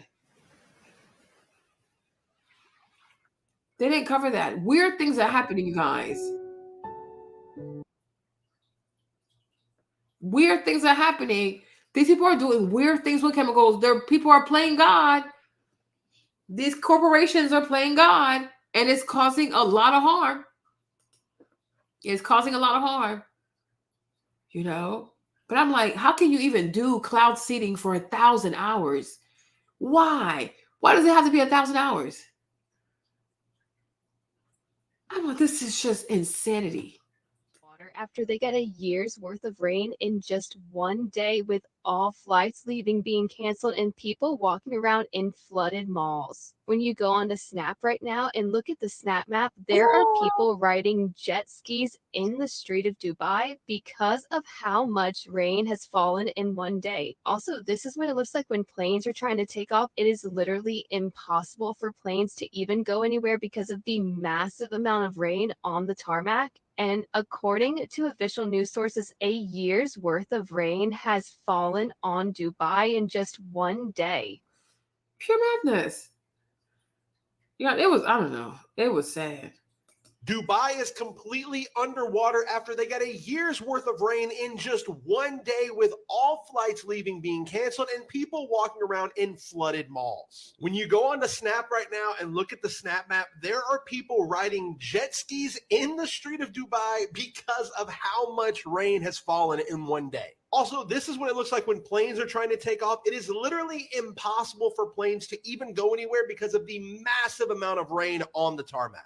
And according to official news sources, a year's worth of rain has fallen on Dubai in just one day. Roads turned into rivers and water went into every business imaginable, with the tarmacs being completely shut down and nobody able to fly in or out now. Airports ceased operations for nearly half an hour on Tuesday as they continue to be significantly disrupted. There is a major flooding on access roads around Dubai leading to the airport. And my friend, the crypto network, is stranded in Dubai right now. I'm trying to mail him out some water flow. It's like, it was so bad. It was water everywhere, you guys. I'm like, water. It wouldn't stop. It wouldn't stop. It wouldn't stop. It wouldn't stop. And I'm like, well, who told y'all to go do stuff like this? Who asked y'all to do stuff like this? You know? So my point is, like, you know, when human beings, let's see this one. Oh my gosh.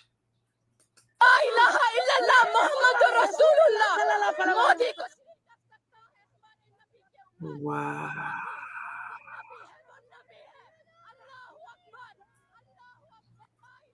Wow. Wow.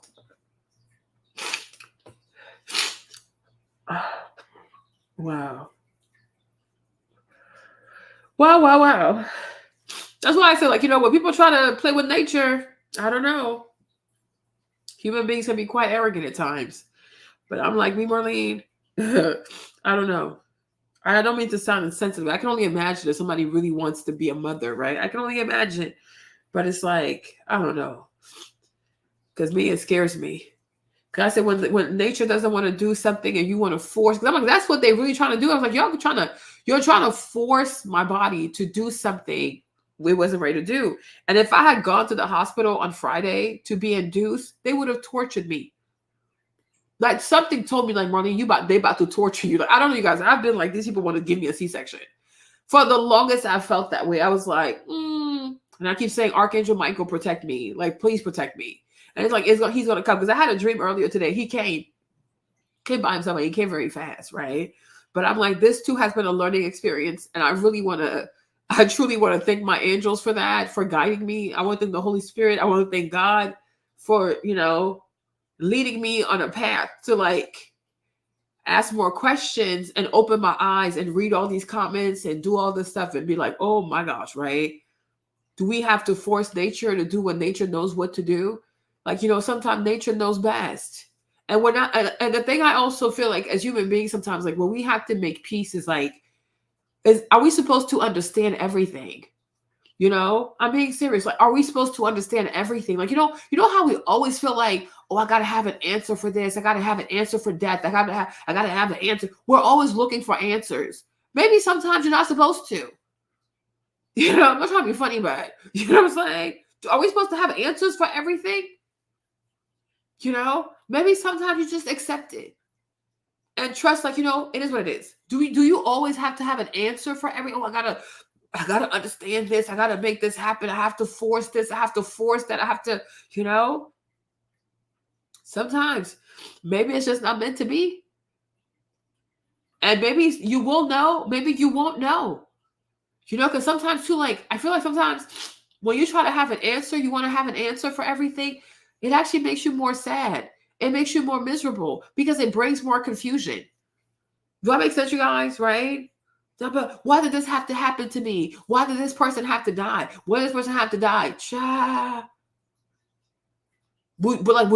Is there ever going to be a good enough answer for you? What you mean? Your mom had you through a C-section? No, I'm not against a C-section, right? Talk about, they were trying to give you an induction. They're trying to give you an induction.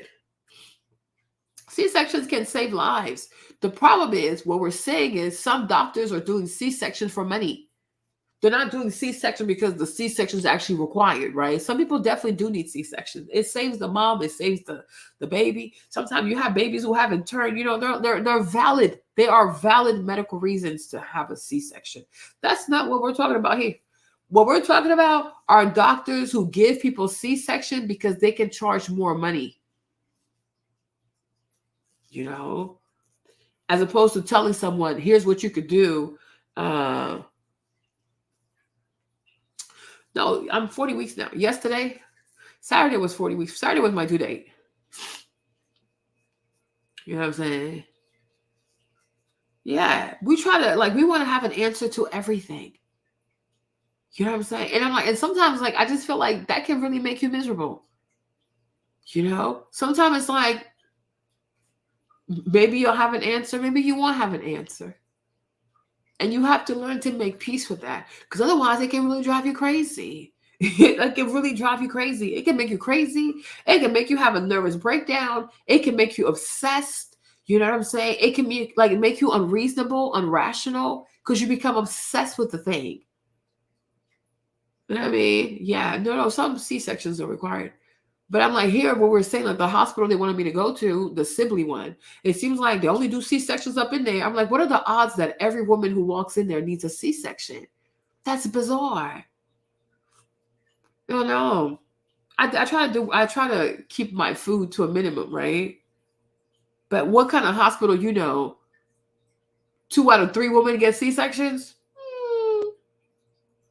I'm like, what are the odds of that? What are the odds of that?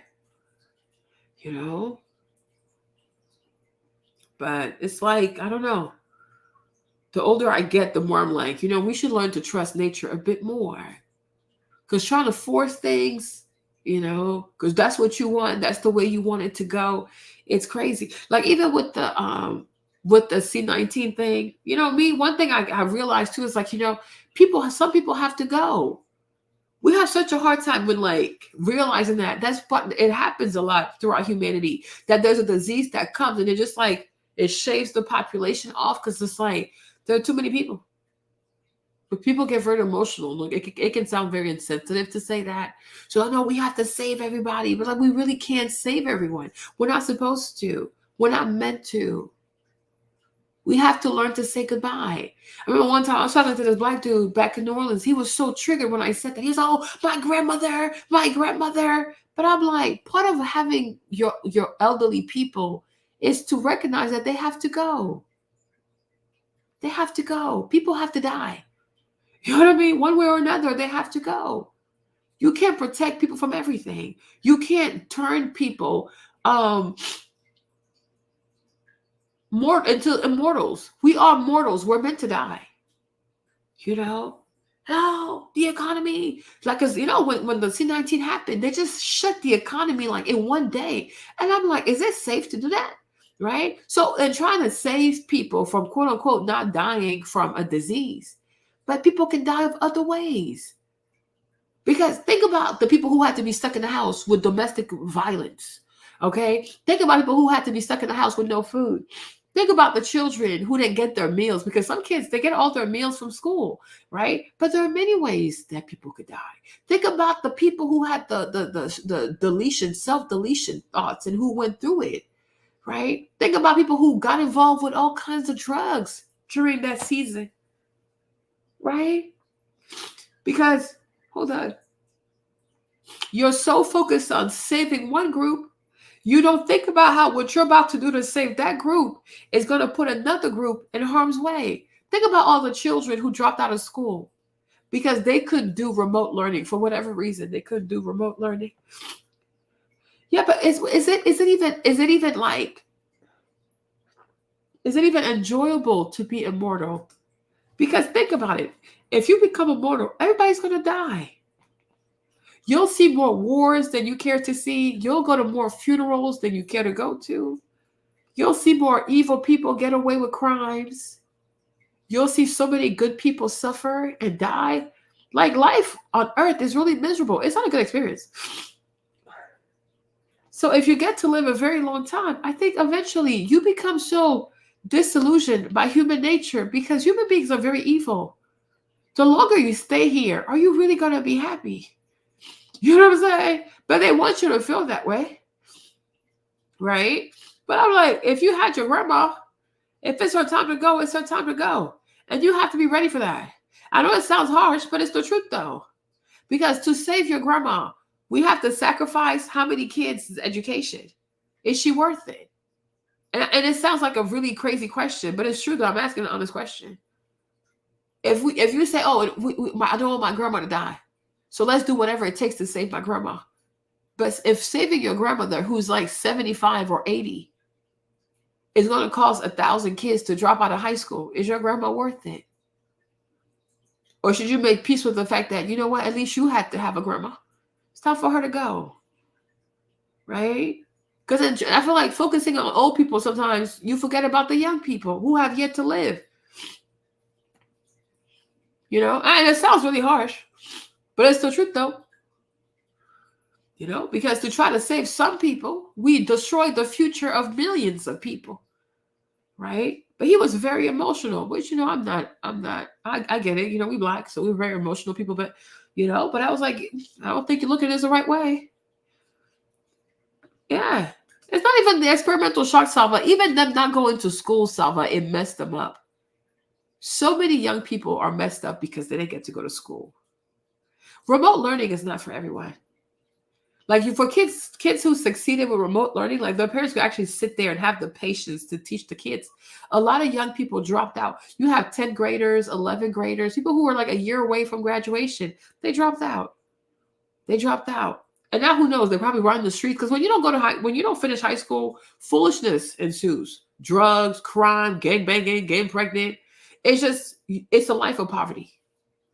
It's really hard for young people who don't finish high school to eventually get it together and then become productive members of society. Usually they get swept up in foolishness because they're not educated. How much can you do if you don't even have a high school degree?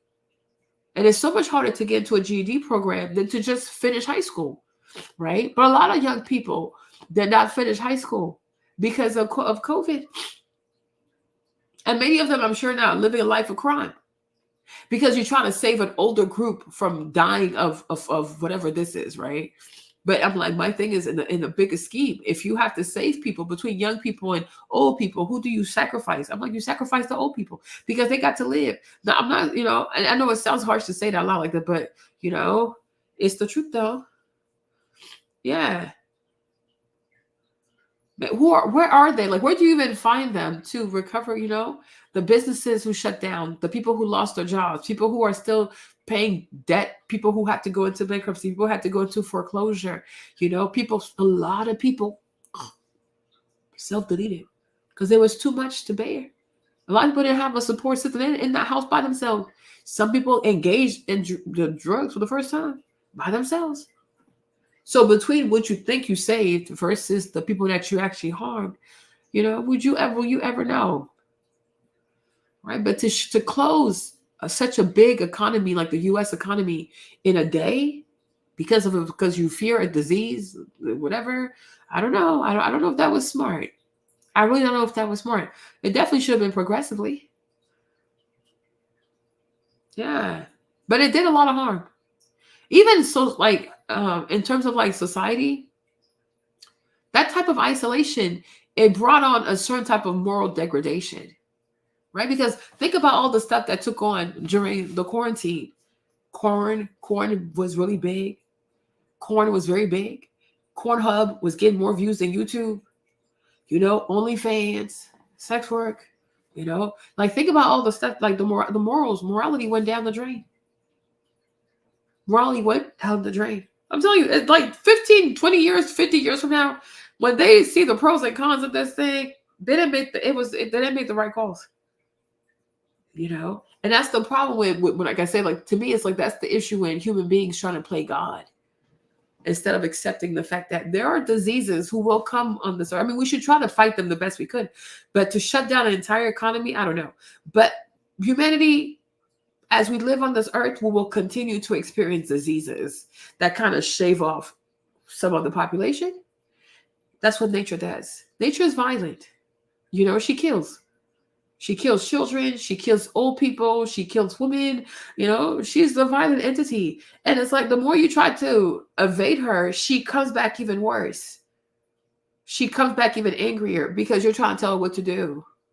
I even think sometimes when people go to war and they kill all these innocent people, and then Earth has to receive all these bodies that she's not ready to receive, I think she rebels. I think she acts out because these people were not supposed to die yet. So why are they here? Because this place is very mystical. I think planet Earth is a very mystical place. We're foreigners in this place. We act like she belongs to us, but she doesn't belong to us. We're like, we're guests. She's the host. And we try to do things as guests in her house. I don't think she's okay with that. You know what I'm saying? Because we're really foreigners. We weren't here before. She had other people here. She has like different hosts. It's like they have this, what's the show they have on HBO? Oh, I forgot the name of it. But it's like, oh my gosh. It has Hannibal Lecter in there. Westworld, what's it called? I forgot what it's called. But when you really think about it, it's like, I don't think, I don't think like when I look at planet Earth, for example, I think it's like it's a host.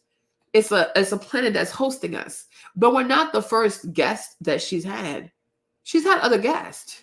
And when they get on her nerves, she wipes them out. Westworld, yeah. You see how like the host, they receive the human beings in there and then, like it just goes crazy and stuff like that. But I'm like, when I look at planet Earth, I'm like, yeah, she's hosting us. And it's like, and then we try to do things. And I think sometimes we forget that we're guests here, right? And that she really runs the show. And every time you try to force things on her, she comes back crazy because it's like, no, I'm in control. And she has many tools, whether it's diseases, hurricanes, natural disasters, I mean, you name it, fire. She'll just do whatever she wants. She'll do whatever she wants. Anytime people try to make her do something she doesn't want to do, she comes back like she's crazy. Do you know what I'm saying? And I'm like, and I think like sometimes we lack this humility to be like, we're not the first form of life she's ever hosted. She has hosted other types of life.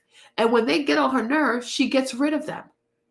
Because it could really be the fact that dinosaurs existed. So it's like, why would she burn them? She just went crazy. Temperatures, crazy. These things that burn alive. And she started all over again. And I'm like, this heifer is not, I don't know what this theory is. I have to look into it. But I'm like, this heifer right here, she's not scared to start over. And when you see look at how it rains, like how it rained in Dubai. Who can stop it? It's like you can be the wealthiest to the poorest. We're all vulnerable. Because once water acts crazy, who can stop? All you can just wait for her to stop. You can't do anything. Even your helicopters. You can't fly helicopters in the middle of a hurricane. You're going to come down too. I'm like, these forces are very powerful. Some of all this technology we have, these weapons we have, oh, child, please. It's all a joke. You can have all the calculations, all the formulation, and she'll wake up and just make a joke out of that.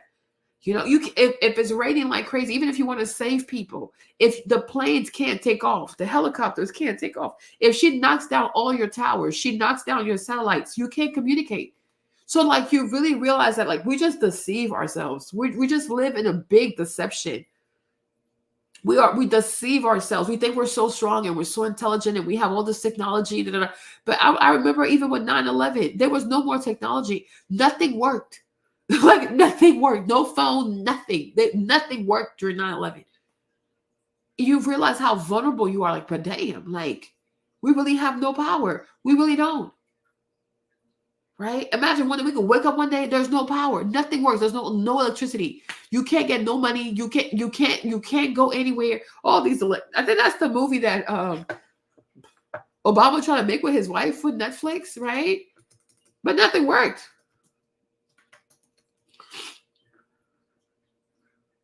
Leave the World Behind, right? That movie they try to make, but I'm like, yeah, I can kind of see that. But to me, it's like, when you go against her, I don't think it ends well. And you can force yourself to. I mean, sometimes she'll let you deceive yourself, but ultimately, if she doesn't want you to have something and you force yourself to go get it, be prepared, be prepared. Just like those people who went into that water to go get the Titanic, whatever they in the Titanic. You see how she killed them people in there? She's very conscious because you see, like with the seasons, she lives and she dies, and we take that stuff for granted. But it's like that's why I started believing in astrology, because I'm like, how arrogant is it to feel to tell yourself, oh, I'm not affected by this gravity and these rhythms that are happening, because there's a rhythm to life. Like there's a rhythm to life. This you get pregnant. You grow, you live, you die. Then you start all over again, right? And that's what happens in the seasons. You know what I'm saying? So to not realize that you're also going through this as these seasons are changing, to me, it's like, it's full of arrogance. You are seeing these plants are dying. You see the trees are losing their leaves, right? Everything is becoming sadder. The things are just dying. And you think somehow you're not dying on the inside? Or you think that somehow as a human being, you're not supposed to learn to say goodbye to certain things and then learn to reinvent yourself the same way the seasons are reinventing themselves, right? I'm like, we're crazy. We think everything around us is living and dying, and somehow we remain the same. And I'm like, I don't think that's really wise.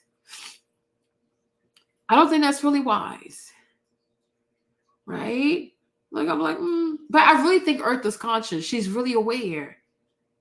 But we don't know how to listen to her. I think that's the problem. But otherwise, she lets you know she's here. But I'm like, she's a host, and we're not the first living beings that she's ever hosted. And yet we don't want to learn that when she gets fed up, she will destroy you.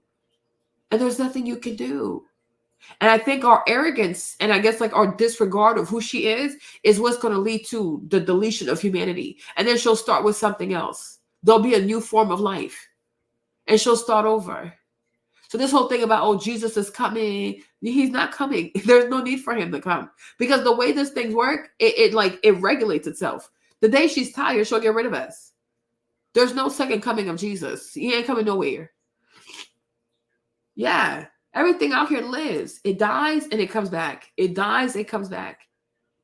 And she decides all of this. But somehow we think that she has no control. We go above and beyond trying to save our lives and do all of this and do all of that. I mean, of course, you shouldn't be reckless and try to die.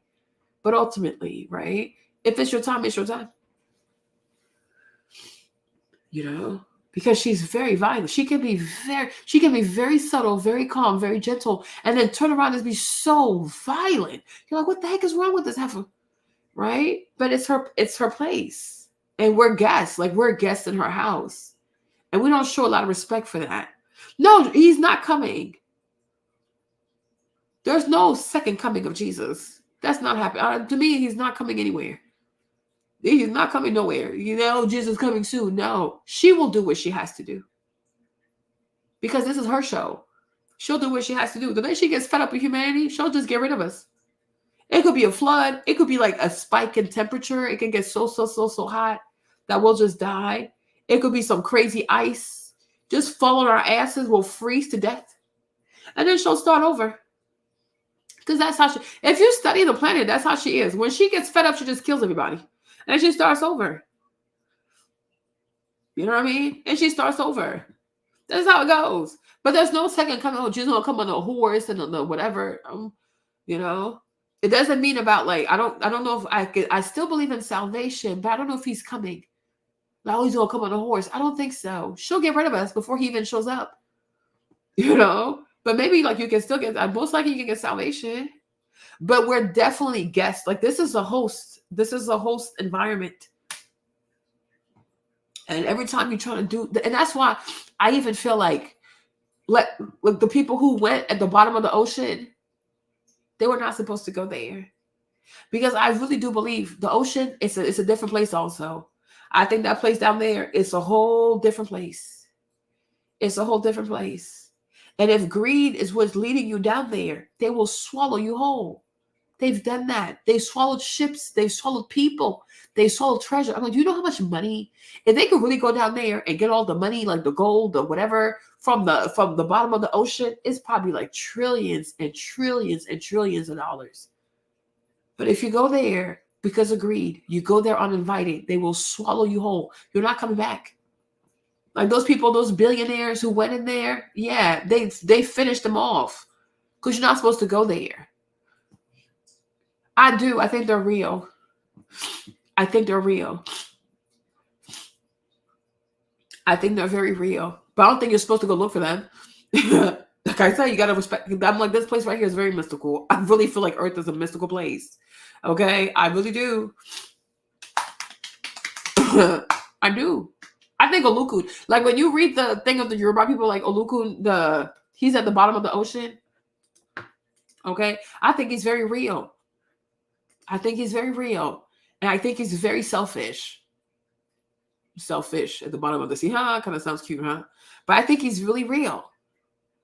Because the way they say Oluku, the way they have it, he's like in charge of all the wealth. Like anything that's at the bottom of the ocean belongs to him. I don't even think he likes to share, right? So if you go there, try to get his treasure, good luck to you. You're not going to make it out. You are not going to make it out. I'm like, you guys, there are things we're not alone. And the way I see that too, I forgot where it was. I saw a video of like what's the whale one? The oh my gosh. And I was like, these creatures don't look normal.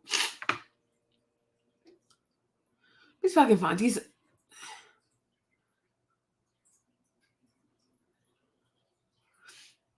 I forgot what this whale is called. Like,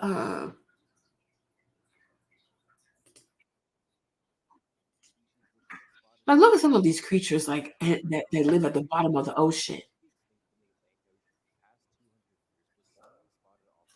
Look at this. The other day, it was seen by the Wildlife News a whale species was just spotted for the first time in 200 years. You heard that right. A gray whale. So where was it for 200 years? And some of these whales, they can go low. Like they can go low. They can get so low at the bottom of the ocean.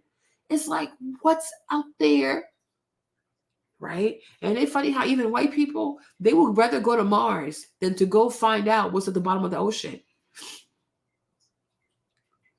You know what I mean? They'd rather go to Mars than to find out what's at the bottom of the ocean, because whatever's down there, it's a whole different type of world. And even they don't want to mess with it.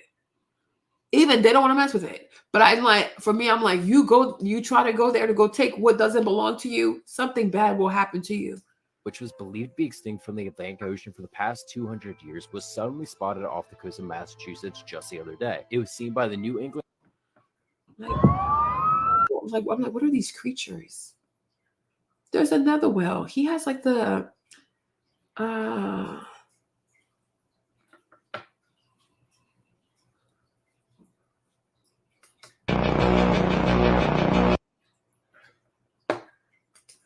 hold on.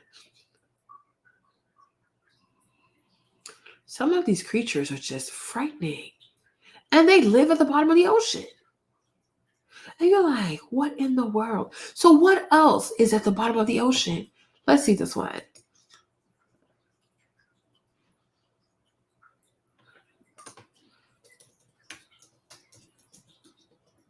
Yeah, this place is highly mystical, y'all. This place here is highly mystical. Jesus. But that's frightening.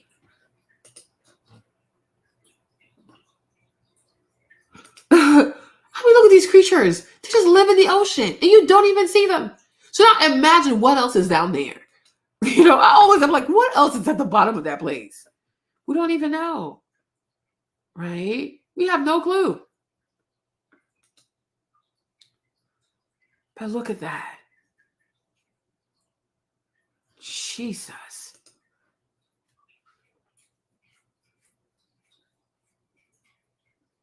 Yeah.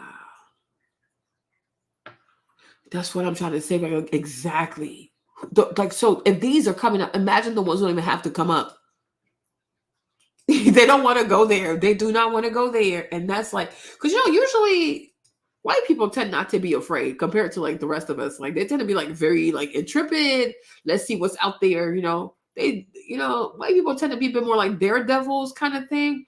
But when it comes to the ocean, they don't have the same energy for the bottom of the ocean as they do for outer space. Because I feel like they know something that we don't know, but it really scares them.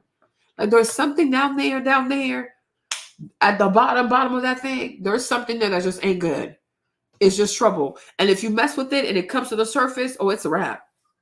You know? But I'm like, what exactly is at the bottom of the ocean? What's at the bottom of the ocean? And nobody wants to go find out. And the fact that even like I think also like our hearing can't take going all the way at the bottom of the ocean. I think that's a way for that place to protect itself from us. You know, because it could be a thing where it's some type of shield. You know how you have like the atomic bomb shield thingy to protect yourself from like anybody dropping an atomic bomb on you? Well, maybe like, you know, making the thing like so unbearable for the eardrums is a form of protection for whatever's at the bottom of the ocean to keep us away from them. Because like if they didn't have that and we could just go there whenever we wanted to, I think they would have been colonized too. Whatever is at the bottom down there, I think they would have also been colonized. But you can't deny that this is really frightening. Yeah. This is like me. If I saw this thing come out in front of me, I would just pass out. Like, and that's just what his mouth. Imagine the rest of his body. What does that even look like? You know? So I was like, this is really frightening. They had another video I saw on Instagram. I was like, what the heck is this thing? But this is a monster. And it's like, what is this? They're huge. And they come out whenever they want to. Jesus. I know. But it's like, my gosh. I'm like, imagine this thing like right in front of your face like that. I'd be like, what the freak? What is this creature? You know? Ciao. I don't know, y'all. But I think about things sometimes. And I'm like, this place is weird. This place is really weird. This is a really weird place, right? And I understand, like, I really understand how, like, Native American, for example, Native Americans, you know, they were very respectful of Mother Nature. They were very mindful that she was alive. You know, they were very respectful because they're like, there's something going on here, you know. But the Europeans are not that respectful of nature. They do whatever they want to do, especially for the name of profit. But I'm like, child, I don't know. You know? Yeah. But it's like if they don't invite you, that's the problem. Like, even like, you know, when it comes to the Orishas, for example, when it comes to the Orishas, like me, honestly, they don't really bother me. You know? I know some people think like Orishas are evil per se, but Orishas, oh, look what he said. Look what he back said. He said, did you know sperm whales have a whale song that create vibrations that can paralyze people in the water? Yeah. And you know, that's another thing too about us as human beings. We assume that we're the only ones who have language. We assume that we're the only ones who can speak, who have language, you know. But how we know these animals ain't talking? Just because you can't hear it, or just because you can't translate it, does it mean it's not a language? Ask yourself, right? Are we sure these other creatures don't speak? But we just don't have what it takes to understand them? Because, like, you know how they talk about the hearing, like dogs can hear very, very, very, very low. Like they can go to very low decibels that even we can't hear, right? But we're so arrogant. Like we think, oh, we're at the top of the food chain. Are we sure? Are we really sure? You know? So I wouldn't put it back because I'm like, they have to protect their environment. But how do you know that these creatures are not communicating? You know? How do we know that dogs don't talk to each other?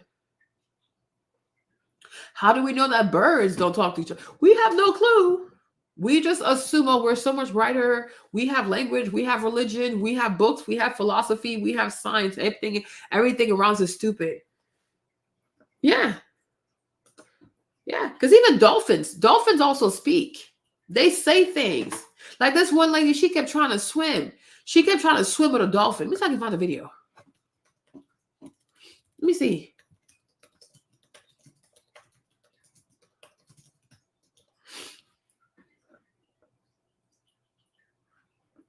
There was this Black woman. She was trying to swim with the dolphin. Like she wanted to ride the dolphin, and the dolphin would not let her ride. And she was so confused. Like she didn't get it. You know, she didn't get it the whole time. The reason why the dolphin did not want to swim with her, she was pregnant. Because the dolphin swam with everyone. Like you know how you could hold their fin and they'll just take you on a little swim.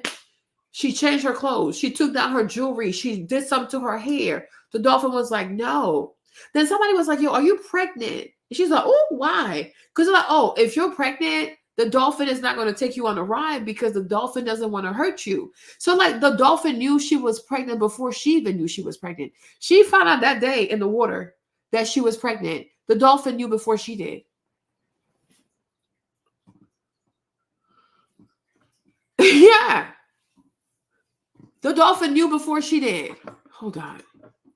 Let me see if I can find this video. Oh my gosh. I was like, what the heck?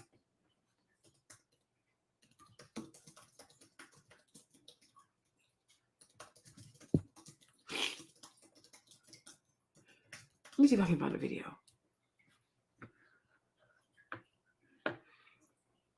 Oh, we here. I think this is what it was. Hold on. Let me see if I think this is this one.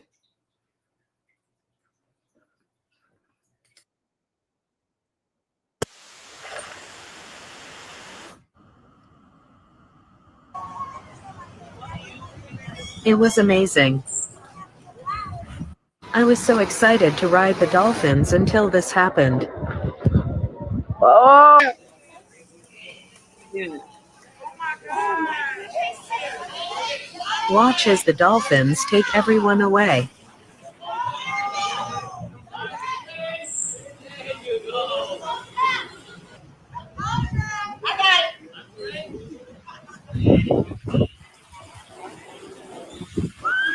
It's my turn now.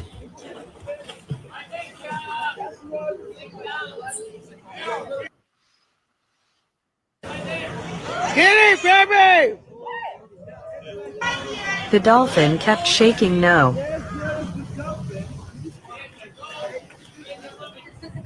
I was told to change.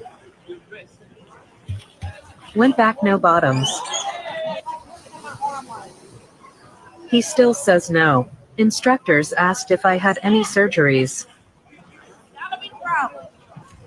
No problem with the next person, only me. We found out the dolphin didn't want to hurt me.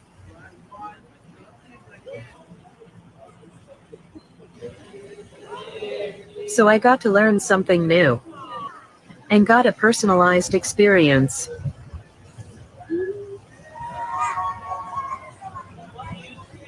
It was amazing. He smelled the breast milk or something. Yeah. So because of the, I guess it smelled the breast milk. So it was like, no, I don't want to do it. It's not safe to do it with you. I'm like, isn't that crazy? But look at that. Like, that's a freaking fish. Okay. But I'm like, look at the nurturing, protective nature of a fish. Like that's crazy to me. I'm like, this is crazy. This is really, really crazy, you guys. It's really crazy.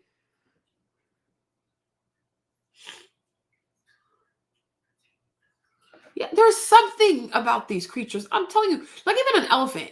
If you ever see an elephant get mad and stomp the dog crap out of a person, that person did something. I kid you not. I was telling Jimmy that. I said, because me, when I see, like, there was an elephant out here picking up trash, you guys. Let me fucking find the video. The elephant was picking up trash. And I was like, because he didn't want the place to be dirty. Because elephants are very wise. They're very wise. There you go. Look, he's putting things in the garbage by himself. He just started picking up the trash. I'm like, what is going on? They are very gentle. So if you see an elephant beat somebody up, they did something. You did something. He was just waiting for your ass. He was waiting for you. You're not innocent. Like one time I saw a video of an elephant. He chased this woman down to go beat her up. I said, yeah, because she did something. she did something. There's no way. You did something to this elephant. Y'all even talking about what we're supposed to be talking about today, child. And beat up this woman and chased her down to beat her up. I can't find the video, huh? Oh, here she is. I'm like, she did something to him. Alone, this elephant showed up, killed the old ass lady, and then went to her funeral and killed her a little bit more, I guess. Like, I'm trying to figure out who gave the elephant the address in the first place to get there. Like, if the elephant killed me, my family better make sure ain't no elephants in the area at my damn funeral. Like, if and another motherfucking thing was an elephant, is this elephant here? Because she did something to that elephant. Yeah. And it probably a long time. Yeah. She did something to it. and it didn't forget. It was waiting on her. Because I'm like, they don't just attack people like that. They're really nice. They're very nice. They're very gentle. But if you do something, this story is going viral and we need to talk about it. It's about how an elephant killed a 70-year-old woman in India because of something that she did. We will talk about what she did in a moment, because killing her is not the strangest part of this story. It's a known fact that in India, elephants caused the death of over 150 people in a year. But this woman's death was a little too personal than anything you would ever imagine. Because after the elephant killed the woman, it was said that the elephant still showed up at her funeral to attack her dead body one more time. The 70-year-old woman is named as Maya Momo, and it's not very clear what she may have done. But according to some sources, it was said that the woman helped some hunters attack the elephant's child. You know those hunters that go for animals' trunk, they call them poachers or something. So it was said that the woman was throwing stones at the elephant, distracting the elephants from protecting her child. And that was how the hunters killed the baby elephant. So apparently, a few days later, the woman went back to the village and everyone moved on with their lives, except the elephant, who still remembered the woman's face and remembered what the woman did to her, allegedly. So it was on the 10th of June when Maya went to the well to fetch water, when out of nowhere the elephant attacked. Some sources claim that there were other people at the well, but the elephant went directly for Maya. The elephant pounced on her, trampled on her, causing her serious injuries. Eventually, the woman was able to be helped by her family and friends who were close by, witnessing the animal assault her. Maya was eventually taken to the hospital, where she eventually succumbed to her injuries and passed. A funeral was soon prepared for her, where family and friends came to pay their last respects. And just in the middle of the funeral, according to how the story goes, the elephant showed up in the village, scattering everything from the outside, destroyed the woman's farm, killed the woman's goats, and then broke into the funeral room and went straight for the woman's dead body and began to trample on it again, killing the woman's spirit, body, and soul all over again. Wow. You see, she did something. I'm like, they don't forget. History. And sometimes people used to talk about that, like how like elephants have a deep memory. I remember this, like about, oh, elephants have a really, really deep memory and stuff like that. So I'm like, if you see an elephant act a fool on people, no, they did something. You did something to this elephant, and it just like it didn't forget. So it's waiting for you. Yeah. You did something to his baby or her baby. She's like, I don't care how long it takes. I'm gonna get my leg back. So she unalived her. And then when she heard that there was a funeral, she showed up one more time to beat her behind. Oh my gosh. They don't forget. Well, my grandpa used to say, because he used to pray for you, like when you had like an exam, he's like, oh, I pray that you have a memory as long as an elephant, right? Because they're taught to have like long memory. They don't forget. So I'm like, when you see elephants acting crazy, no, you did something to the elephant. You did something. Okay? They even had a thing about like elephant attacking the at a safari recently. It just went against this like, yeah, this one.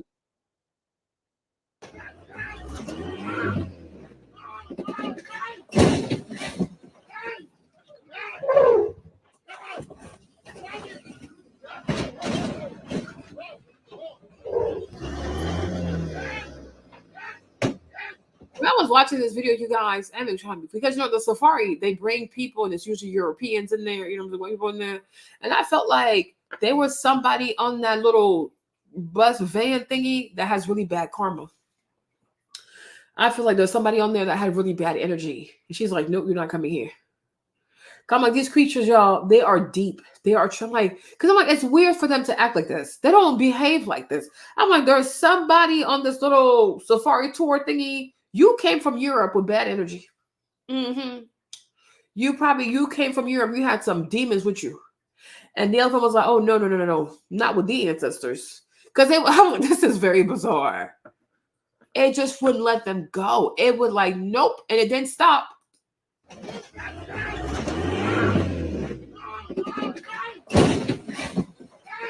See? What you do?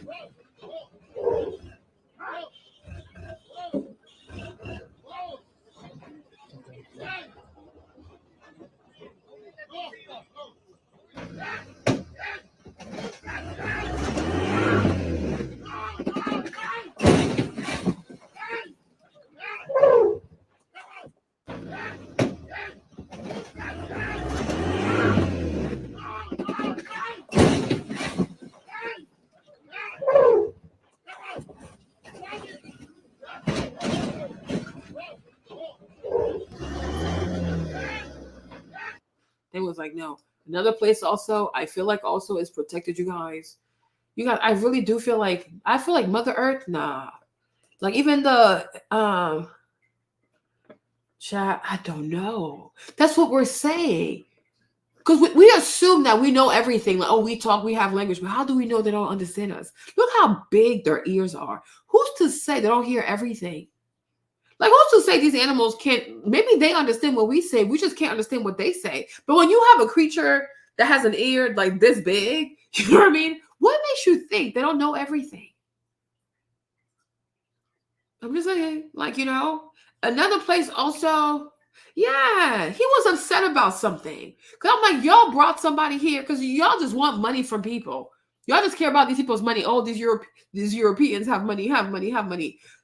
These creatures also, they probably read their soul. They probably read their karma. They probably read their energy. Like, you're very evil. You don't belong here. We don't want you here. Yeah. Baba, an elephant's ears, like, if you see them, they're huge. Like, I'm like, an elephant's ear is this big. How you know how far they can hear? Ciao. You know? But they showed up, though. It showed up. And it beat her behind again. You know? Another one, too, is like, this one, like, when it comes to, like, people who go to Mount Everest, people be dying in Mount Everest, you guys. And I feel like those mountains, they're so white. Like the snow is so white. It's so pristine and stuff like that. Because I have it on my bucket list to climb Mount Everest, right? And I was like, the more I look at that place and people who be dying in there, I'm like, child, I feel like if your heart is not pure, these mountains will finish you off. I know it sounds crazy, but I think there's spirits up there. I think there's spirits up there. Because like most of the time, when her people, like her children, when her children go up there, the people who pick up your bags for you and they help you out, they don't die. But some of these Europeans, oh, she finishes them off. She'll have their bodies stuck in ice. They'll be stuck up there. They'll die up there. And I'm like, what did you do? You know what I'm saying? Because, you know, let me see if I can sit down properly. Because one thing about white people sometimes, too, they don't respect places. They don't understand how certain places are holy. Because for them, it's like, well, I'm white, I'm colonizing, I'm white, I have money, I'm white, I can be wherever I want to be. But is that really how it works? Ask yourself, is that really how it works? Because I really feel like certain places are really holy. Like you think these are just mountains and it's just snow. Are you sure about that? Are you really sure about that? Like, are you seriously sure about that? Because I think those places have a soul. Child, Samantha, you know me, I went off the rails. Okay. But you will see some of these videos about, like, let me see if I can find it here on YouTube. Like some of these climbers losing their lives on Mount Everest. Y'all. And I'm like, they didn't like you. And I do feel like even when you go to a place, like you go to places like Mount Everest, like if you want to climb Mount Everest, you want to climb all these mountains, because these places are not random, you guys. These are some of the highest altitudes in the world. I don't think they're random places. I think some of them places, they're like holy places and they're sanctuary places. So if you want to climb them, I think you got to check your heart to see if you deserve to be up there.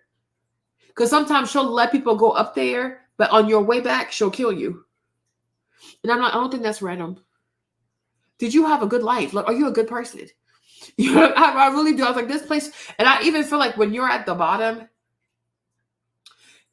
so I think there's spirits up there. I even think like when you're at the bottom, before you climb the mountain, I even think you got to do certain type of prayers. I think you have to do certain type of prayers. I think you have to do certain types of offerings. And I really think you have to ask yourself, do you deserve to go up there? Because she does not play. And I'm like, the majority of these people, you don't have a good heart. There was this guy from India or whatever. He claims to be a tour guide. She snatched his behind up. He had to be rescued. And so one of the locals rescued him. And when he got down, he lied. He said, oh, he climbed Mount Everest. He lied. He was trying to get more money from people to pay him to go on tours. Even I went and I cussed his ass out. I found his number on thingy, and I texted him on WhatsApp. And I was like, I'm like, see, that's why she almost got you, because she knew you were not a good person, because you almost died. And the guys who saved him, he didn't even say thank you. He didn't give them any money. And then he had the audacity to say, oh, who does a good deed and brag about it? Like, it's not about them bragging. They recorded saving you, right? But you should have enough honesty to say, I couldn't do it. Instead, you're trying to charge people more money. And that's why she didn't want you up there, because you have an ugly heart. Your heart is really ugly. You're not a good person. And you think someone like you deserves to walk up these pristine mountains like that with all this white snow like that and stand up there? You don't think she sees your heart? You don't think she knows who you are? But that's what I'm saying. Like, that to me is like, that's that arrogance as human beings. Like, oh, I'm going to show up. I'm going to climb this mountain, my ego and things like that. But it's like, how do you know she doesn't test people? How do you know she doesn't decide who she wants up there? How do you know? Like, why do we think we could just walk into places and just, oh, well, I'm just going to book a ticket and just show up and just do this? Like, how do you know? Like what gives you this type of entitlement? Hold on. Because I'm like, she does not play. She does not play. But when it comes to like her people though, like the Pashas, the Parkas, however they're called, like, see this man right here, he's dead.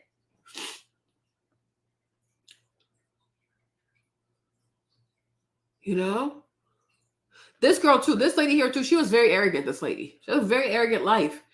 They didn't play with her also, because she didn't take life seriously.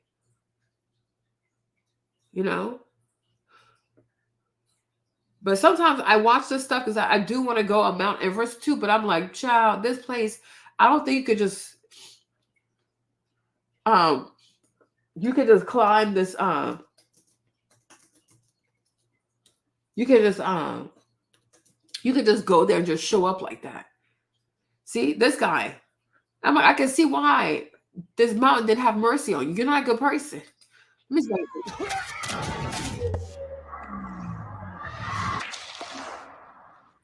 सकिटभन्दा पनि अब त्यो risk चाहिँ ठुलो जस्तो लाग्यो अब त्यो पैसा भनेको पछि कमाउनु पनि हुन्छ त्यो मान्छे त अब मरे छोडेको भए त मर्थ्यो नि त मर्नका लागि छोड्नु भएन आँखा अगाडि त्यसले गर्दा चाहिँ हामी चाहिँ समिटलाई चाहिँ क्विट गरेर फेरि हामीले चाहिँ त्यसलाई बचाउनु निर्णय गर्यौँ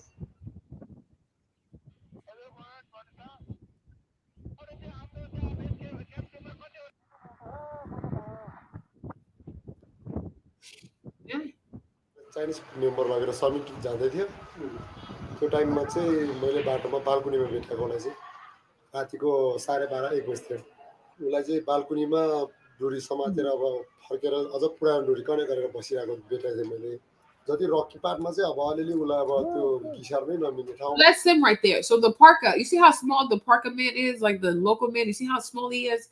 He carried that man on his back, you guys. Imagine that. There's no oxygen. Like, there's not even that much oxygen up there. There's very little oxygen. The man is bigger than him. He's taller. He's heavier than him. The parka put him on his back.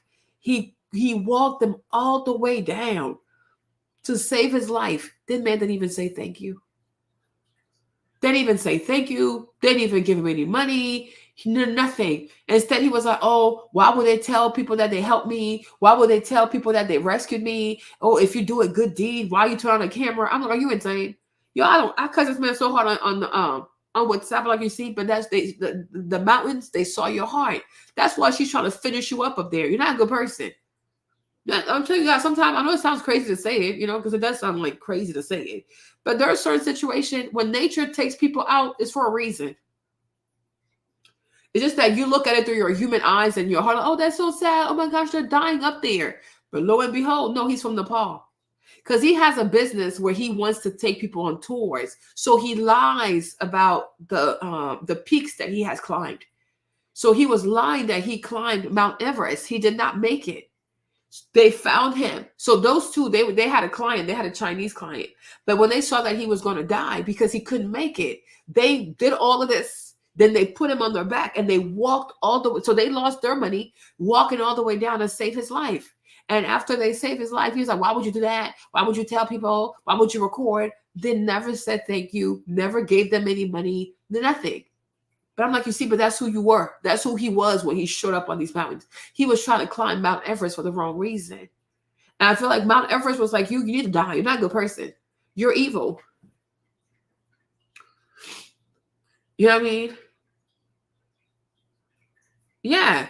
That I feel like I really do feel like there's certain places they read your heart. I really do. People can't convince me otherwise.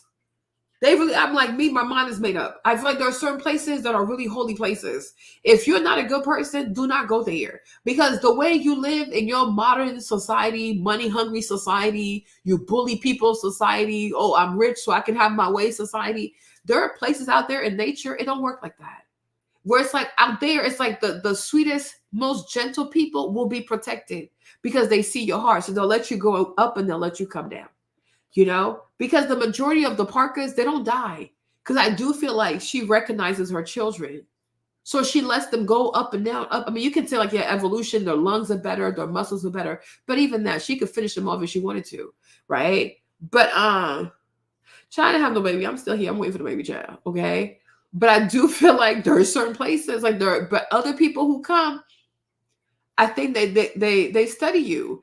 And if they don't want you up there, you're going to die up there, or you're not going to make it, or they'll keep you at a certain level. Or if you try to be arrogant and push, they will finish you off. And this place is going to turn to your cemetery, and you will never make it down because you're not a good person. You're just not a good person.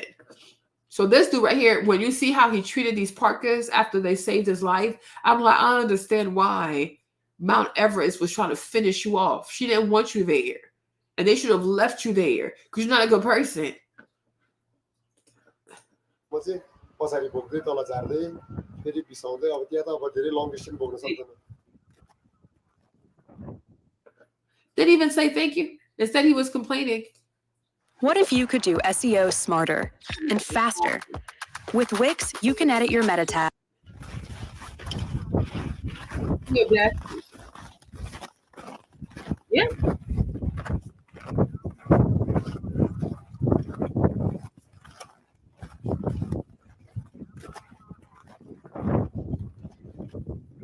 And you see, the place where he was stuck was called the death zone. I'm like, he deserved this.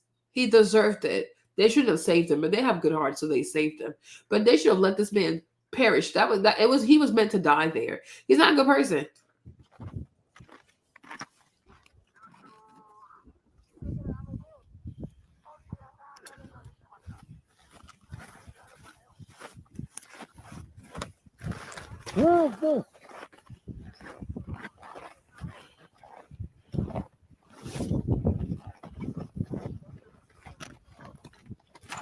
Didn't even say thank you to these people. Can you imagine?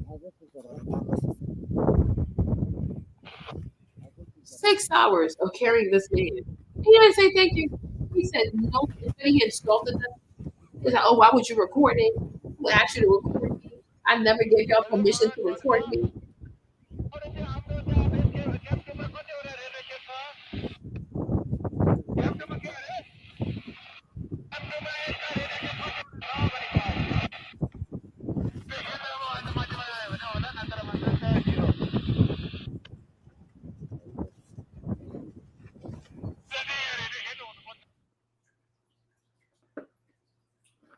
Yeah. Thanks for watching our YouTube. Didn't even say thank you. Like, he was owed to be saved. The Sherpas. That's not Parkers. They're called Sherpas. I'm calling them Parkers. Like, what the heck? You know? But it's like they work really hard. They're like, oh, they're strong. They're like strong, tiny people like this. See, these Europeans, they don't have what it takes. But they have the money, you know? Look at this man. He don't care like it's nothing. You see?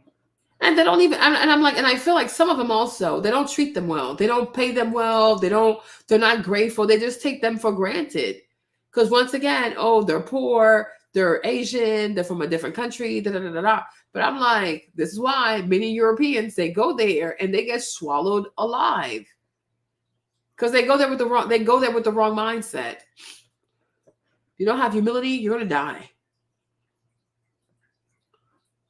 You know? But a lot of these, like the local people, like the local Sherpas, they can climb these things many, many times in their lives, and they make it out. These Europeans, they go there, bad things happen. Like, yeah, because you go there with your European mindset. No, you think you know better than everybody else. It's never going to end well. They don't get paid well, But I'm like, yeah. No, I'm serious. I know I sound crazy, but I don't think I'm crazy. I'm like, they don't respect that place. And I feel like because I feel like everything is a frequency. Because a place like that, a place like Mount Everest, it's like one of the highest summits in the world. So it's not for me, I'm like, it's not a random place. I don't think it's a random place. I don't think it's a random place. We don't even know what kind of spirits live there, how long they've lived there. You know what I'm saying? You just want to, I'm an American, I'm a European, I'm going to show up and do whatever. It's like, you might want to be careful.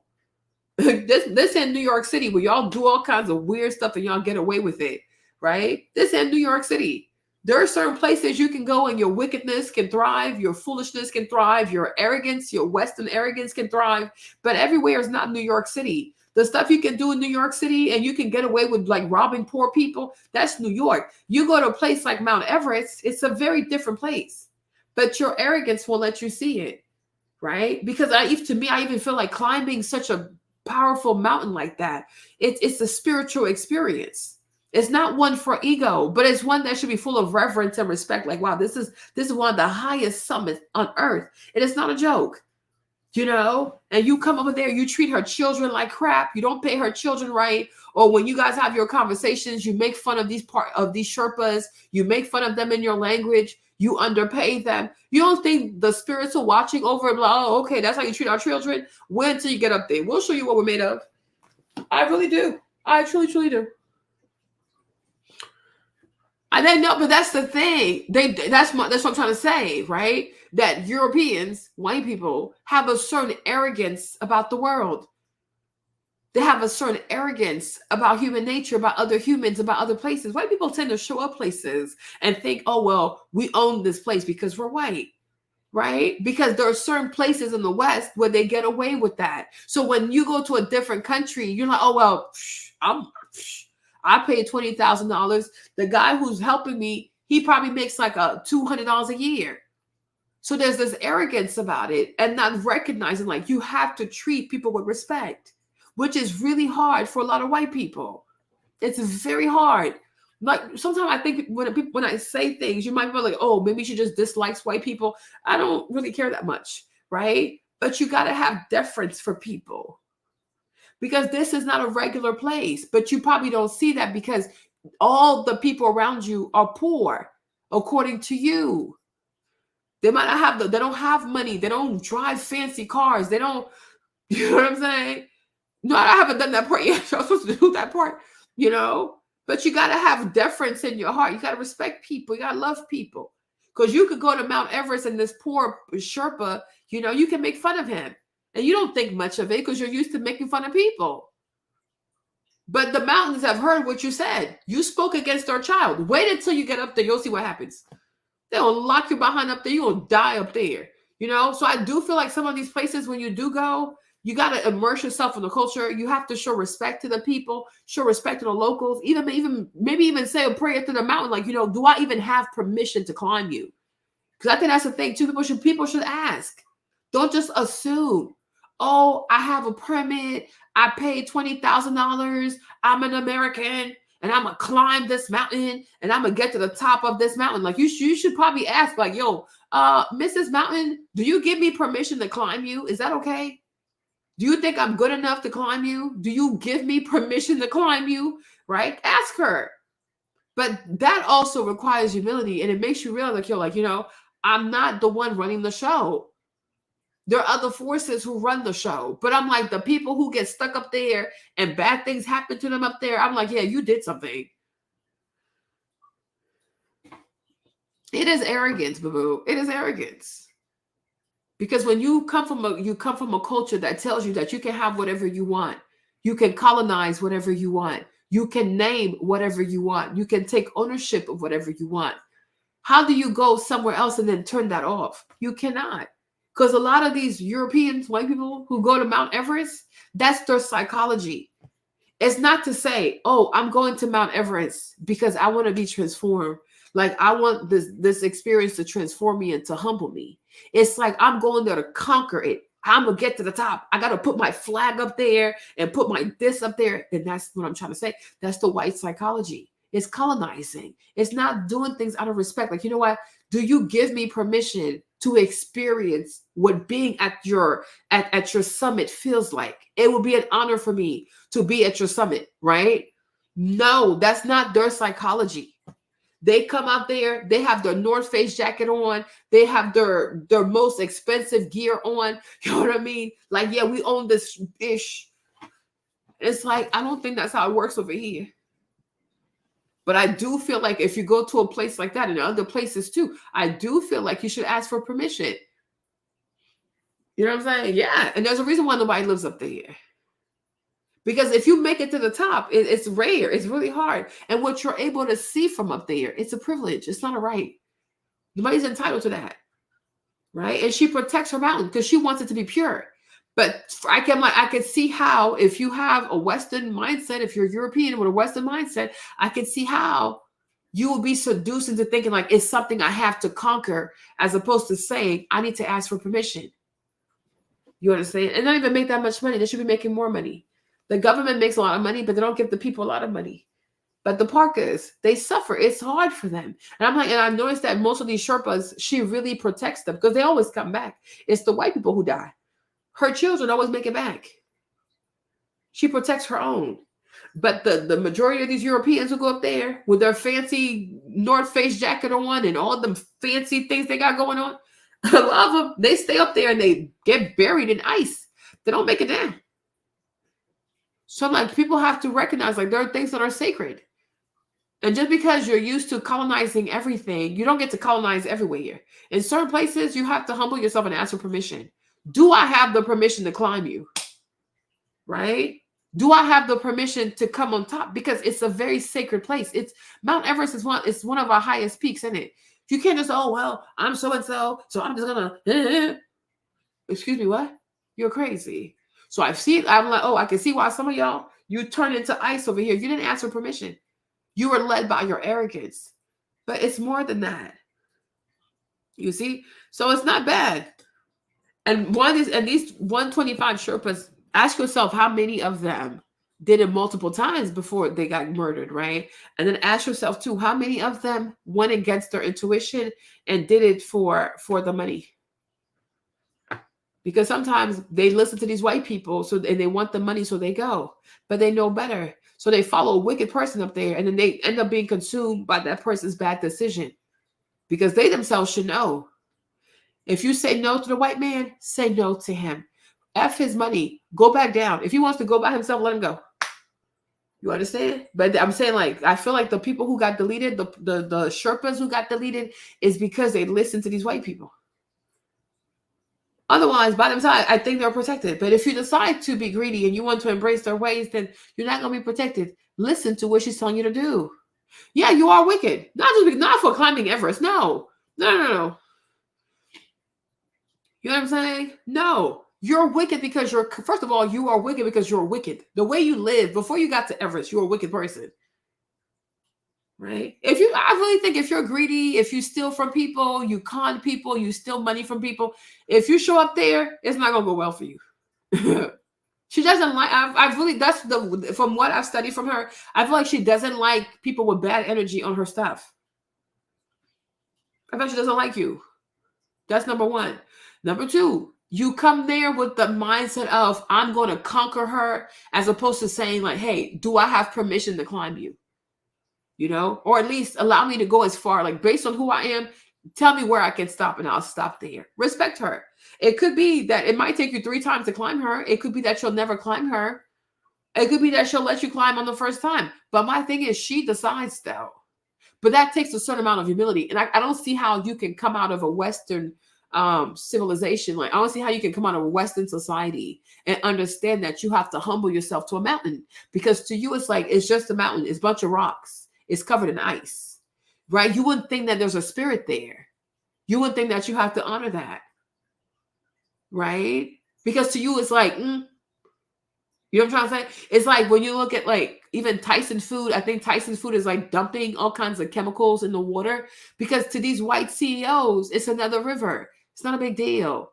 They don't see what it represents. They don't see, oh, there's life in there. There's a spirit in there. There's mother in there. They don't see that stuff. Like, oh, just dump that in there. It's not a big deal. That's Western psychology. I want what I want. And F how it hurts other people. But there are certain places where you cannot go and get away with that type of mindset. That's why I said everywhere is not New York City. In New York City, you can trample the poor. It's okay. You can still, you don't go to jail. You know what I mean? New York is a wicked place. So if you're a wicked person and you live in New York, you're going to thrive because it's a wicked place. But not every place on earth is wicked. There are places where poor people, everyday people, good people are protected. But New York City, it's the perfect environment for wickedness because the spirit that thrives in New York is a spirit of exploitation. You know, it's a wicked place. New York is a wicked place. It's very wicked. So if you go there and you have a wicked heart, you will be very successful because it's not a good place. It's not a place for where innocent people are protected. It's not that type of place. But there are certain places on this planet that are still pure. And when people from wicked places try to go to pure places and behave the way they behave in their wicked household, they're not going to find luck, and most likely they will die. Yeah, most likely you will die because she doesn't want you there. You know what I'm saying? Just like the ocean. She doesn't want some people there. So if you force your way like those people who were trying to go find the treasure of the Titanic, for what purpose? Because your only reason for going there is greed. Don't you have enough money? Don't you have enough money? So I do feel like the spirits who are at the bottom of the ocean just swallowed these people whole. Like you're going to die here. You're not going to go back up. You're going to stay down here and you're going to die. And we're going to kill you slowly. And maybe as we kill you, we'll let you see those jewels that you came to get. But you're not going to get them though. But we sure are going to kill you. You know? And I'm like, yeah. And that thrill is the problem. It's arrogance, right? It's arrogance. Instead of having reverence for a thing, you are arrogant about a thing because you think you run the show.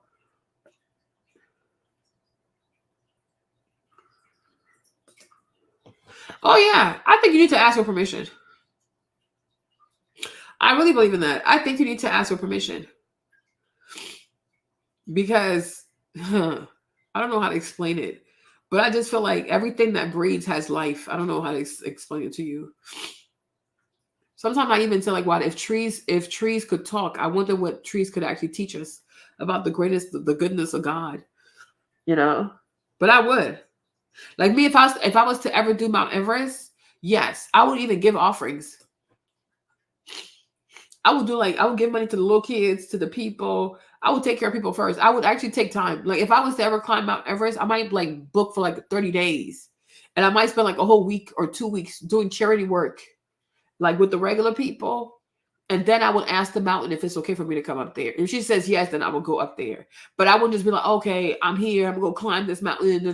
No, I wouldn't do that. I wouldn't do that. Because spirits are real. And they have to approve you. And if you're not approved and you try to force something and you're going to go up there and just die. And no, I don't want to die. I really don't. I don't want to perish. That's why I say like people do things based on their arrogance because they have money, because they can afford it, because of science, because of medicine. But it's like, be careful, because if you're not approved by those spirits, you're going to die. Something bad is going to happen because you were never supposed to have this in the first place. And that's why I feel like, let me push this a little bit further. That's why I feel like people who acquire money in wicked ways, that's why eventually it makes them go crazy. No, I don't want to be white. I'm okay. It makes them go crazy because it's like, this is money you were never supposed to have. But because you went above and beyond to get this money by any kind of means possible to get this money, it just brings all kinds of bad luck. And you never really get to enjoy this money because as long as this money is here, it's like it keeps attracting problems towards you because you were never meant to have this money. But you force yourself to have this money. And now you have problems because of it, because you're not the proper owner of this money. But you force yourself, you brute force your way into having this money. So here you go. But you're not meant to have it. That's why I even feel like people who play the lottery also and make money like that, bad things happen to them because they're doing something against their destiny. You're forcing something that was not meant to happen. You're playing with luck. You're using luck to get things you don't deserve. And so when that money shows up, it shows up a problem because you were not supposed to have it. Right? So where you have 1% might get deleted, but how many of them don't finish it? Of all the people who want to climb Everest, how many people make it to the top? There are a lot of base 1, base 2 people who are successful. How many people actually make it to the top? And then when you make it to the top, how many people actually make it back down? You know? So, you know what I'm saying? But I'm like, we as human beings, we need to learn to respect things, and we definitely need to learn to ask for permission. And we need to learn to stay in our lanes a little bit, you know? I think that'll be really good for us. Because you got to be very careful. You know, you got to be very, very careful. Even with like the whole science, the things we do with science and the things we do with this and that. So there's going to be consequences for that, because are you supposed to do this? Do you have permission to do this? No. Who going to check me? So you just do things, you play with stuff, you put stuff in Petri dish, you turn this over here, you slice this over here, you cut this up over here. We do all kinds of stuff. I'm like, I don't think we're supposed to be doing this kind of stuff. But nobody has the wisdom to say, you know, long term, how is Mother Nature going to react to us like doing these types of things? Because we don't care to ask. But I do believe that certain places are sacred. I do believe certain places are sacred. I do believe that certain animals are sacred. You know, and so when you engage with those things, you got to have a lot of respect for them. Got to have a lot of reverence for them. Yeah. But how many people? You see how? Look at how many passes they give. The government gives every year. People can climb. Out of all those passes, how many people actually make it to the top? It's very, very hard to make it to the top. You know, I have to do my YouTube motivation. Child, I need to do my video tomorrow. I'll try again tomorrow, because I was really trying to like inspire people today. That's why I came here. We got into this whole medical stuff. I'm sorry, babe. I don't talk about this girl, but maybe I'll do it tomorrow. Mm-hmm. So do you think the weather also is random? Like those years where the weather is random, you think it's like the weather is bad? You think it's random? Like the weather just happened to be bad just to be bad? I don't know. Think about that part. We're talking, oh my gosh, it's like 2:00 in the morning. Yeah, I'll probably do this tomorrow. I have to change the thumbnail because it's very misleading. The thumbnail. So we didn't even get to have this conversation. It's okay. I'll come back tomorrow. I mean, hopefully I have the baby tomorrow, but if I don't have, okay, no problem. If you think the weather is random, I don't know. Is it always random though? Like I said, Earth to me is a host. We over here, we're some guests, and we're some very arrogant, polluting, bullying, nasty, vindictive. I'm so sorry. I'll do it. I didn't mean to scam y'all. This conversation just went left. No, but ultimately, I was really going to say this, but I'll do one tomorrow. I'll stay focused tomorrow. I'll do it in the morning. I'll come back tomorrow and do it. But my thing was like seriously encouraging everybody to like believe in themselves. Because I'm like, you know what? Ultimately, whether you decide to do something or not, time is going to fly by. You know? Oh, thank you, babe. Time is going to fly by. No, I'm so sorry, but you learn something though. You learn to speak up for yourself. You learn to defend yourself when it comes to these medical care providers. But I'll be back tomorrow. I will do the video. We're gonna focus tomorrow. Yeah, maybe will come tomorrow.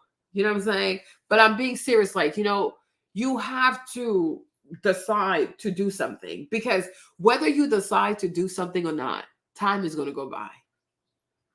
Time is gonna go by. Whether you decide to do that was about nature and medicine. But maybe somebody needed this conversation, right? But it's like, whether you decide to do something or not, time will go by. Time will go by. And I spent so many, and I remember like when I started YouTube, you guys, especially like my early days of being monetized, it was like dollars. Because see, even here, let me show you all this. Let me show you my stuff, right? So these are my earnings for the thing for this month. This thing was so funny. It went from like $3 to 77 cents to whatever it went to. So like, I guess like May, it was $330. I was like, oh, that's crazy. This place is not a real place. You just get on and just talk, and then you get to make some money, right? But when I started YouTube like years ago, hold on. Where are these videos? Content. Where's the live? Oh, live, right? Oh, the lives are doing. Oh, I'm getting almost $9 per 1,000 views. I know that's right, right? But I remember like when I started YouTube back in the day, like, oh my gosh, some of my videos, they were just making like $1, $3. Because even this is pretty impressive, actually. So I'm like, oh wow, it seems like talking is better for me than doing skincare videos. But you see, like, so here, this is how much money I'm making a live. So if these are my top lives, is that it? Okay, so here you go. You see all the money thing. Do y'all see this? Do you see this? I'll do this tomorrow. But even this live I did about these girls, hold on. Whoa, yeah, Black women thought the billionaire said, you see, this video in less than a day, like not again, like 2 days, like $15. I'm like, that's crazy. But even my skincare videos were not doing that well. But anyways, when I was a lot younger and a lot stupider, okay, I was like, what am I gonna do with $3? Now, thank you. Oh, I thank you guys very, very much. Okay. But I was like, oh my gosh, like $3. What am I gonna do with that? That's crazy. Like these are just pennies, whatever. This is not a lot of money. I'm wasting my time. I used to have one thing, and I was, I guess, arrogance, right? Arrogance. But you get older, and you recognize that even pennies count for something. Do not disregard pennies. Okay. Do not disregard small beginnings. Do not even disregard if you're making $1 on a video on YouTube, right? Because the whole point is to keep going, right? And the more you keep going, the bigger it gets. Every dollar count, every penny counts, actually, right? Every dollar count, every penny counts, right? So I'm like, so today is like, because I got a lot mature, I'm a bit more mature than I used to be, right? But I'm like, before you can get to a place where you can make a whole lot of money on YouTube, be grateful for even being able to make a small amount of money, because it's about being consistent, right? And the more consistent you are, the more it gets the snowball thing. It just gets bigger and bigger and bigger and bigger. And before you know it, you have a whole lot. Because I was like, I could have done this sooner. But I was like, oh. But a reason why I used to put my videos on Patreon, because I was afraid of people going crazy. Like I really was. I was like, oh Lord. Because I know the things I say are a lot for some people. For me, I don't think it's a lot, but I know like for some people, the stuff that comes out of my mouth, it's a lot for some people. So I didn't want to deal with like crazy comments. Oh, I hate you, trying to fight me and things like that. So, whatever. So I used to just delete the videos, And then one day Sarah was like, oh, Marlene, don't delete them. Just put them on Patreon. I was like, oh, okay, sure, whatever. Oh yeah, poor James, right? So I put him on Patreon because I didn't want to do the whole back and forth thing. I don't know what happens. I guess like recently, I was like, you know what, Marlene, it is what it is. You can't keep hiding who you are and how you really feel, right? But one thing I have noticed when I look at these videos, because hold on, let me see. I think my watch time is pretty good though. Hold on, where am I? How do I go back again? I don't know. How do I go back to where I used to be? Oh, YouTube Studio. Let me see something. Okay. Okay, so if I go back here, right? So this is like, so this is what it's saying for the past 28 days. Chat, I don't think I don't even think the stuff I say is that crazy. People are just so extra sometimes. Like, chat, I don't want no smoke. Okay, so hold on. Where's the video I did? Overview. It looks so much different on the phone than it does on here.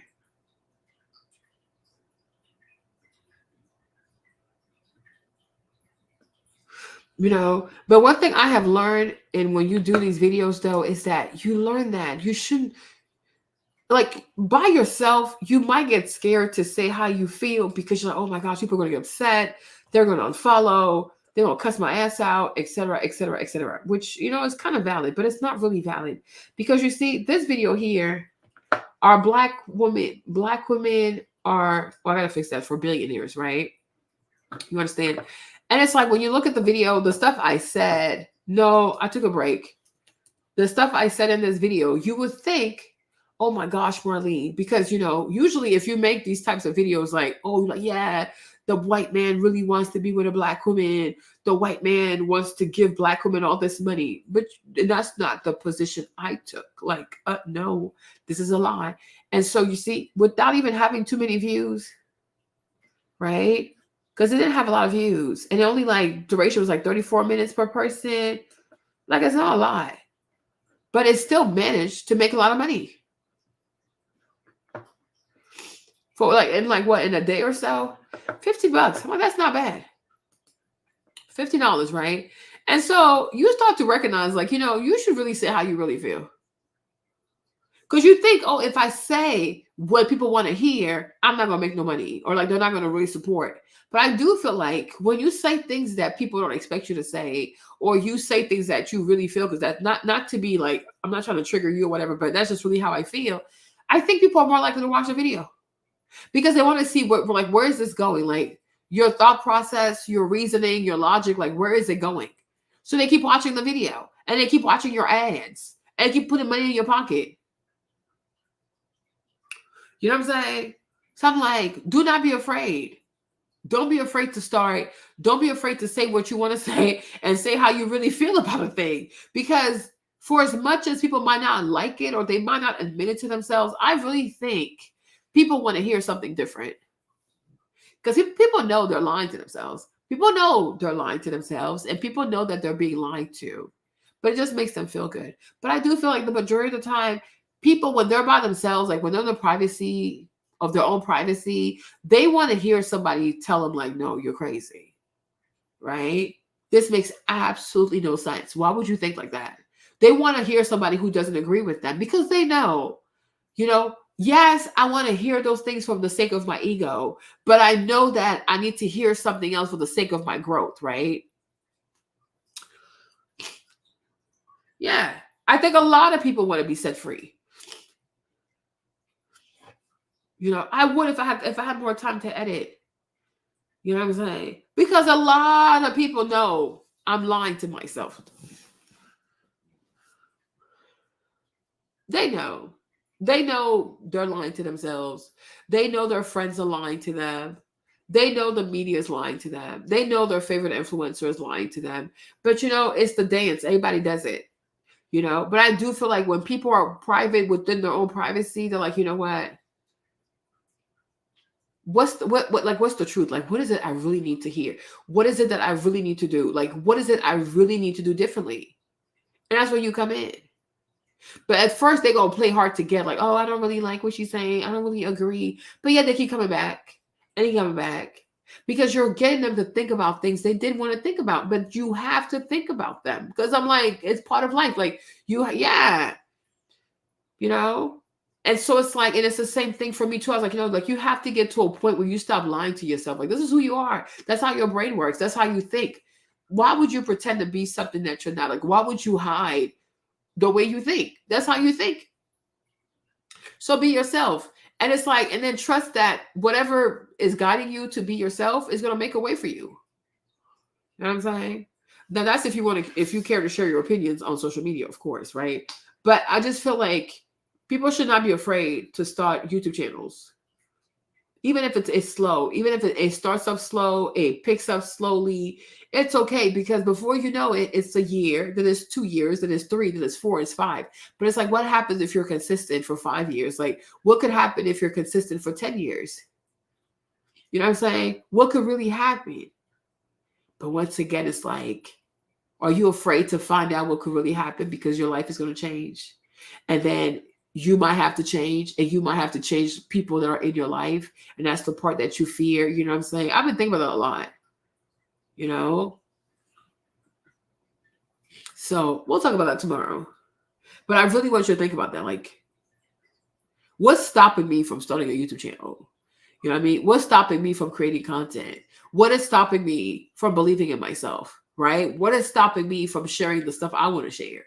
Right? And then what's stopping me from believing that if you are consistent, you're going to see some type of results, right? Because I'm like thinking about this live thing, like going live now that I do. I was like, by December, how much could I make? What do you think? You say privacy, dignity, but you have people who don't put their faces up. There are a lot of faceless YouTube channels. We really have to ask ourselves, like, what is stopping me? Fake humility? You know what I'm saying? Oh no, it's not for me, but it's for who? You know what I'm saying? Like, what is really stopping a person from saying, like, you know what, let me do this. And let me not be embarrassed to fail. Let me not be embarrassed to start small. Let me not be embarrassed to not have the best views. You guys remember too, like back in the day, Don told you probably tell you, because he's been trolling me for years. Okay. But I remember like there were like days, like back in New Orleans, I think when I started to go live, I used to only have like 12 people. And one day this girl came on because she's trying to read me. She's like, you and your 12, she's like, you and your 12 viewers. I'm like, and so what, me and my 12 apostles. It was so funny. But I had to laugh though, because you know, I'm with the mess. But then she was like, you and your 12 viewers. I'm like, yep, me and my 12 apostles. What else is new? Right? Because even Jesus started with 12 apostles. But I'm like, it's funny because like sometimes now we could get like to 100 people. And I was like, wow, that's crazy. Right? Now there are people on this platform who get like thousands of people. Like they'll go live. They'll have like, I think Lovely T can get like 10,000 people. Tasha can get like 6,000 people. Chrissy, who's Chrissy? You know, Patrick Bet David, like one time he went live, he had like 65,000 people. Lead attorney, sometimes he has like 1,000 people, whatever. It's 1,000. I'm like, but then that's crazy. But I'm like, yo, I used to have 12 people watching my lives. I should have taken a screenshot, but I used to have 12 people on my, I would go live. It's just like 12 people. It didn't bother me though. I was like, oh, whatever. I'm having a good conversation. Oh, maybe that's what I gotta do. You know, who's Chrissy though? You know, but I used to go live and I used to only have 12 people on my live. You know, but it's like now I'm like, oh, some days like we can actually hit 100 people. That's crazy. Even this video, the video I made about what's your boy's name? The one I did about Jamal Bryant. That one did really good too. I was like, what the heck? This one with Jamal. Look at that. It almost made like $60. I was like, Jamal Bryant, I need to talk about you more often.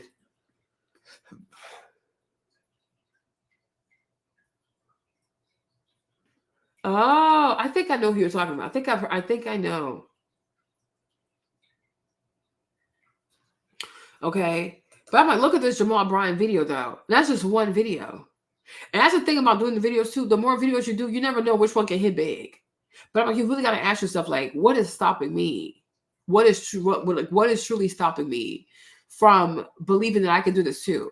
Is it like the embarrassment? Like, oh, if I don't get that many views, if I like you get like 10 views or 20 views, like, damn, that's kind of low. Yeah. You know what I'm saying? Like, what's stopping you from doing it? You know, what is stopping you from doing it? Are you embarrassed of the views? You embarrassed of like not having enough subscribers? Are you embarrassed of like not making enough money? Or you might like see pennies. I used to see pennies. Oh, but the thing about haters too, like I don't even, sometimes I wonder, like, people who hate, are they really hating? Or they're just admiring you, but they don't know how to actually like express it. Because I feel like sometimes people who come off as haters are truly like low-key, high-key, like admirers of you. They just wish they had the same courage, I don't know, to be as assertive as you are. Because I think some people wish they could be a bit more assertive. You know, some people are easily swayed. Like they'll have a position, but if you bully them hard enough, or you tell them like, oh, I'm going to unfollow you, I'm not going to be your friend no more. So, okay, sure, never mind. I'll do whatever you want, right? Me, I don't really care. I'm very assertive like that. Like, whatever, right? So I do feel like sometimes, like, is it hate or is like low-key admiration? Like, I wish I was as bold as bold or blunt as Marlene was, you know. I wish I was more of an asshole like Marlene is, because then I'll be free. You know what I mean? But you can have channels without faces. You don't have to show your face. YouTube has changed so much. Yeah, I think that's the problem. You know what I'm saying? I think that's the problem. And then I think also, like, people are not accustomed to people who don't lie to them. You know what I'm saying? Yeah, it's getting late, Kevin. I think people are not accustomed to people who don't lie. Like, you're not going to lie to me right now? Like, no. You're not going to flatter me right now? No. You're not going to pretend? No. They're like, what? Because they're so used to that. But I'm like, life is too short. I don't want to lie to you. I don't want to lie to myself. I'm tired. I'm too old. You know what I'm saying? So it's like, you got to think about it. But I'm like, you have to really think about, like, why is it that you haven't started yet? You know, what's holding you back? You can even have, like, I even saw, like, there are people who have, like, channels. You can just clean your house. He said, she'll be, I will go to sleep. He was like, you know, you have channels where people just clean the house. You have channels people just cook. You don't always have to show your face. There are many channels out here where people have no faces. No, I will go to bed too, Kevin. I'm gonna do the proper video tomorrow. This was not supposed to go this way, right? But it's like you have different types of channels. But it's like, why don't you start a channel though? Why don't you start one? And why don't you believe in it? You know, because I'm like, whether you do something or not, the time is still gonna go by. Right? Like if you have to fix your finances, whether you decide to do it or not, time will go by. Right? Your degree, if you decide to do it or not, it doesn't matter. Those 4 years, they'll come and go. You know what I'm saying? They'll come and go. If you decide to work on yourself, whether you do it or not, the time will come and go. So it's like, well, you know what? Maybe I should just start. And it doesn't have to be the perfect start. It just has to be a start. Like, you know what? It just has to be a start. It doesn't have to be the perfect start, but it has to be a start. I got to start something. I got to figure out something. Because if I don't, the time is going to go by anyways. So we might as well do something. You know, but tomorrow, I will be back tomorrow. I'll come back tomorrow. I had to move. If you see, I'm in a different place. I had to move this is my couch. This is one of my couches where I sleep. I had to move the computer here so I could do a live here. But tomorrow, well, in a few hours, I'll try to come back and do a proper live for you guys. Because I'm like, it means a lot to me. Like, people need to be motivated, you know? Yeah, I hope this channel doesn't just like motivate you to just like think differently, but to also think about money. You know what I mean? Like, how you're gonna grow your finances, like start your channel, be bold enough to start your channel, be bold enough to create something. Because whether you do or you don't, listen, time is gonna go by. You know, I was watching this video by Ali today. Hold on. You know, I love Ali. I haven't watched his videos in a while though. He's so successful. But it was like, yeah, it was this one. Was it this one? Yeah, it was this one. Y'all see this? It was this video here. Stop wasting time. And so he talked about one of his friends who was trying to make all this money. Yeah. 1.2 million. I know that's right. Do you have an amazing business idea? This is awesome. Okay, so you know, And so in this video, he talked about like he had a friend who was trying to make 10 grand a month because the friend was trying to quit his job. So he wanted to make 10 grand a month. And he was like, do you know anything about making money? He's like, no. He's like, okay, start off by reading these books first, right? So ultimately, the friend starts reading these books. The books are here somewhere. Hold on. I'm going to find these books for you. Because I took a screenshot myself. And I was like, okay.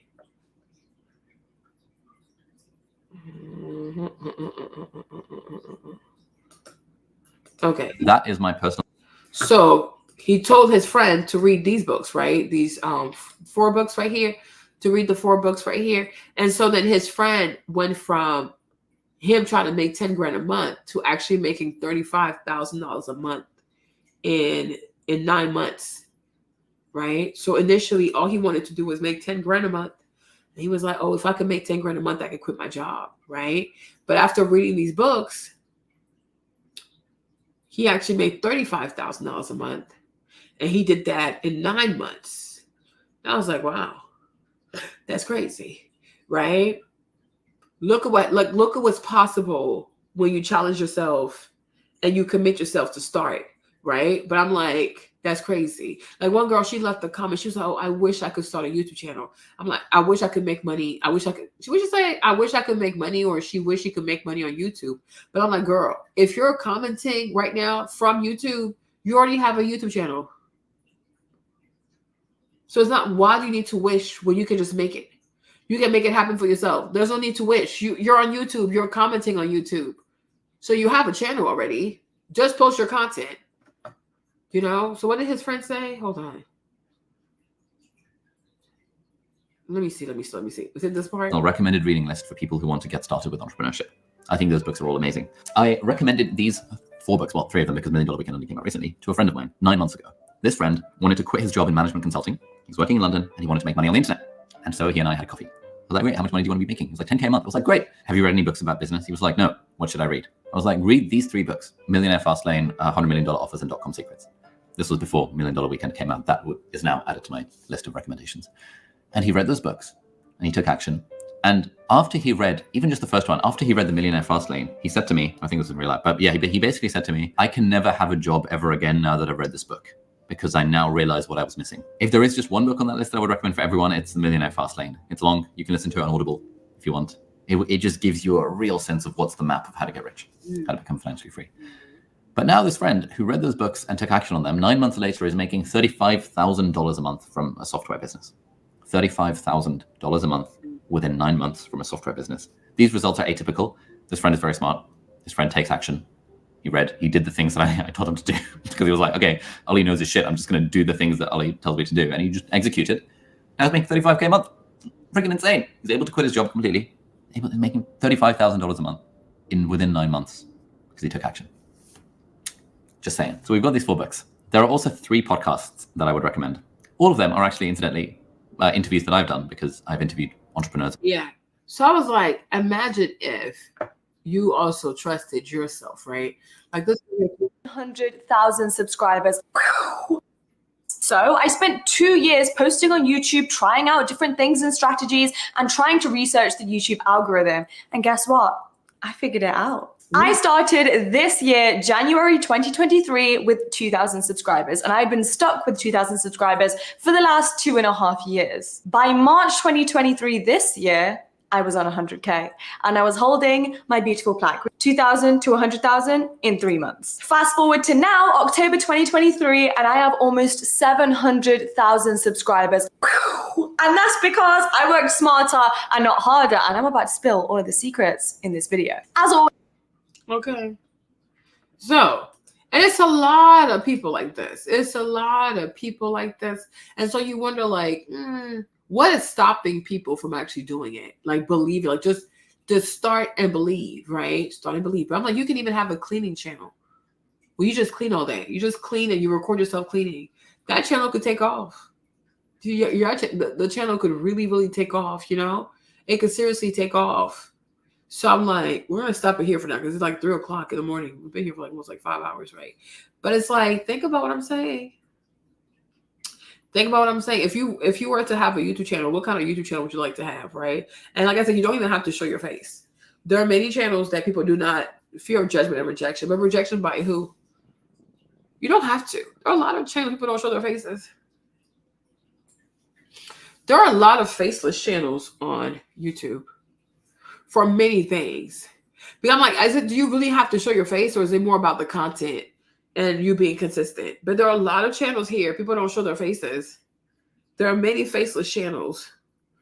So don't just like be a consumer, just like a spectator, right? I'm like, try it. Because even like when it comes to, because I'm working on another channel for my hair. I want to do a channel for my hair growth. Because I'm trying to grow my hair like naturally. Ooh, child. It's a process. I'm learning to love my natural hair. It's not easy. Because everything in me wants to go get some braids. Everything in me wants to get knotless braids. I'm like, oh, Lord, help me. Right? But yeah, home decor does really well too. But I don't think you have to show your face. You know? I'm like, the kind of channels I see here on YouTube, like, what the heck? People get so many views. Like I said, we're going to do it tomorrow. I'm going to do it better tomorrow. But it's like, why not? But you see, like, just doing lives. I don't think I did that many lives also. I don't think I did that many lives. I think this month I only did like 15 lives or whatever. But I mean, I do spend a lot of hours on them. But I don't feel like I did that many lives though. Because what they say, YouTube sent me something. Let me see. Maybe if I can put in the community tab so we can all see it. Hold on. Let me put all these pictures here. Right? They say 1, 2, 3, 4, 5. Next. Well, May is just ignorant. Okay. Okay. Let me put this one. Because that's the thing with this channel too. I don't want to do, like, of course, I'll do the live and I'll talk, but I still want us to look at like the analytics and stuff to see like financially how this channel grows for experiment purposes. So that everybody can be encouraged by it, not just me. Let me show you this. Let me see if I can find, where do I find my channel? Okay. So here's what they said, right? So May, here's what you got into. Okay, sure. Show my guys. Okay, I uploaded 3 videos. Okay. Because they'll send you a recap. YouTube will send you like a weekly recap and they'll send you like a monthly recap. So 3 videos, 15 live streams, and then 18 posts. Okay. Then this is like, oh my God, these are my views. Like, look, this May is crazy. I was really here.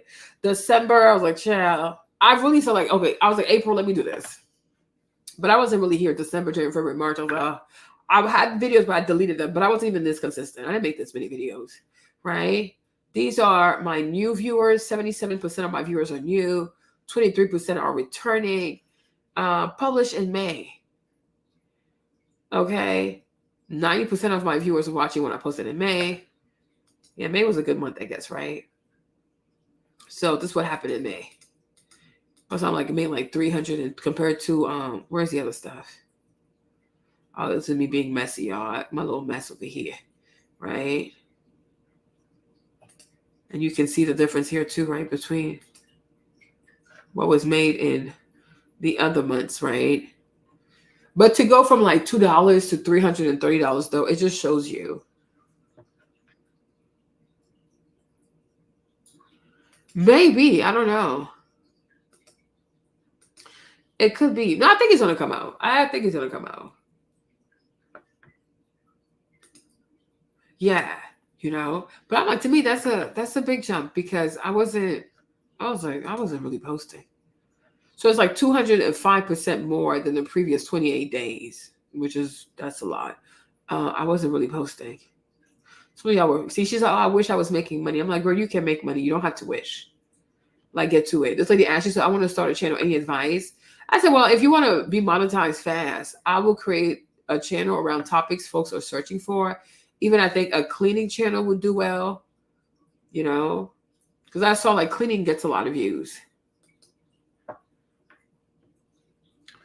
you know, but it goes to show you like you can. This lady, this young woman, I think she has something cute to say also. Let me see what she had to say. I forgot what she had to say. Let's see. If you're just starting out, if you got a couple hundred subscribers or you've already got 1,000, this video will help you get that next 1,000 very quickly. Step 1, niche. You want to talk about something that feels natural for you, something you can have fun with, something you... That's when it depends, because I don't know, this one, if you want to make money, go for something that people want. Like look at views, and then like if it has a lot of views to it, that's what I would do. Because when I did like the whole clean with me stuff, if I do clean with me, for example, like cleaning channels, I think cleaning channels do very well. Because it depends how you want it. If you want to do like slow and steady wins the race, then go for what you love. Like for example, like the hair channel that I'm trying to do, because I have a whole journal for it.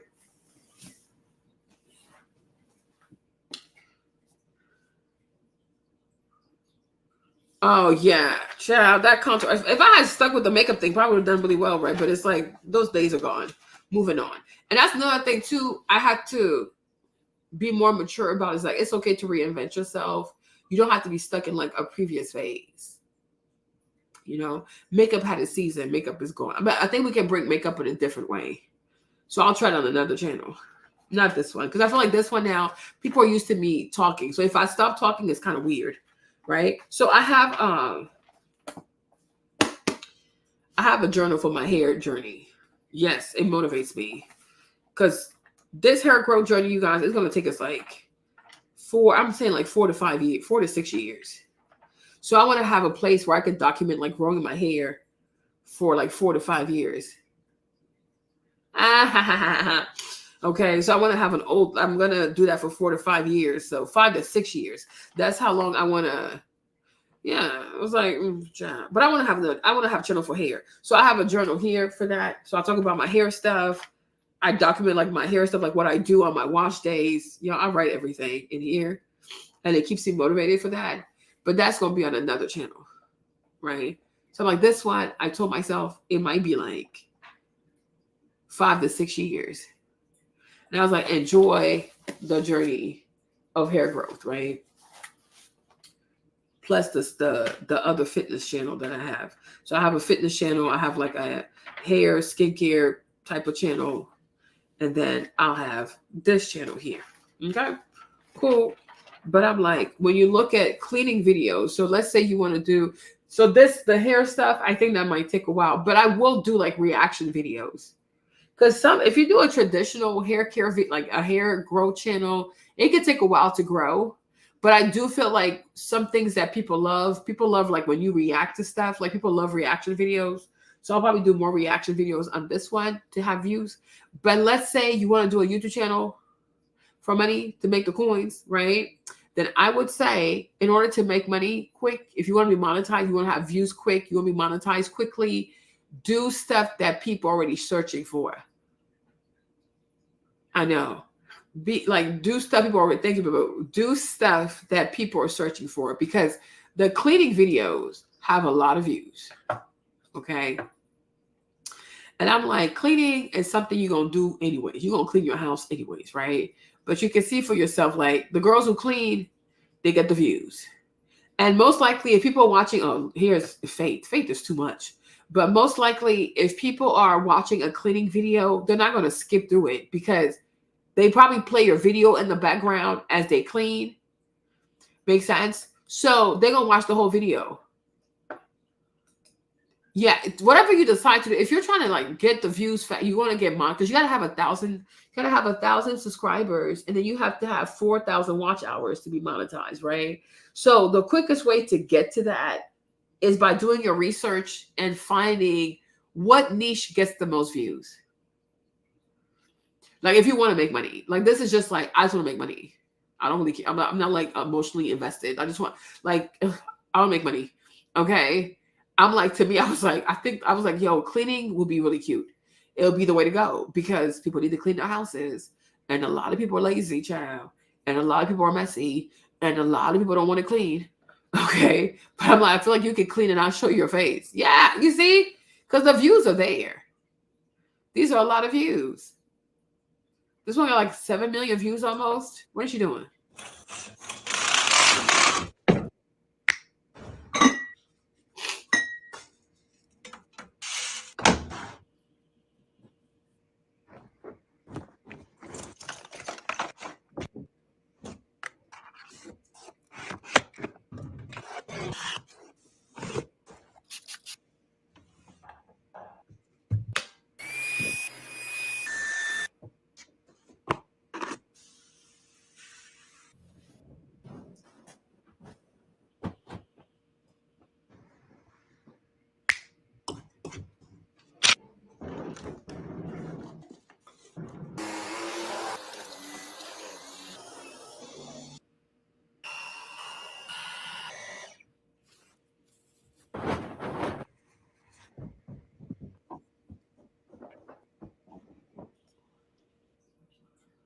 And then she has stuff on there. She has view progress. She's tagging stuff. You can tag the stuff. Now you can do affiliate stuff. You can tag products right away. This one has 7 million views. Let's see.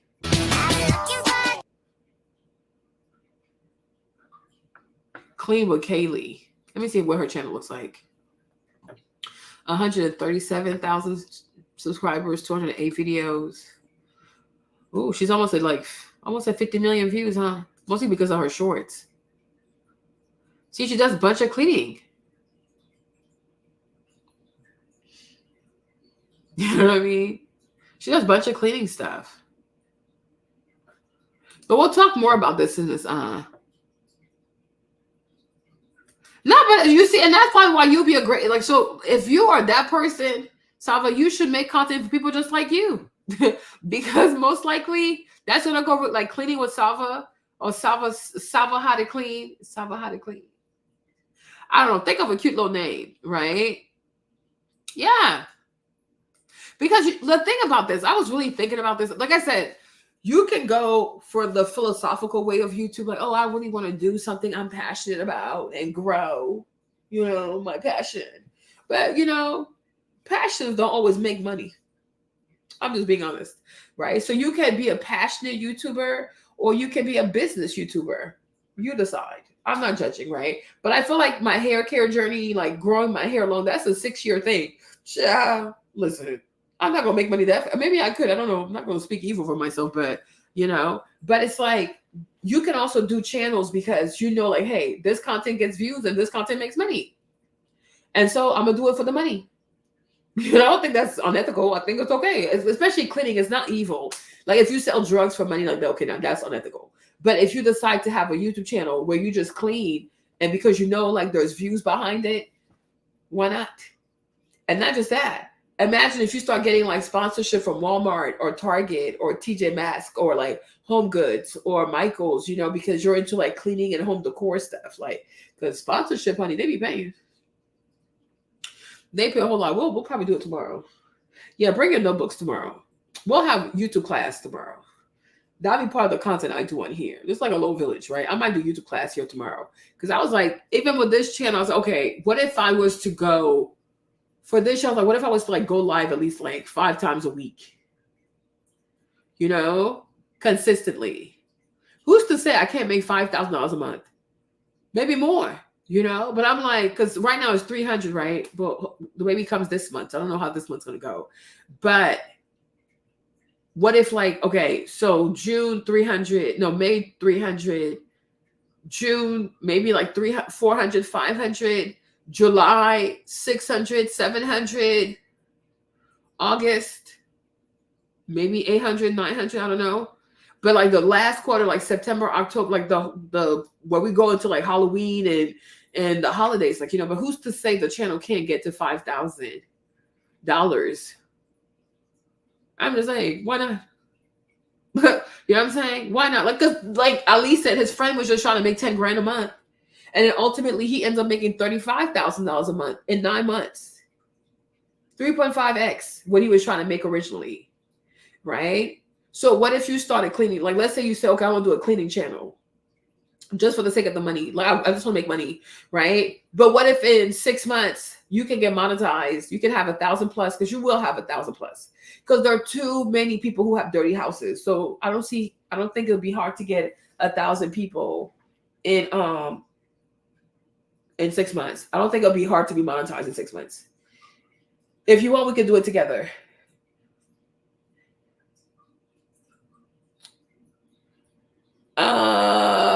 Corporate stuff. If you do corporate stuff, I said maybe like time man, you have to look at views. If you're, like I said, you have 2 routes. I'll tell you more about it tomorrow, but I'm gonna say it again today, right? You have 2 routes. You can do things because that's what you're passionate about, that's what you care about, right? But understand that might be a more, because it's an honorable way, okay? Because you're more honorable, it might take you longer to pop, right? Makes sense. If you want to do a channel about corporate stuff, it's going to have to be like, okay, like time management, things like that, like things that actually get views, because YouTube is a game. It really is a game. It's not a serious place. It's a game. You have to play the game of the algorithm. I'm serious. If you play the game on the algorithm, it's like you find videos that are already getting views and you make the same video, but your own, but you just, you know what I'm saying? You know what? I might start. Let me take a little screenshot. So let me take a little screenshot. And I'm going to put it in the community tab so we can have it. We'll see. Set that as a challenge.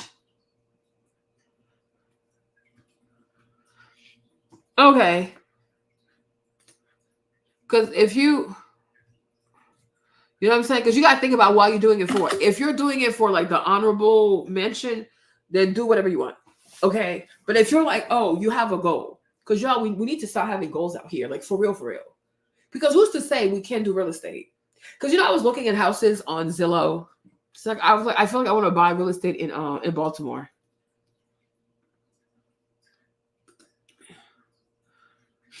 Let me show you something. Where are we again? Rent where? Not Brooklyn. Let me show you something, y'all. Let me show you something real quick. Baltimore, Maryland. Okay, so like right now, Be More is very ratchet, y'all. Don't come for me. It is really ratchet.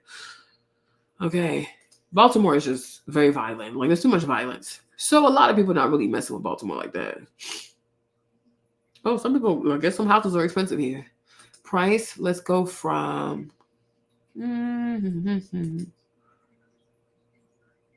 let's say 100, maybe 400,000. Okay. How can I make this smaller and make this bigger? Okay, anyways, right? So I've been looking at houses in Baltimore, right? Because right now, Baltimore out here in the DMV is a little ratchet. Okay. So a lot of people, why would you be nervous? Child, maybe I'm like, if y'all want, we could do a whole challenge where we all start like a cleaning channel. We could all create, if those who want to do it, we can all have cleaning channels and see where it goes for the fun of it. It don't hurt nothing. Okay. Not in Baltimore. But I was thinking of, what if I bought real estate in Baltimore? That's what I was thinking about. Because right now it's ratchet. Because it's a lot of crimes, y'all. It's a lot of crimes. And they don't have good schools in Baltimore. So right now it's ratchet. But once upon a time, Brooklyn was ratchet. Brooklyn was ratchet, y'all. Bed-Stuy was ratchet. Brooklyn was ratchet. Nobody want to live there. Now they're selling $4 million houses in townhouses, not even houses. They got $4 million townhouses in Brooklyn. They have $3 million town. They call them brownstones in Brooklyn, right? These townhouses going for $3 million, $4 million. I'm like, what the heck?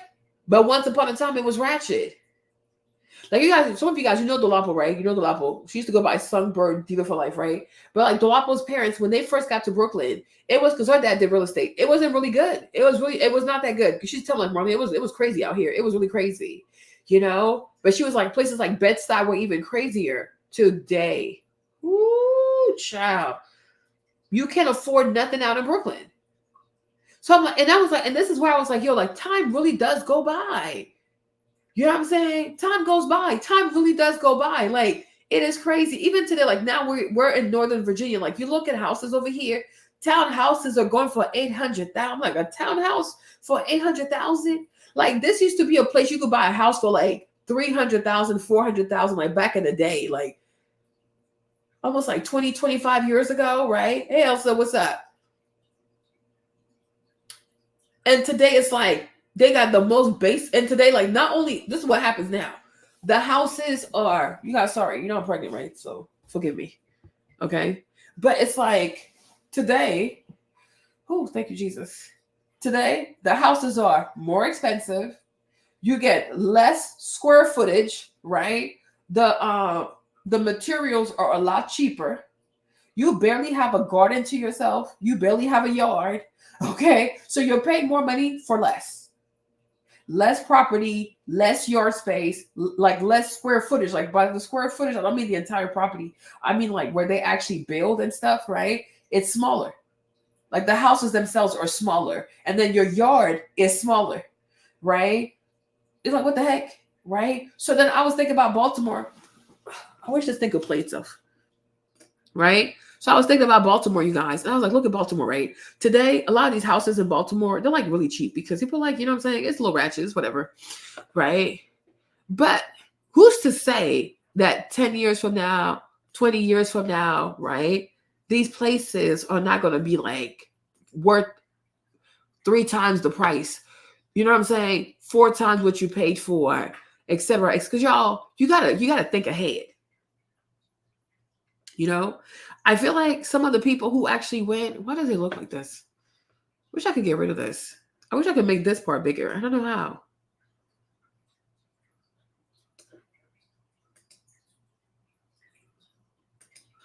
You know, you see what I'm trying to say? It's like this house today could be worth like $250, right? Because I'm like, okay, I don't want to live there. I just want to buy property there. You know, because I was thinking to myself, I was like, Marlene, I said, yes. Self, what's up? And then Self said, Marlene, I said, yes, Self, what's up? And Self was like, what would you do if you had $10 million? I said, that's crazy, right? Because you wouldn't think about that. Like, you would not ask yourself this question. Because, you know, when it comes to banks, your money's only insured to like what, $250,000, like 100,000 FDIC? Is it 100,000 or 250? But it's like, let's even say you had $1 million. Let's say you had $1 million, you guys. What would you do with $1 million? And I'm pretty sure you never thought about it because most people be like, oh, I'll never have that money, so why even worry about it? Are you sure you'll never have that money? Are you sure? In your lifetime, you will have $1 million. You just probably not going to get it one day, like boom, boom, boom, boom. It's right there, right? But you look at your whole life. If you work for 20 years, 30 years, you will at least have touched $1 million. It's going to be $1 million that came through your account, right? Makes sense? And like I said earlier, whether you do something about it or not, the money's going to come. Now, will you have something to show for it? I don't know, right? But I was thinking like, okay, well, Self was asking me if I had $10 million, what would I do with the 10 million? And I was like, that's a great question because you can only put so much in the bank, right? Well, listen, gentrification is part of business. It's sad, but it's true, right? Because I'm like, do you really want to go buy bags? You know what I mean? Do you want to buy bags? I don't want to buy bags. I don't want to do bag hauls. Like B. Marlene, $20,000 in a Birkin bag. I ain't doing that. Y'all crazy. I don't want to buy bags. I don't want to have Van Cleef and Arpels bracelets. I don't want to have Cartier bracelets. The problem back home is that I'm not there yet. Because you would have to be there full time. In the meantime, we're here right now. Okay, back home will be back home. Because back home, you send money to build housing. You don't even get to enjoy it. It turned into witchcraft and all kinds of weird stuff. Okay. We're here in America. Let's enjoy America. Okay. We're here. Let's talk about here for now. Let these Africans do what they do best. Okay. Do witchcraft. All right. But it's like you start thinking like, okay, what if I was to get $10 million? What if I was to get $1 million? Because let's say you do the little cleaning channel, right? And then the cleaning channel takes off. And all of a sudden you're making an extra $5,000. you're making an extra 10,000. You're making an extra 20,000. You never know. Me, social media, you never know. Like when it comes to social media, it's such a stupid place. There's no limit to how much you can make. But the problem is, no, that's what they do. They do witchcraft. They'll get you to send the money to build a house, but then when it's time for you to get the house, then they want to try killing you because they actually want to keep the house. So, child, it's okay. It don't even have to be like that, right? But it's like, if you could, ooh, yeah, hold on. I think I'm getting Braxton Hicks contraction. Ooh. Ah. Ooh, Lord Jesus. Okay. I think these are like the Braxton Hicks contraction. Ooh. Take about a minute, y'all. Hold on. Ah. Ooh, ooh, ooh, ooh, ooh.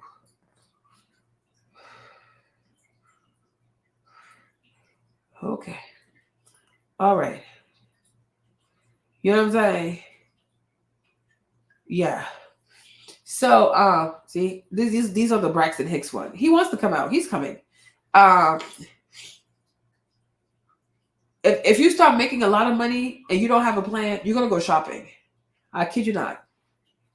Because we are black. We are black. We're Black America. We are obsessed with. Yeah, when you don't have a plan, the flesh gonna take over. Because if you make 5,000 out of nowhere, you're gonna be like, oh, you know what? Maybe I can do it again. So I'll just go buy this real quick. I'll go buy this real quick, right? Because when you don't have a plan and money comes out of nowhere, you're gonna waste that money and you're gonna become an addict, right? So I'm like, you people, we should think about that. So I was like, if I had $10 million, how would I invest that money? How would I protect my money? Now I was like, oh, I want to buy real estate. You know, because at least like in real estate, you can park your money there and then it could just grow in equity. And I was like, when I think about places like Baltimore, I think Baltimore one day is going to change because there are certain areas in Virginia that were completely neglected. And now people are just building, like they just keep pushing and like towards like people keep building and building towards like West Virginia. And I told a friend this, I was like, one thing about Baltimore, if instead of going to war and wasting all this money on war, if they could commit to, he really will. If they could commit to building a fast train between New York and Baltimore, like not because Amtrak is very slow. If we had a way to go from Baltimore to New York City in 45 minutes, I truly think the housing market in Baltimore would take off. I'm being serious. If there was a fast train, because prices, I'm telling you, places that people didn't think they would be living in New York, now people living there. People left Manhattan. People left the whole Central Park. Not everybody's going to living in Brooklyn. I'm like, there's some townhouses in Brooklyn like $10 million. I'm like, $10 million. What the heck is this, right? So think about this. If even the rich people can't even afford to live in Central Park, Upper East Side, they're even going to Brooklyn. What about the poor? Like not the poor, but no offense, I'm not trying to be offensive, but the poor, the middle class people of New York, where they gonna live, right? Some of them are going towards Long Island or whatever, but it's like, child, that's crazy. If there was a fast train, and maybe in the next 20 years they would, because I wish they would. This is why I say like war is so stupid. War is very stupid. You think it's protecting you, but actually it's making you poor. Yeah, you see, they were talking about that young lady who's 23 and she bought something in the Hamptons, right? But I'm like, think about the working class. Because if they could commit to building a fast train between Baltimore to New York, Baltimore, let's say from Baltimore to what? Grand Central, nonstop. Baltimore, Grand Central, and also like from Baltimore all the way to what's the one in New Jersey? There's oh my gosh, there's a station in Jersey too. If they could have those two stops, one stops in Grand Central, New York, and the other one stops in Penn Station in Jersey, right? If they could make that happen 45 to an hour, you can get on that train, go to New York or go to Jersey. I feel like so many people would uproot out of New York City and they would dump their asses in Baltimore. And then you will see the pricing of the cost of real estate in Baltimore go all the way up. It could happen. Not to say I'm an oracle or anything like that, but maybe I am an oracle. But like decades ago, when I was like 17, my boyfriend then, I remember telling him we should buy stocks in Apple. Remember like back in the day, like the iMac, it looked like the head of ET back in the day, the old iMac. And he used to love, because he used to love going to like, but that's when we used to have Circuit City, y'all. That was like a long time ago. He used to it was like colorful. They had came up. Yeah, y'all remember this one? He used to love going to Circuit City just to look at these. And I remember telling me years ago, oh, we need to buy stocks in that. But I didn't know how to do it. But I just felt like it was going to take over. I should have listened to myself. I would have been rich by now. Like I saw potential in Apple, like when it was like super expensive and you could only see it like Circuit City or Best Buy. Like people didn't really have this computer. Okay. So when I look at Baltimore, I feel the same way. I said, if these people could commit to building a train, like you guys listen to me, a fast train between Baltimore, Grand Central, or when it comes to Jersey, I think it's Penn Station, where you can leave, because it's not like, look at the map. It's not that far. You see, look. Even Philadelphia, people could also come from Philly and live here because Philadelphia is trying to be expensive too. Plus, there's crime though. But you see, here is Baltimore. Here's New York. Here's New Jersey. As you can see, Jersey is not that far from Philly. Hold on. Oh, y'all probably can't. It's too small. Right? Look at this, right? Look at this, right? So B-More is right here. So Baltimore is right here, right? Look at Jersey, New York. Yeah, this is the station, New York. Okay. So from here to here, if there was a train, even they don't even come to New York, that's probably fine. If they could stop somewhere in Newark from Baltimore to Newark, if you had a straight, if there was a fast train that could get you from Baltimore to Jersey. Yeah. Oh yeah. So it's called Penn Station. Okay. I don't know. Is it crazy? So Newark to Baltimore, if they could commit to that instead of waste like $1 trillion to go kill people in Iraq, $2 trillion to go kill people in Ukraine, for what purpose? Okay. Invest in the train so we can start making money. All right. So from here to here, you could do like 45 minutes, an hour to 45 minutes. It's a nonstop train from Baltimore to Newark. Right. And they could also do another one. Hold on. What am I trying to do here? Because where's Jersey? Hold on. Where's New York City? Oh, no. Yeah. So here's Philly. Boom. You can go to Philly. Trenton, New Jersey. And then here's New York over here. But where's New York City, though? Oh, there's another Newark. Okay, there are two. There's one in Pennsylvania. There's one here. I'm talking about this one. You know, but I'm like, just imagine that though. Because I'm like, the price of housing. What am I doing? What am I doing? Oh my gosh, hold up. Wait a minute. I'm losing control here. I'm in Tennessee. How did I get in Tennessee? Okay, I'm trying to be right here.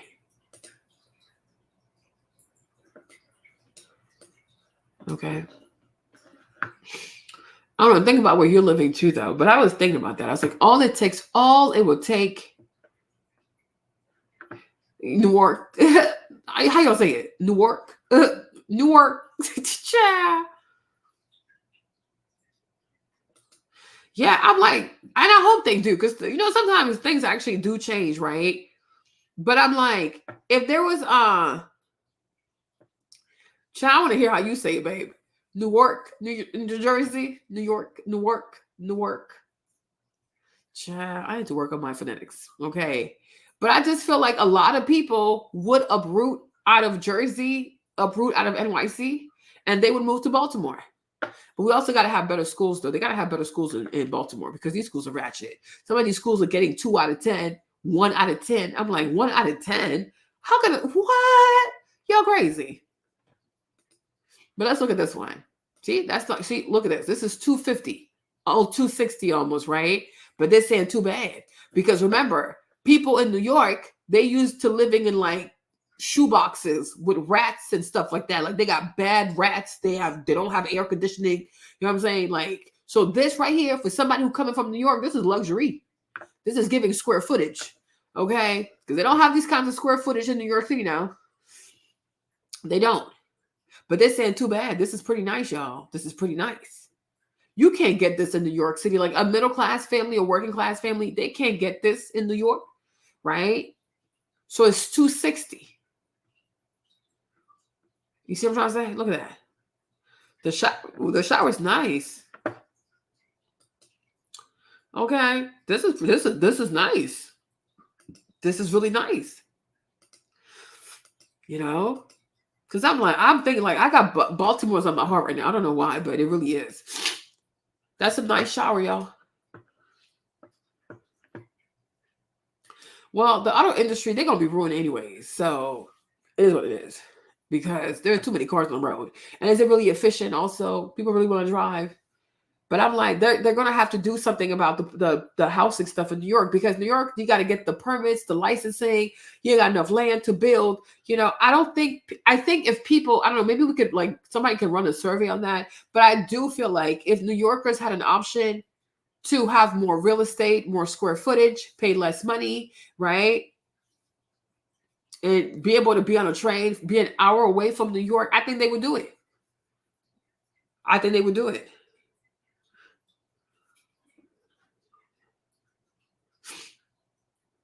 Yeah, right now it's 2 to 3 hours. That's what Amtrak. And that's too long because somebody has to go to work. What time they going to wake up? You know what I'm saying? So I'm like, if you have a fast train, you don't stop. Like the train just go, phew. You leave Baltimore, you end up in Newark, or you end up at Grand Central Station. You don't stop. The train should not stop. That's the whole point of the train. You don't stop. You know what I'm saying? But I'm like, I don't think people would mind. Because you got to have a nice life. If you wake up at 7, you wake up at 5, maybe 4:30, 5 o'clock, you get to the train station, right? You catch the train at like what, 6? You're in the city at like what, 6, like 7 o'clock, 7:15. That's not bad. You could be at work by 8. You know, if you finish work around like 5 or 6, you could be home by like 7:15, 7:30. That's not too bad. That is not too bad. Yeah, it's too much. It happened during the flood. They had a flood recently, like stuff with, I'm like, and I was like, and I don't think the permits. Oh, you did? I don't think the permit stuff is legit in New York. I think they give permits to their friends and they're building horribly. You know, but New York is not. It's too dirty. It really is too dirty. It's too dirty. It's overpopulated, and it's too expensive. So here you get 4 bedrooms, 4 bath, and 1,800 square feet for $260, y'all. This is not bad. James, what you think, boo? Where's James at? Would you live here, boo? Because I know you in New York. Y'all don't have this. This is luxury for y'all, huh? Yeah, it's nasty. It's really nasty. I'm like, y'all, they gonna give people the leprosy. They gonna give people the bubonic, because y'all rats are what brought the plague in Europe. These are some dirty, nasty creatures. They are. Look at that. A nice basement. I don't know. I think my New Yorkers gonna like living in Baltimore. And it will cause gentrification, but it's part of life. I don't know. Like, I'm trying to make money. Okay. But look at this though. That's really good. You get a little bit of a yard. Look at that. New Yorkers, y'all don't have yards. Y'all don't go outside. And even this, I feel like you could add extra money. Yeah. I feel like this too, if you were to buy this property, you could like kind of redo the yard, like make it a bit more green, more plush, and you could have like a nice little barbecue area. You could have a nice sitting area. You know, you could add, not with that, I don't think you have to spend like $1,000, but you can just add value by making the backyard a bit more friendly for them, right? Yeah, it's too expensive. I don't think they would. And then when it comes to Baltimore, they need to work on their schools because it's ridiculous. They got to work on their schools. They got to work on their test scores because parents also do care about education. So if the schools can at least go from a 2 to a 5, right? That's also a great selling point. So this one right here is what? It's $260. But I'm like 10 years from now, because I'm like, so this one, if you were to buy this one, because it's 260, right? So if you were to buy this one with 20% down, you gotta have like what, like 50, like what? So yeah, 20% down is what 25, like 50,000. New York is nasty. New York is seriously nasty. New York is a nasty ass place. It's really nasty. Yeah. So 52 grand. Well, most New Yorkers, like the kind of money they pay just renting an apartment, I'm like, I think it's worth it. But it's a lot. And you get to be outside. You know? So you see, so this is my point. So here, look at this. Let me show you this, right? So if you were to buy this property 20% down, so you avoid like the taxes, like the PM, or whatever the taxes you get, whatever, right? 52 grand. But you have some people over here who want to tell you to go buy a Birkin. But you see, for the price of 2 Birkins, okay, you have enough money to buy property in Baltimore. Because 52 grand, or these like bracelets, the Birkin bags, the bracelets, the Chanel bags, you know. Yo, when I tell you, do not be inspired by this luxury vlogging stuff, it's BS. Some of these people, I don't even think they have money managers. I'm like, I would love to see how you manage your money. Okay, y'all. The new Birkin is real estate. Like dead ass. If you got Birkin money, you got real estate money. Go buy you some real estate. Oh yeah, Japanese people are clean. Ooh, they're trained. I think it's a cultural thing here. Hey Sky, no, the baby's coming. He's on his way. He's here. He's almost here. He's engaged in the pelvic. Okay, but think about this though. You buy a Birkin because you want to show it off on TikTok or Instagram, or you buy a Chanel bag because you want to show that you're a black girl in luxury. Yeah, right. Be a black girl in real estate. Okay, black girl in real estate, black girl in her real estate, a black girl in her real estate. You know how that the song, a black girl in her braids, a black girl in her braids. No, you're gonna be a black girl in real estate, a black girl in her real estate, right? Your real estate portfolio, let that be the new flex. We're gonna turn that into a thing over here. But 52 grand, you buy this property, right? Now, you can rent it, you can lease it, whatever, it's up to you. I don't know how much the monthly payment would be for this one, but it has to be less than like $1,500 a month for something like that, right? $1,500 a month or so for something like that, right? So you can lease it and things of the sort. But I'm like, 10 years from now, 20 years from now, what if this property goes from being like 260 to being worth $600,000? Because y'all, nothing is impossible. Nothing is impossible. They could. Because I'm like, they have to do something about this whole population thing in New York City. Like, it's crazy. New York does not have enough housing for all these people. And New Jersey also. New Jersey, a lot of stuff in New Jersey is really old. It's very old and it's very expensive. One time I went to a place called Secaucus, New Jersey. I could not believe the price of renting out there. I was like, how do people afford to rent out here? And it's so old. That stuff is so old. Like, you don't get all this new stuff like you know what I'm saying? It's not even like what the heck is this? Right? Let's see what else they got for us. Which one did we look at? This one has 6 bedrooms and 3 baths. $249, so $250. Something can be done about this. I think this is like cosmetics. Something can be done about this, but let's see this. $250, 6 bedrooms. You might want to change the floor plan. It's up to you.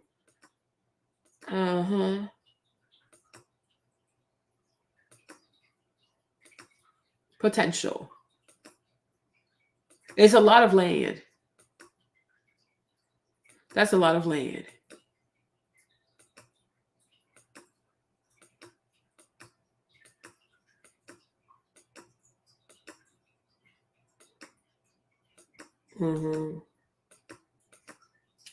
This one, I don't know.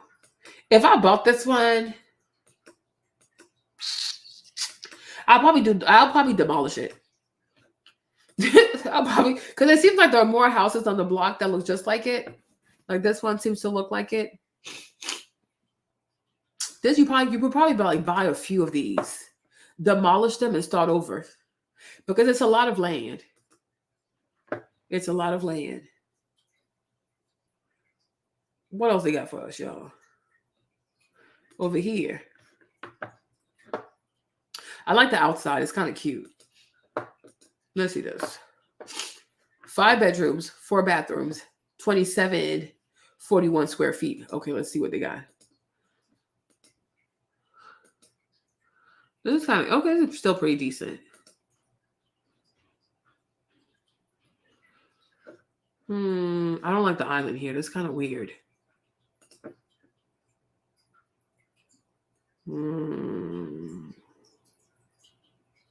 They should have done like a little nook here because it's like it messes up the feng shui of the place. Okay. How's that supposed to work? Who came up with this? I do not like this. This is ridiculous. Okay. This one right here, 4. This one has 4 bathrooms.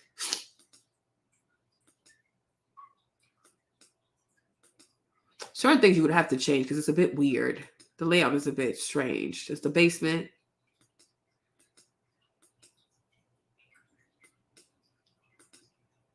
But at $250, that's nice. I just have to change some stuff.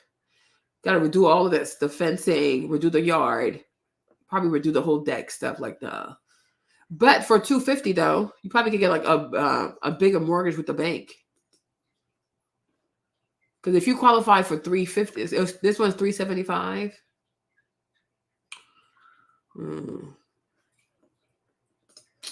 Certain things would have to be done to this one. It has potential. It has potential. $385. 4 bedrooms, 4 bathrooms, 2,700 square feet. Okay. Oh, this kind of cute. James, what you think? New Yorkers? Because y'all know y'all be out there living in shoeboxes. This is luxury for y'all. Okay, let me make this bigger. Okay. This is pretty nice. So far, so good. So far, so good. Kitchen. I would do a little bit of upgrades in here. A little bit of, I don't know, granite, marble. No, not marble. What's the other one? Because marble gets stained. Forgot what it's called. But not so bad, though. You know? Y'all, they need to build that fast train. I'm gonna start manifesting that thing. This is like what, you're upstairs? Oh, no, you're still in the living room. Okay. Okay, that's the guest bathroom. Oh, that's a nice bedroom. It's pretty big. Okay. And suite bathroom with the little niche area thingy. What y'all think?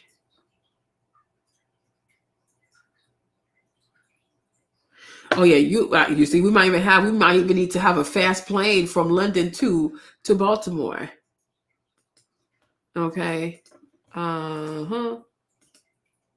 Yeah, that's a nice in-suite bathroom though. I wish they would have picked a different tile, but I'm a little picky. Second bedroom, right? You got a second bedroom. Is that the same bathroom? Okay, so you walk across the hall, you have another room. That's the basement. There's a lot of space in the basement. That's what? It's another bathroom in the basement. You got your little deck. Looks pretty good. Yeah, you would work on that. You fix on that. You would fix that and redo this over. But the backyard is not bad though. The backyard is not bad. So this one is $385. That's not bad. That's not bad. Come on, I want to have a big real estate portfolio. I don't know. I just started thinking about that. I was like, that needs to be my goal. Like the next 10 years, I need to have a big real estate portfolio, like bunch of houses. But you got to go somewhere that's cheap and then you hold on to it. The deck is large. It really is. This one is $170.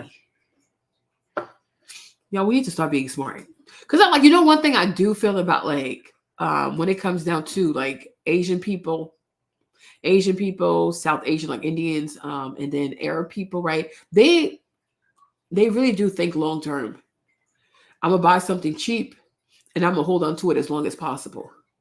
Right. And I'm like, that probably is like the for new real estate investors, like that's probably like the way to think. Like buy something cheap and then hold on to it as much as possible. Like don't even touch it. Kind of like a savings account, but better than a savings account. You know, because money in a savings account can never give you the type of equity you can get from a house, right? Hold on, make this bigger. The deck is really large. This one is 170. So 20% down, that's like $34,000. Yo, that's a bargain. That really is a bargain. That's just one Birkin bag gets you a down payment on this house. Like, do you see, and then do you see how consumerism is a scam? Think about this for a second, y'all. Think about this, right? Think about this. You see, and this is how you end up with a bag. These people end up becoming billionaires, right? Because you're going to buy a bag like this. See, this one is $32,000, right?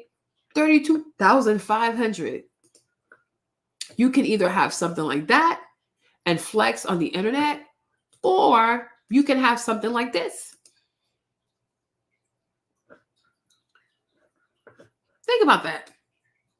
But this right here, the down payment on this is the price of this. We're going to have to stop being consumers and we're going to have to start being property owners, okay? So here is the property. 170. Does it have 2 doors? How does that work?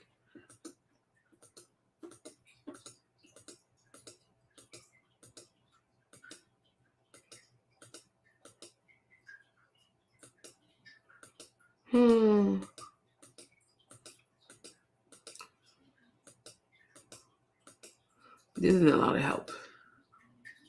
But it's a lot of land though. I'm like, how much is the entire property? Like, how much is the... This is 170, but it has a lot of land to it. Interesting.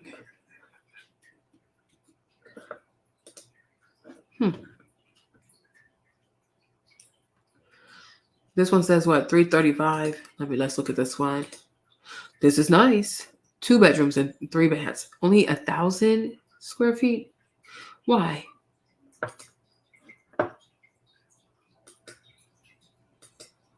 The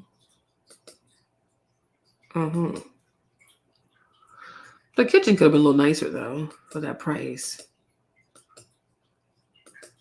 Y'all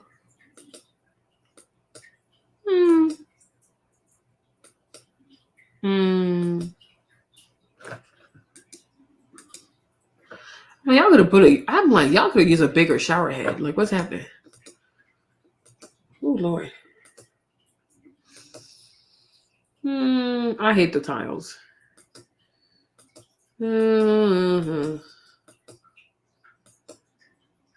300,000? No, y'all could have done a little better. No, it seems nice though. But what else do we have? 275. What you look like? Kitchen is nice. It's cute for what it is. Okay. Okay, so you walk in. All right. Living area. Kitchen is right there. I don't like the shower. This one is okay. All right, nice. 2-car garage, is that what it is?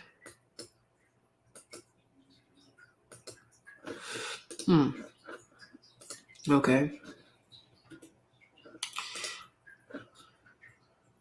Because I'm like, Baltimore, I just feel like you have potential. Like right now, you're a ratchet little heifer, but I do feel like long term, you have potential. Would I ever invest? It depends how bad. Like, how much fixing does it need? So how much fixing does it need? It couldn't be like all the way ratchet, because then that's like a lot of work. I don't have the competence for that. You know? And sometimes I feel like not having the right transportation from the work where the work is versus like the where the work is and where the housing is. I think sometimes that's what creates the problem. Like New York might have a lot of jobs, but there's not enough housing. So it's like the transportation. That's why I say, like, if to me, I feel like if they invested in direct transportation to get masses of people out of New York to live in the surrounding areas, if there's like a fast train from New York, from Grand Central to Baltimore, if there is a fast train from Newark all the way to Baltimore, and you can just go 45 minutes to an hour, like I don't even know why we don't have super trains in America. It's really weird to me. Yeah, that would be kind of frightening for me. Like, I don't think I have if as a baby real estate investor, I don't have it in me. If I become more and more sophisticated, then I guess at that point, yes. But I don't think like if you start with real estate, you should like try to do stuff that's like gutted. I had never done that before. And you need to know people too, like the contractors, and I would need years of experience before I did that. Yeah, you see what I'm trying to say? Because like if they do some kind of fast train, it's gonna be a wrap, you guys. I don't know. I feel it in my gut. Because anything is possible in 20 years also. 10 to 12, 15, 20 years, anything is possible. So here's this house.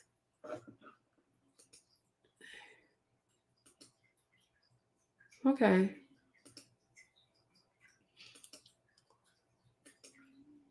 See, a house like this, I wouldn't mind doing this one because I'm like, you can just pay for it and then have people rent it out.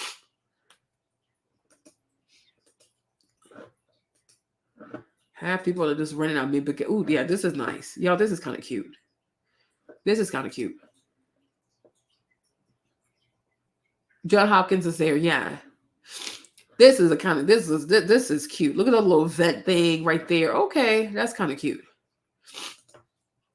All right. This is cute, y'all. I like the gold hardware and stuff. This is cute. Okay, now it's given. Okay. Yeah, a little closet in here. Ooh, this is giving spa. Y'all, this is cute. If you have to do content in here, okay, come clean with me. That's cute. This is cute. This is cute. I like the shower head. You see, that's what I'm talking about. Okay. Big shower head. Okay, cool. I think that's what the basement? Yeah, it's the basement. All right. Ooh, that's a nice shower in the basement. I love the tiles. I like the subway tiles. I like the tiles right here too. Very cute. What y'all think?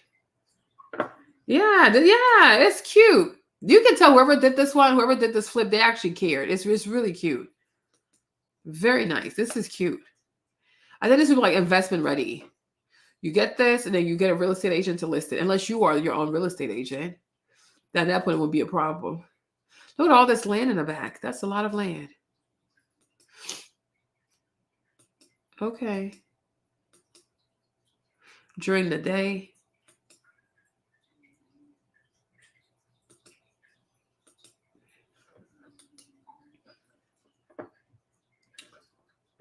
I feel like if you have the extra money, you could probably redo the driveway for them. For wherever like your tenants are, we'll probably like redo the driveway. And I'll probably make the grass a little nicer, like more, more things going on around here. But it's cute. And this one was how much? $359. It's like $360. So down payment is like what? 20%, $75,000. It's nice to know these things. It gives you motivation. Okay, $294. Yeesh. Why is this so bad? Wait a minute. This is what James was talking about. The fixer-upper. Child. Almost $300,000. 7 bedrooms, 3 baths. But I'm like, you probably have to gut the whole thing. So here's the house on the outside. Oh, Lord Jesus. What is this? Oh, yeah. You see?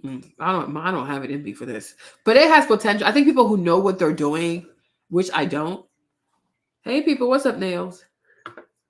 We're just looking at real estate, talking about how we're going to start investing in real estate once our YouTube channels do very well. Some people, I really think if people who know what they're doing, they could do something beautiful here. I just don't. I really don't. Because you would have to gut this whole thing and probably fumigate it, because I'm like, Lucha. But it has potential, though. I think it has potential to be a beautiful house. I'm sure once upon a time it was a beautiful house. And there used to be a lot of wealthy Black people who used to live in Baltimore, like way, way back in the day. Like they used to have money. So, yeah. Because just the gutting alone of this property, how much would that cost? Yeesh. My skin's itching. Right.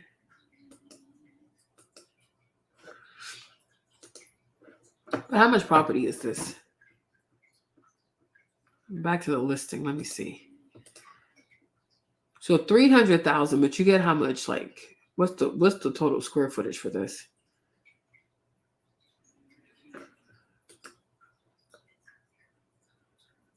The lot is like almost 0.3 acres. The lot is pretty big. It was built in the 1920s. Yeah, it must have been very pretty. Below average, major rehab needed. You ain't lying. Okay. Because I was thinking, I was like, I don't know. I was thinking about maybe I want to get like a real estate license. So maybe I want to get a real estate license. So that when I do get the properties, I can be my own real estate agent. I mean, if you know, there are people who are very creative. Like on YouTube here, you have some interior designers, like they're so good. I'm like, how did you see this? I wouldn't have seen this. I'm like, you're really good, right? Yeah, it's a lot of work. You got to have the coins for that. And you got to know what you're doing. And you got to have taste also. You got to have taste. No, it needs more than 50,000. It needs more than 50,000. Because I'm like, this house right there, I don't know where it is, but I'm like, maybe it could be like you could turn into something that's worth like $500,000 to 600,000. But you gotta know what you're doing. Because just gutting it alone, like removing all the junk that's in there, that itself might cost you 50,000. Then whatever kind of permits you have to get, whatever, and you probably have to do like some fumigation. You probably have some mold in there or something like that. Yeah, I don't know enough about it to do it. But that's the thing. You're looking at it now, though. Because think about this. You're looking at it now. But everything has potential. Do not neglect humble people. We're going to rebuke them ghosts. We're going to give them offerings so they can get the hell out. You know? Because what if you have the money to buy like 1, 2, or 3 houses on the block? You could start something. You know what I mean? Because once upon a time, these places were like top of the top, you know? It looks like welfare witchcraft. But you would need a lot of money, though. You would need a lot of money. But if you could buy this one, and maybe another one, and all 3 belong to you, and you could come up with like a theme for it, I don't know, y'all. It could be something. Because you got to have a vision. You got to have a vision for stuff, you know? What else we got? Looking at these houses is funny. Maybe we should do this. That should be like a show for us. Like we look at real estate. This one is 180. Yeah, you have to gut this bee out too. She needs to be gutted out. She went to a Diddy party. Now she's useless. Yeah, this stuff is going. But it's a nice, I think there's 2 properties. Or say 1 property. I guess you're buying just 1 of these. But I would make an offer and buy 2 of them. I would, like if these people are selling, you buy the whole thing. And just do 1 house. Yeah, so they're selling 1 side. It's giving a little bit, yeah. See, this one too. You would have to gut this mug out. Yeesh, Lord Jesus. Yeah. Oh my gosh, it makes my skin itch. This is making my skin itch, y'all. Oh, Lord Jesus. What is this? Oh, Lord. It's giving drug deals gone wrong in the Baltimore, China. But if you could buy the whole thing, though,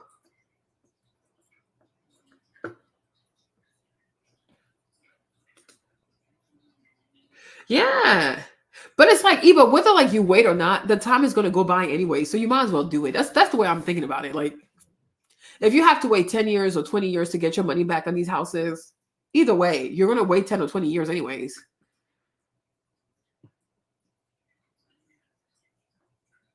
You know? But if you could buy the whole thing, if you could buy both of them at once and just fix them both at once and just like redo them, because y'all, you could have a very pretty yard. Yeah, you could have a very pretty yard here, you guys. You could have a, you know, I'm starting to see it.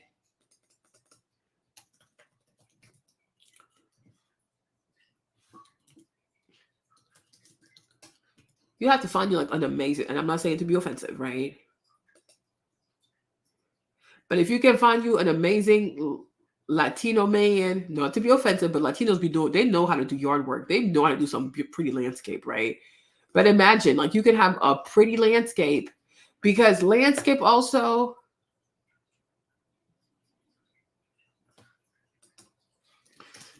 you know, landscape also, hey, Kukwena, landscape also, it adds to property value.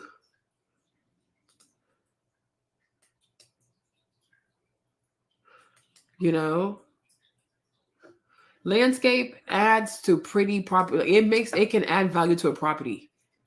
You know, if you have pretty landscape, you guys, your basic house can look like something else. He said, forget the rent, just rent it to Hollywood. We can turn it to like the whole place is like a studio. Landscape can change the house. Landscape is, I don't know, it's like a facelift. You guys, there's some pretty landscape out here, child. So I'm like, think about pretty landscape added to this property.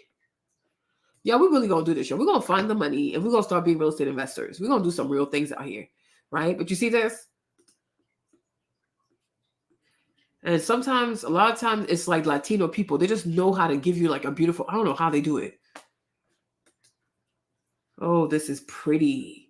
Ooh. Ooh, y'all, look at this. Oh my gosh. Oh my goodness, you guys. Y'all, look at this backyard, you guys. I'm telling you, people who do architecture and interior design stuff, they just know what they're doing. Because I want to start being more into that. Like, I want to start learning more about this kind of stuff, right? But this is really pretty. Ooh, this is nice. See, I think, like, look at this garden. Like, they're growing stuff in the garden outside. Remember this house we saw? I'm saying even this house, if you had pretty landscaping here with some gorgeous, like, imagine you redo this whole thing, right? Of course. You redo this whole thing. You know, you add some like nice fixtures around the windows. You have one main door, like a very beautiful door, right? And then like imagine like some gorgeous landscaping with some nice mulch and everything like that. Yeah, I think this people would not recognize this property. I'm starting to see it, y'all. You can have like some gardening in the back and stuff. It'll be very, very pretty. I'm starting to see it. If you can get these people here to move also, so you get 2 houses. 360, like maybe 400,000. Then you just go crazy. Yeah. Because you can make the kitchen so much bigger. I see it, you guys. I really do see it. Interesting. Because landscaping matters. Landscaping matters a whole lot. What they got over here? 365. Oh, 63.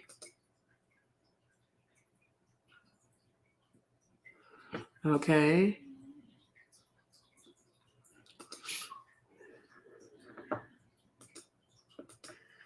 I'm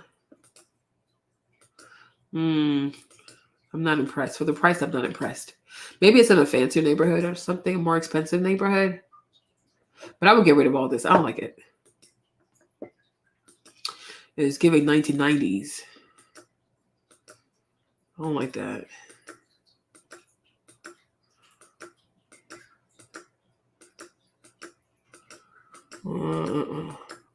Oh no, I like the. Oh no, I don't like any of this.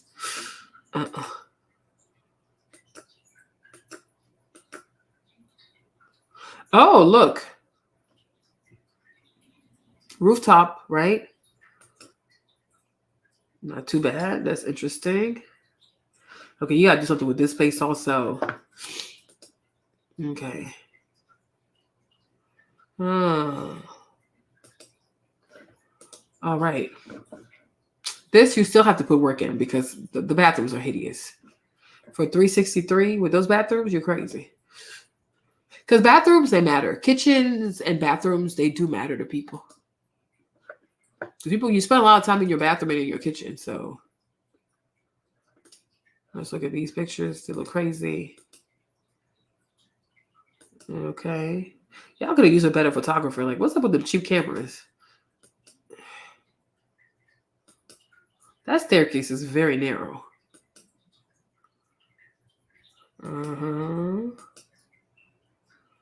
Okay.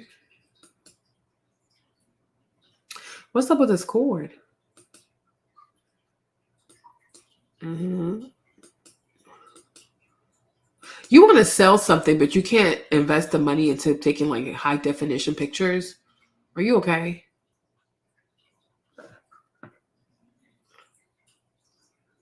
Okay, the problem with this bathroom, they should have added some glass. Like, what's the point of having a modern bathroom and you're gonna do what? Put a what? A curtain? That makes no sense. Oh, they ran out of money. They should have some type of glass here. Like, put some glass there. That's an in-suite bathroom. Once again, like, what are you doing? How are people supposed to, what? And the toilet is just too close. Look how close the toilet is. How is that even comfortable? This is just bad building.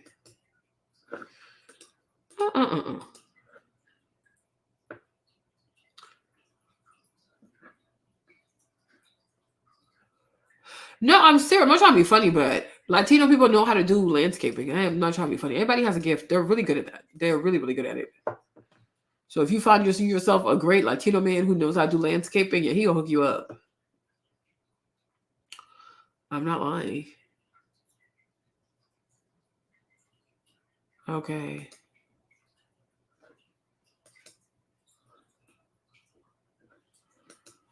Let's look at this one.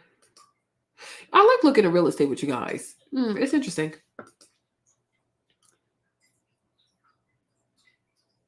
The only thing I don't like about this is like, this to me has like bad feng shui. So if somebody is sitting here watching TV and you need to go upstairs, you're going to just walk right in front of them like this? That is bizarre. I feel like whatever this is, it should have been on this wall. And then you put the couches on you flip the couches around like 180, right? Put this on this wall, flip the couches around. That way, whoever comes in can just walk straight without being in their view. Because I'm like, if you're watching TV, they're going to walk right in front of you and then go upstairs. That's weird. I don't like that. That's not good energy. That's not good vibes. Yeah.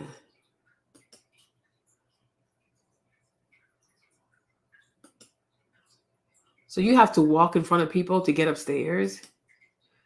Who came up with this goofy idea? Yeah, they should flip this. This should go here.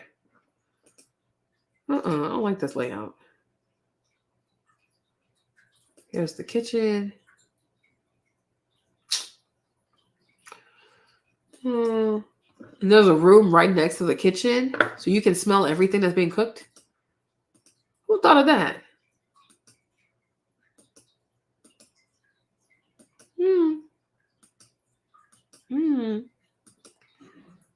Oh no.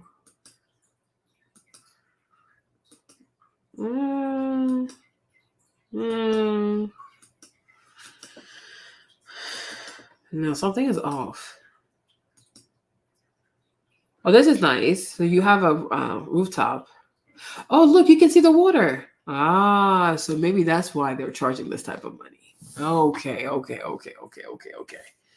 Oh, right. Okay.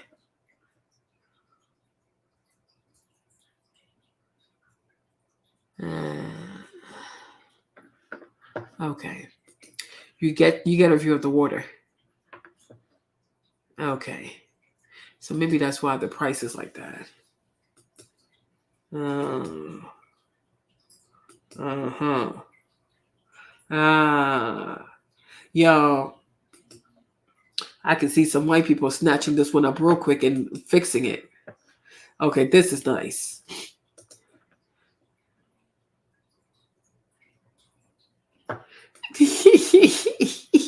No, I don't think it's. I think real estate has everybody hooked. Yo, I can see white folks living here. I can see white folks investing in this because this is pretty, y'all. This is really pretty. This is really pretty. This is the back of your house. This is your backyard. Oh, okay. You got the nicer apartments here, the newer apartments here. Okay. So this is 315. I see what they're doing here. But still, something is a bit off with this one. But for the location, though, I might consider it. Because it needs some work. It needs some more proper finishing touches. Okay. So that's 315. Clinton, maybe they're close to each other.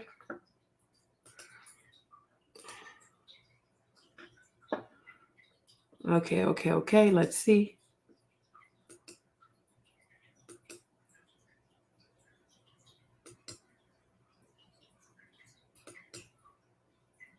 I hate how they put the stairs right in front of the TV like that. That's just weird to me. Can't stand that. Like, you really have to walk in front of people to get upstairs? So bizarre.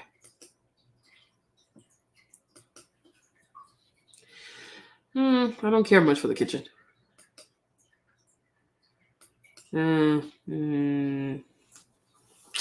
know. I don't care much about this stuff. Oh, that's the guest bathroom. Okay, that needs some work. This is so basic. We have a bedroom upstairs. I'm assuming it's upstairs. Yeah, it's upstairs. Oh, hell no. This is hideous.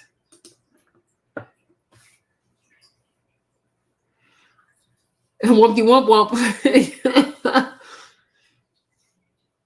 Yeah, I'm like, oh, child. The harbor is nice. Yeesh, I hate you guys. I can't do. Oh, I love a sexy bathroom. Like I need a sexy bathroom. Oh, huge. Oh my gosh, this is hideous. What? This is monstrosity. Okay, this bird's kind of cute. 3 baths. I hate all the bathrooms. I hate them all. So we have the basement.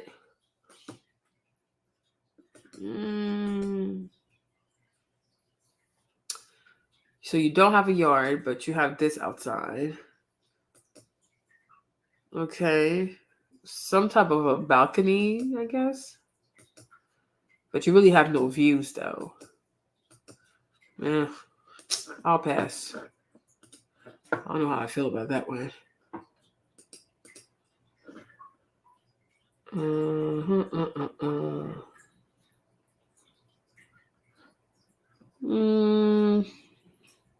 375.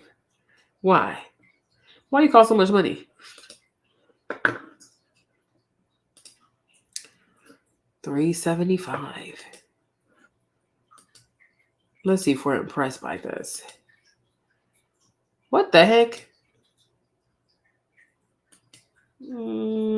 See, I don't like this. Is kind of lazy. You got this color for the wood. You got this color for the wood. I don't know about that.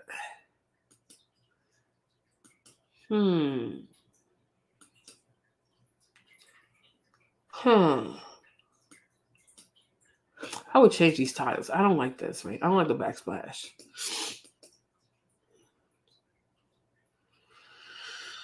I don't know.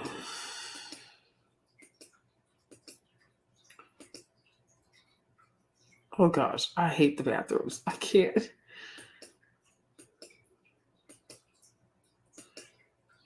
I hate the bathrooms again. I hate this also. you know what I'm saying? I feel like if you have a house, if you, yeah, 375. I don't because of nobody. I get exactly what you mean. You know, because I just feel like people spend so much time in their kitchens and in their bathrooms. Like, I feel like when you go to your bathrooms, like you go to your bathroom, you should have a spa-like experience, because it's like, you know what? I have a hard day. I had a long day. I had a great day. Even on the weekends, like, you just want to go to your bathroom and just like enjoy yourself, you know? It has to give an experience. Now, this is nice. I like the little patio. I think that's really cute. I like the little patio stuff. And then this needs some help a little bit, huh? But like, I'm really big on bathrooms and kitchens. Yeah. $375. 3 bedrooms, 2 baths. I don't know how I feel about that. Ooh, child. 224 detached. Okay, let's see. 225. Let's see this one. So foreclosure. Okay. What's happening over here?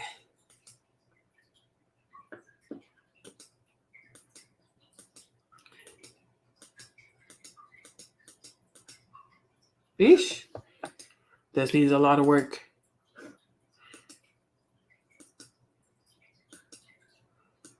Oh yeah, another one you would have to gut out.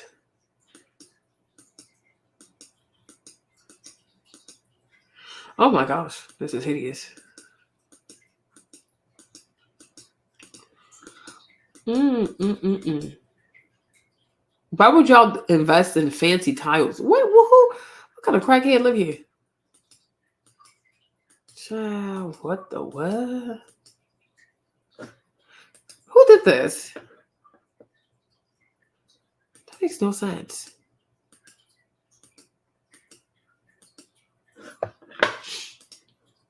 You know, guys, sometimes when I look at these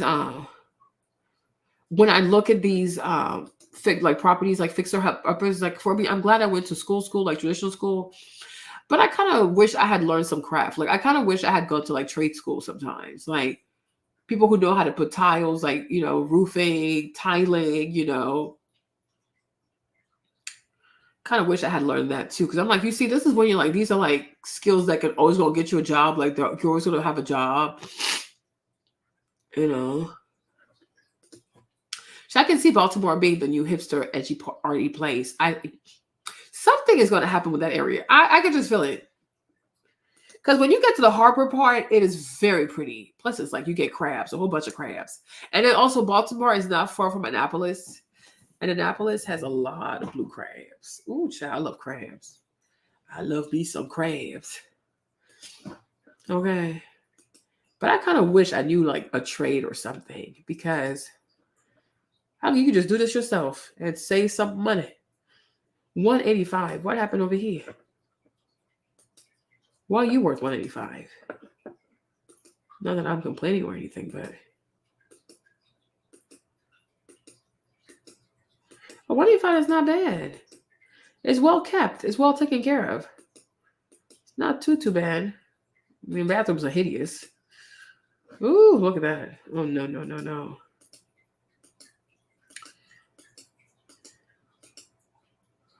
Okay, ain't got no basement. All right. I think like one thing you could do also, if you have enough money, but you would need to have enough money though. If you could buy the whole block, ask these people how much they want to move out. So that way you can like redo the whole neighborhood, like with a new type of demographic. Oh yeah, it sounds like gentrification. Ooh, Marlene, child. I'm sorry, y'all. I said what I said, but I mean what I said too, right? But imagine if you could get the entire block to like the entire row. You could pay them whatever they wanted to go. Then you just redo the whole thing. Sounds messed up, huh? Welcome to capitalism.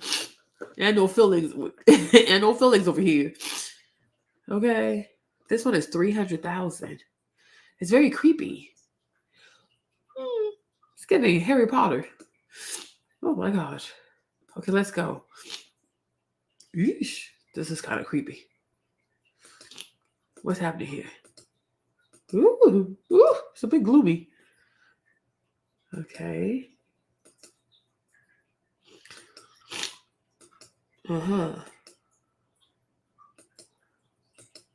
That's a small kitchen, huh? I would need my pastor to come here and start praying. Like,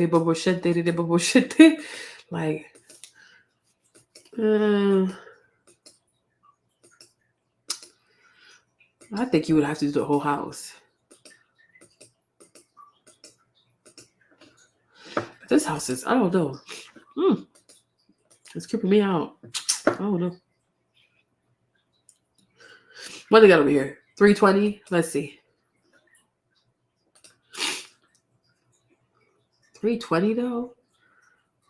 That thing looks small.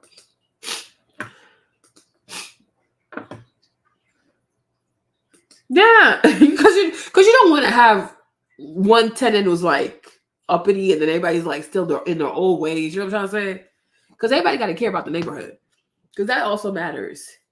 Got to pick up your trash. You got to care about your yard. Because otherwise you hurt everybody else in the neighborhood. So some people, they stuck in their ways, so they got to go.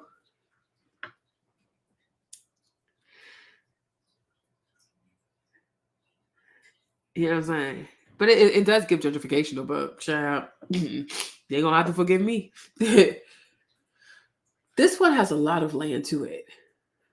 This is another one. Like, you ask yourself, okay, do you buy the house because you care about the house? Or you have enough money and you buy like two, like this one, this one, this one. Destroy everything and just build. Sounds messed up. I know it sounds really messed up.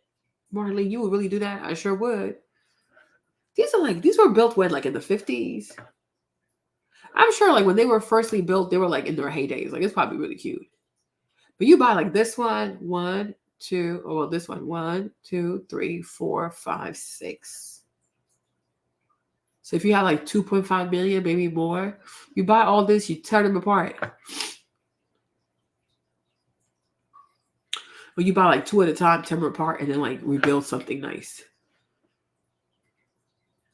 Because what was this built? Hold on, let's go back to the listing. It was built in. Oh, that's a pretty good lot. It was built in 1950. I told you it was giving 50s. Yeah, it was giving 50s.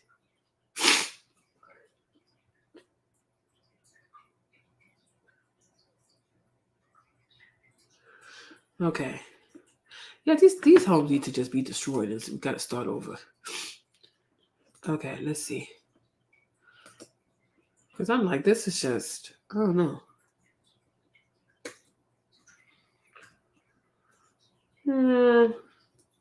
You see, it doesn't have, I don't know, it feels old.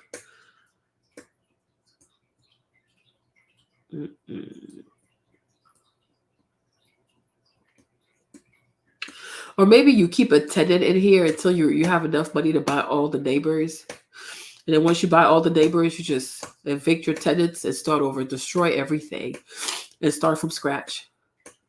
Because I'm like, you need a different floor plan. Yeah, this is too tiny.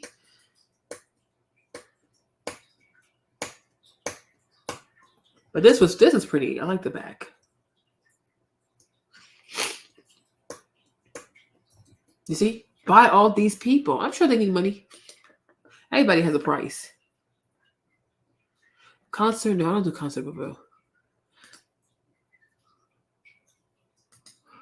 Imagine you buy all these people off, y'all, and you just build something brand new, like something very sexy. You know? Everybody has a price. How much you want? Child, there's a dark side coming out of me. I don't know. I don't feel like, Marnie, you crazy. 360 over here. Let's see. Oh, gosh. Curb appeal is just not there. This bitch is a facelift. Why? Is that Serena Williams and her big booty? This is the house of a black activist. Serena Williams James Brown, Erykah Badu. This is giving Jill Scott. Muhammad Ali knocking Jill Frazier out. Is that what this is? Yeah, this is the house of a black activist, y'all. Black power. Okay. Why is this here? They could have done a better job with the kitchen.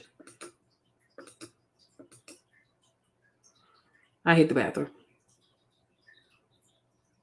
I hate these small, tiny sinks like that. Because I'm like, where would you put your toothbrush?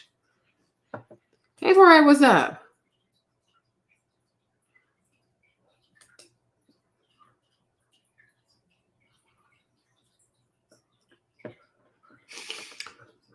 I hate the bathroom, y'all. I can't. This is just hideous. What is this? This the basement? Oh, gosh, I hate this. Ew, I hate this carpet. Nice backyard, though. Oh, this you would have to start over. Yeah, these properties are really old. How old is this one? 1924. Yeah, you're 100 years old. Yeah, Heifer, you need to go. Gotta tear your ass down and start over. 179. Yeesh. They do drugs out here. What's the problem? Why is this 179? Oh, Lord Jesus. Oh, they won't even show you inside. Oh, this is pretty bad. This neighborhood has to be pretty bad. 58 days on Zillow. Okay. This is cute.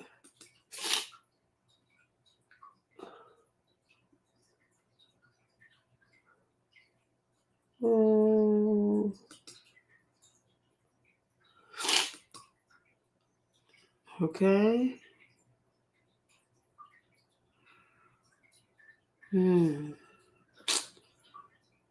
There's some, I don't know. This empty space here is triggering me. I'm triggered. And I don't like how they left this space. I feel like the cabinet should have come all the way here to match with this, you know? This empty space here triggers me also. I'm triggered.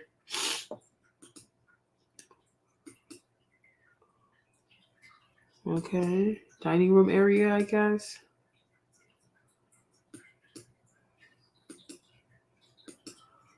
Okay, we're upstairs. I don't like the tiles in here, but we could change that. I don't know, you guys. Is it just me? But I'm a big fan of like glass. I like shower glass doors. I really, really do love shower glass doors. Curtains, I don't like curtains anymore. It's too ratchet. I don't like curtains anymore. I like glass. Curtains is like giving 90s. 90s, 2000 is, who does curtains anymore? I like glass. I like floor to ceiling glass doors for the shower. I think it gives it just makes it really sexy. So it's like 2 floors. A little bit of a basement, I guess. That's more like a storage though. And this one was how much? 260. It has potential. I would fix these showers. I don't know. 330.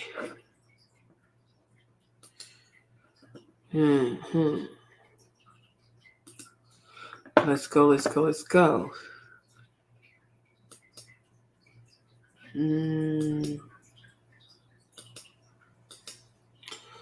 Did I ever renovate this thing? This looks old. Oh, get rid of the carpet. I can't stand the carpet. Yeah.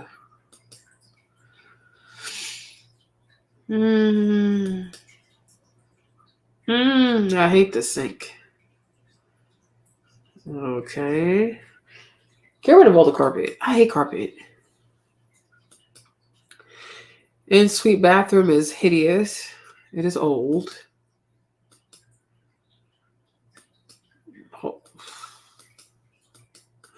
So if you purchase this, you would still have to do some renovations.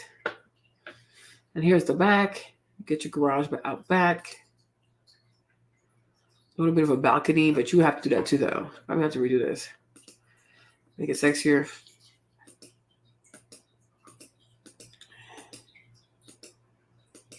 Yeah. The same pictures again. $330. I would have to negotiate the price because I gotta redo the bathrooms. They're hideous. And I gotta redo the kitchen also. Let's see this one. If you want 400,000, what you got for me? 400,000. Oh, this is the front of the house. Eesh. That's not really attractive. Oh, you need a facelift, sis. 5 bedrooms, 4 bathrooms, 2,100 square feet. Uh-huh. Uh-huh. Okay.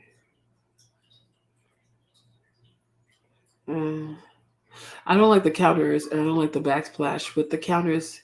What's up with these shelving space like not lining up to the end? Like y'all need to do a better job with this. I don't like that.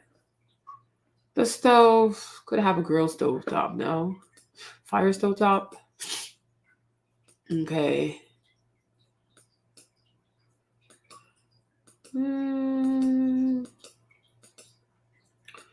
Little bar, wet bar area. Okay, 1 bedroom here. Can't stand the bath. I can't stand these bathrooms. They're trying to trigger me. Oh, this is an en-suite bathroom right here. So you're laying here. You have access. You see this? Yeah, I gotta change that. Who does this? Like, who came up with this?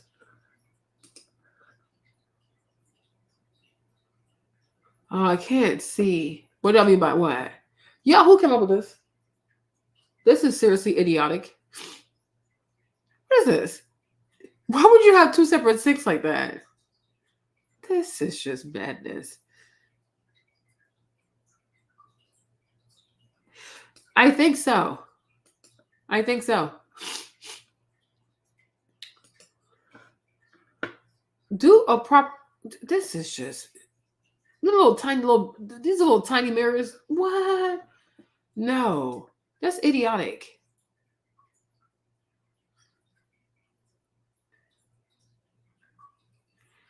You see, that's why I say you gotta know. Like, and what is this? This build is just weird. And I'm like, for a master bedroom with an en-suite bathroom, right? Yeah, en-suite bathroom in a master bedroom. I think you got to have glass. I think you need to have a beautiful shower with with glass doors from the floors to the ceiling, like curtains though, and the toilet being right here like this. Something is off with this.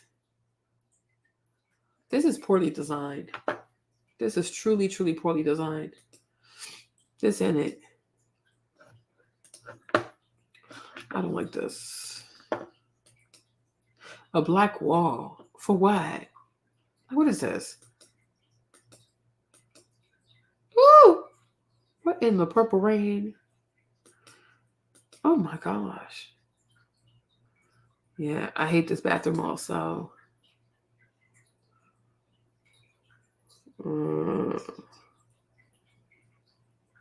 Washer and dryer next to carpet like this. I don't know if that's proven. That's another bathroom. Like what? Why give such a small sink when you have all this space right here? I don't get that. Chill, y'all give me a headache. The driveway. I don't like the front of the house at all.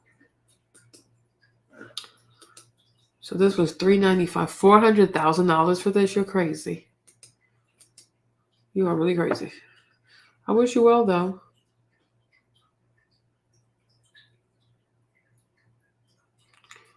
Yo, do they have anything attractive here? 130, child. It's giving like death up in here. 339. 360 for what? What makes this house worth 360? What in the world? Why would you want 360 for this? Let me see. Ooh. They're all crazy. People want to ask that top dollar for their stuff. Let me see. Hold on. I'm on the right page. Okay, good. I can just lay down and go like this. I don't like the outside, y'all. Something would have to be done about that. Ooh. Well, the inside looks nicer than the outside. Okay.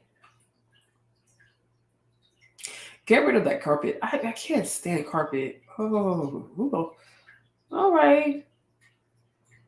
It's just kind of cute. I like the little backsplash tile thing they did. The layering is kind of cute. I can get into that. I would change those little chandelier thingies. I would do something else. These look like they go outside, not inside. Mm-hmm.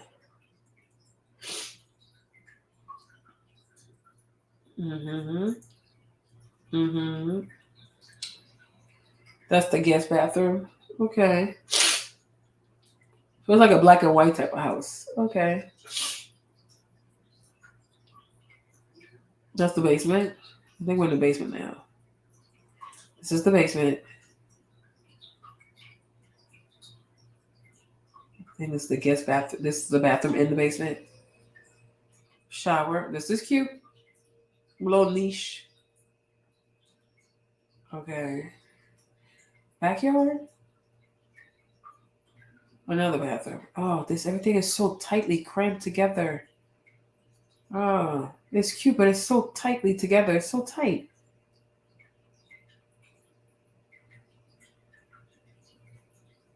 Okay. Once again, everything is super tight. It's cute, but I feel like everything is like super tight. Get rid of this carpet. I hate carpet. And I hate these tubs too. Like I feel like these tubs are really cheap. Like I feel like tubs are cheap, but you might have kids though. So maybe for the kids, I don't know. But I'm just like, oh.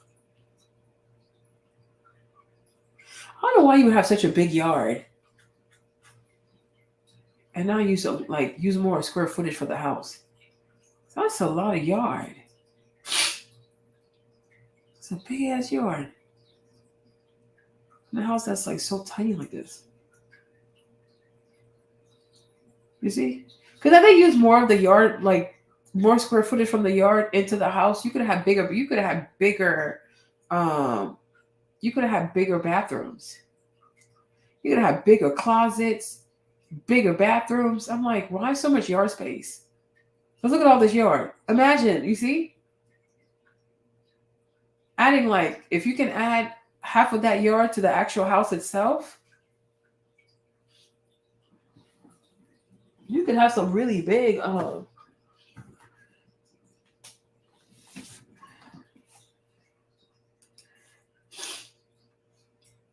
yeah, it's really pretty. Let me go back.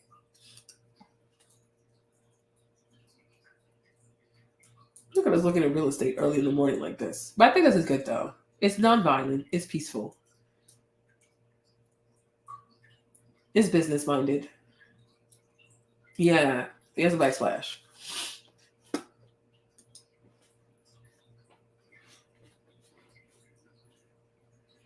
You know? Oh yeah, it is. But do you see how much more? I'm like,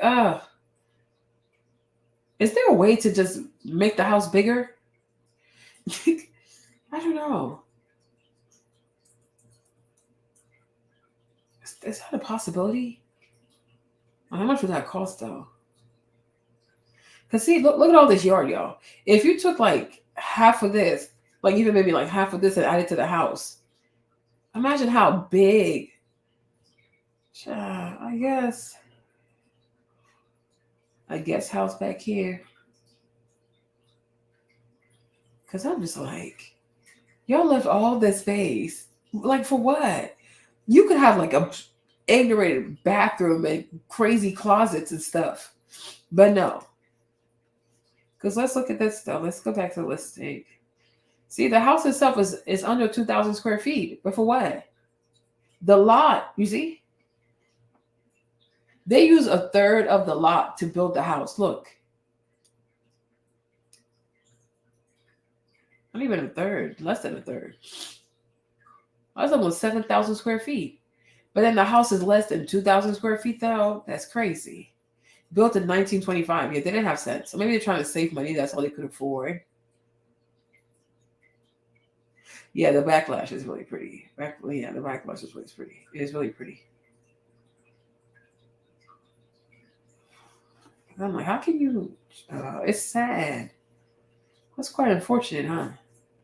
Because the house should be bigger.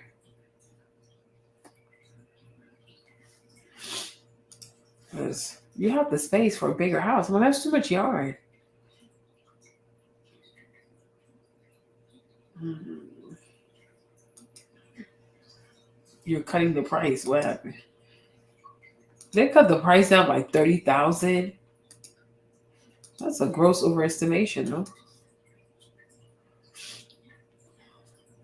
Oh, I can't do it from here. That's right.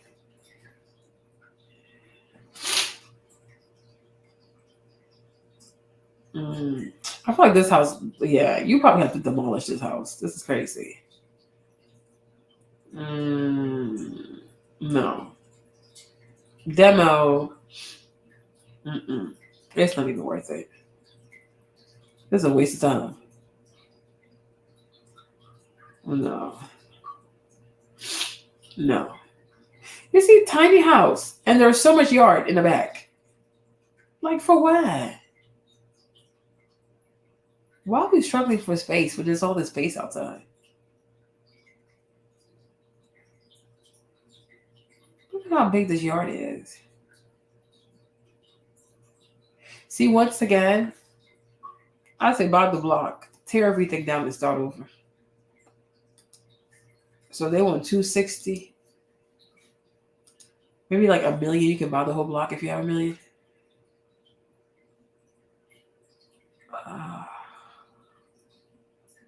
Ooh. Ooh. Ooh. Oh, sorry, I have to breathe. What's this one? This is the apartment. What are we paying for? What we get? The lobby's kind of looking old. Oh yeah, this needs some renovation. Or maybe back in the day it was hot. They have not revamped. This thing has not been renovated in like decades. What is this? Ew.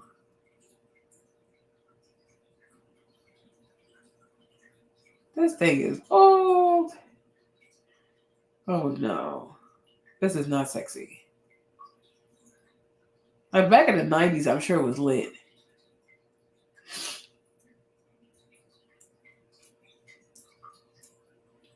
Oh, you're about the harbor. You see the water.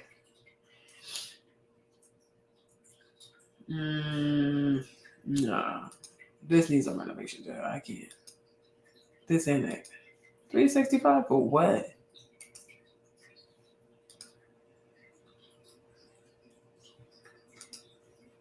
Oh, they only have one picture? Okay, you're not trying to sell this house. You're not serious. 160? 94 days on Zillow. Nobody wants to buy it. Why? 3 bedrooms and 1 bathroom. How's that supposed to work? Child, make it make sense. 160. No one wants to buy it. Why?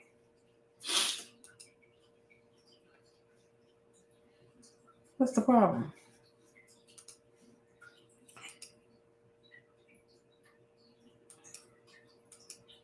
How nobody wants to buy it? What's wrong with the property? Y'all could have made the island a little bigger. Like, what is this? Like, what is wrong with people? Y'all actually using your brains or not? You could have given these people a bigger island. Like, what is this? Okay. Bathroom is cute. I like the bathroom. Don't want no carpet. I can't stand carpet. Okay. Is it a bad area? Just like, yeah, 3 bedrooms, 1 bathroom. Like, yeah, that's a hot mess. What's the problem, though? Nobody wants to buy it. I wonder why. There's no curb appeal. Look at this house next door. Yikes. Oh, hell no.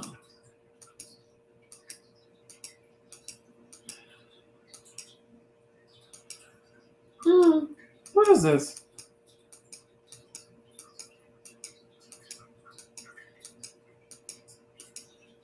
Oh my gosh.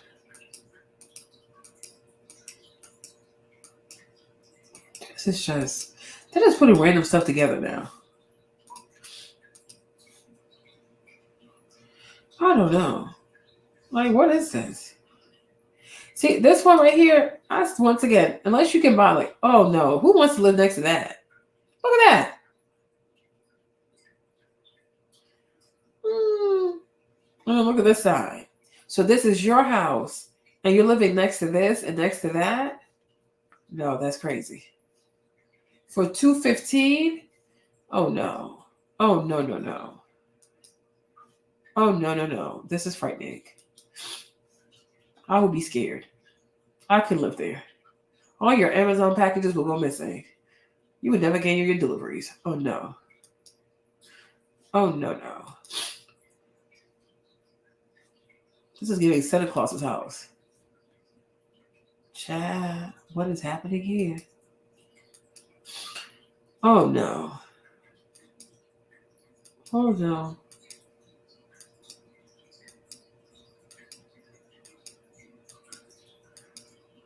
This house also needs to be rent. Oh no, this needs a renovation. This house is not modern enough. Look at this.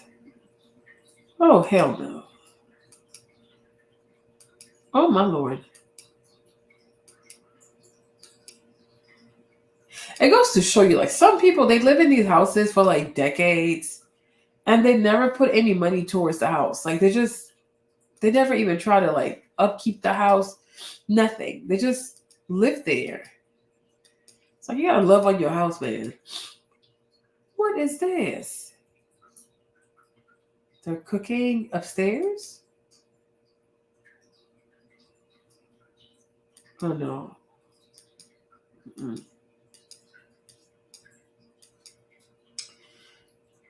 Oh my gosh.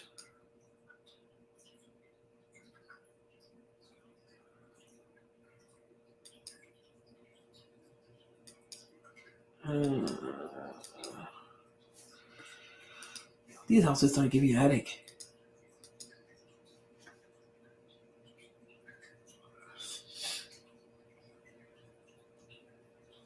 Let me see this one. 189. 190. So you have 3 bedrooms and 2 bathrooms. 1,500 square feet on a 3,600 square feet lot. Why? I don't like the outside. What's this?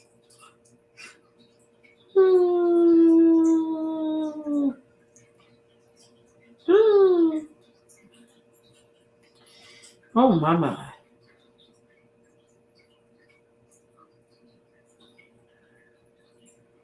The inside definitely looks a lot better than the outside.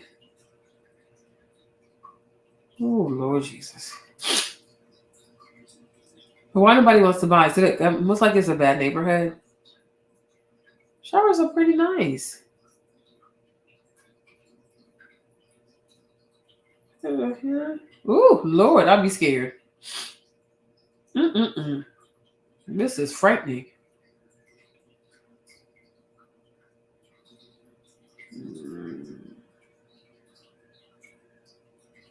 Did y'all run out of money or something? Has somebody even fixed the lawn? Nothing like that? It could be a bad neighborhood.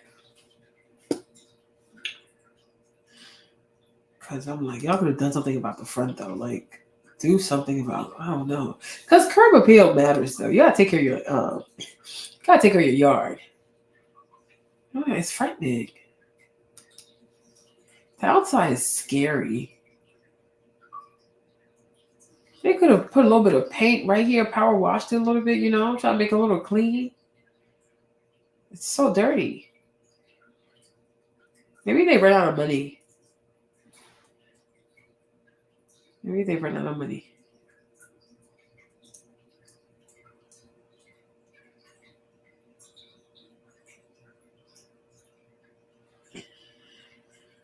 Yeesh. This was scary. Oh, I'd be scared. Oh, I'm never going downstairs.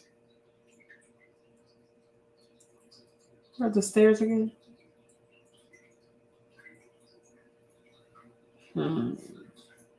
Get rid of all this carpet stuff. I can't stand this carpet crap. I don't like carpet, y'all. Do y'all still like carpet? I don't like carpet no more. Price cut, 5,000. Let's see. Let's go. A red door. That's a lot. Okay.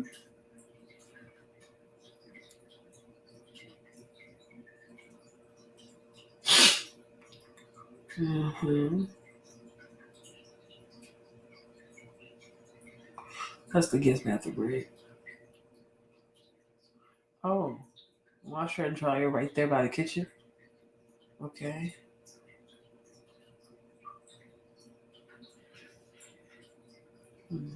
This layout is weird. Once again, why such a small sink area like this for two people?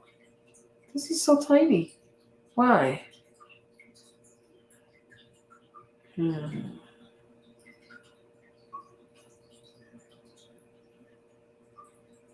This is weird.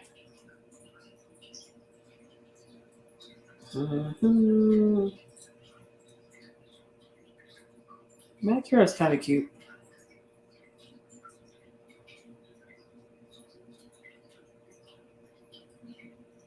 Oh, the house is attached to somebody else's house. Am I seeing this right? Oh, Lord. Oh, Lordy. Let me come make sure I can see him. Yeah. I'm like, some of these floor plans, I don't know. 55 days. Why is that? What'd you do? 3 bedrooms, 2 bathrooms. Let's look. I hate the staircase. It's hideous. What the heck? Oh, the stove is nice. The stove looks nice. I hate the fridge. White fridge like Kenya Moore? Oh, heck no. Oh, no. Oh, no. A white fridge, though? We're not doing that. Ew. What the freak? Did they run out of money?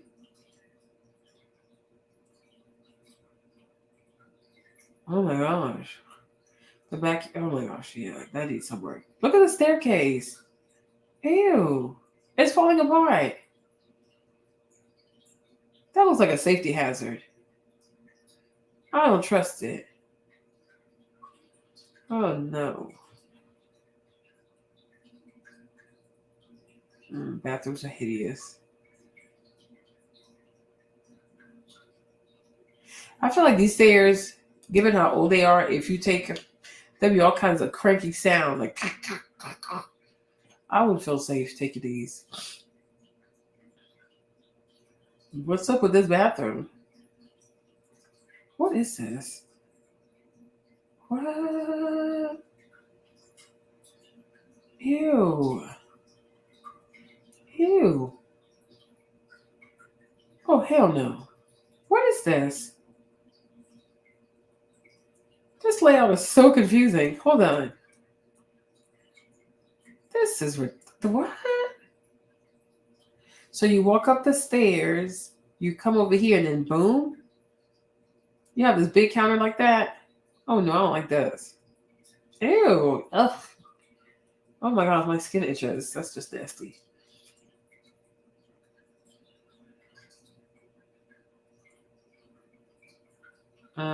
No.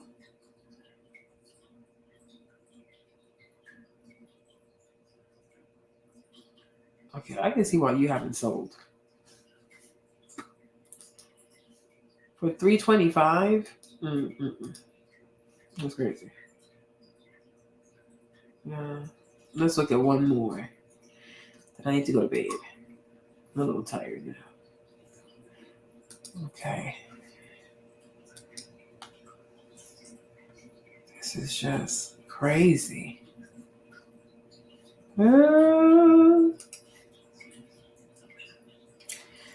Okay, hold on.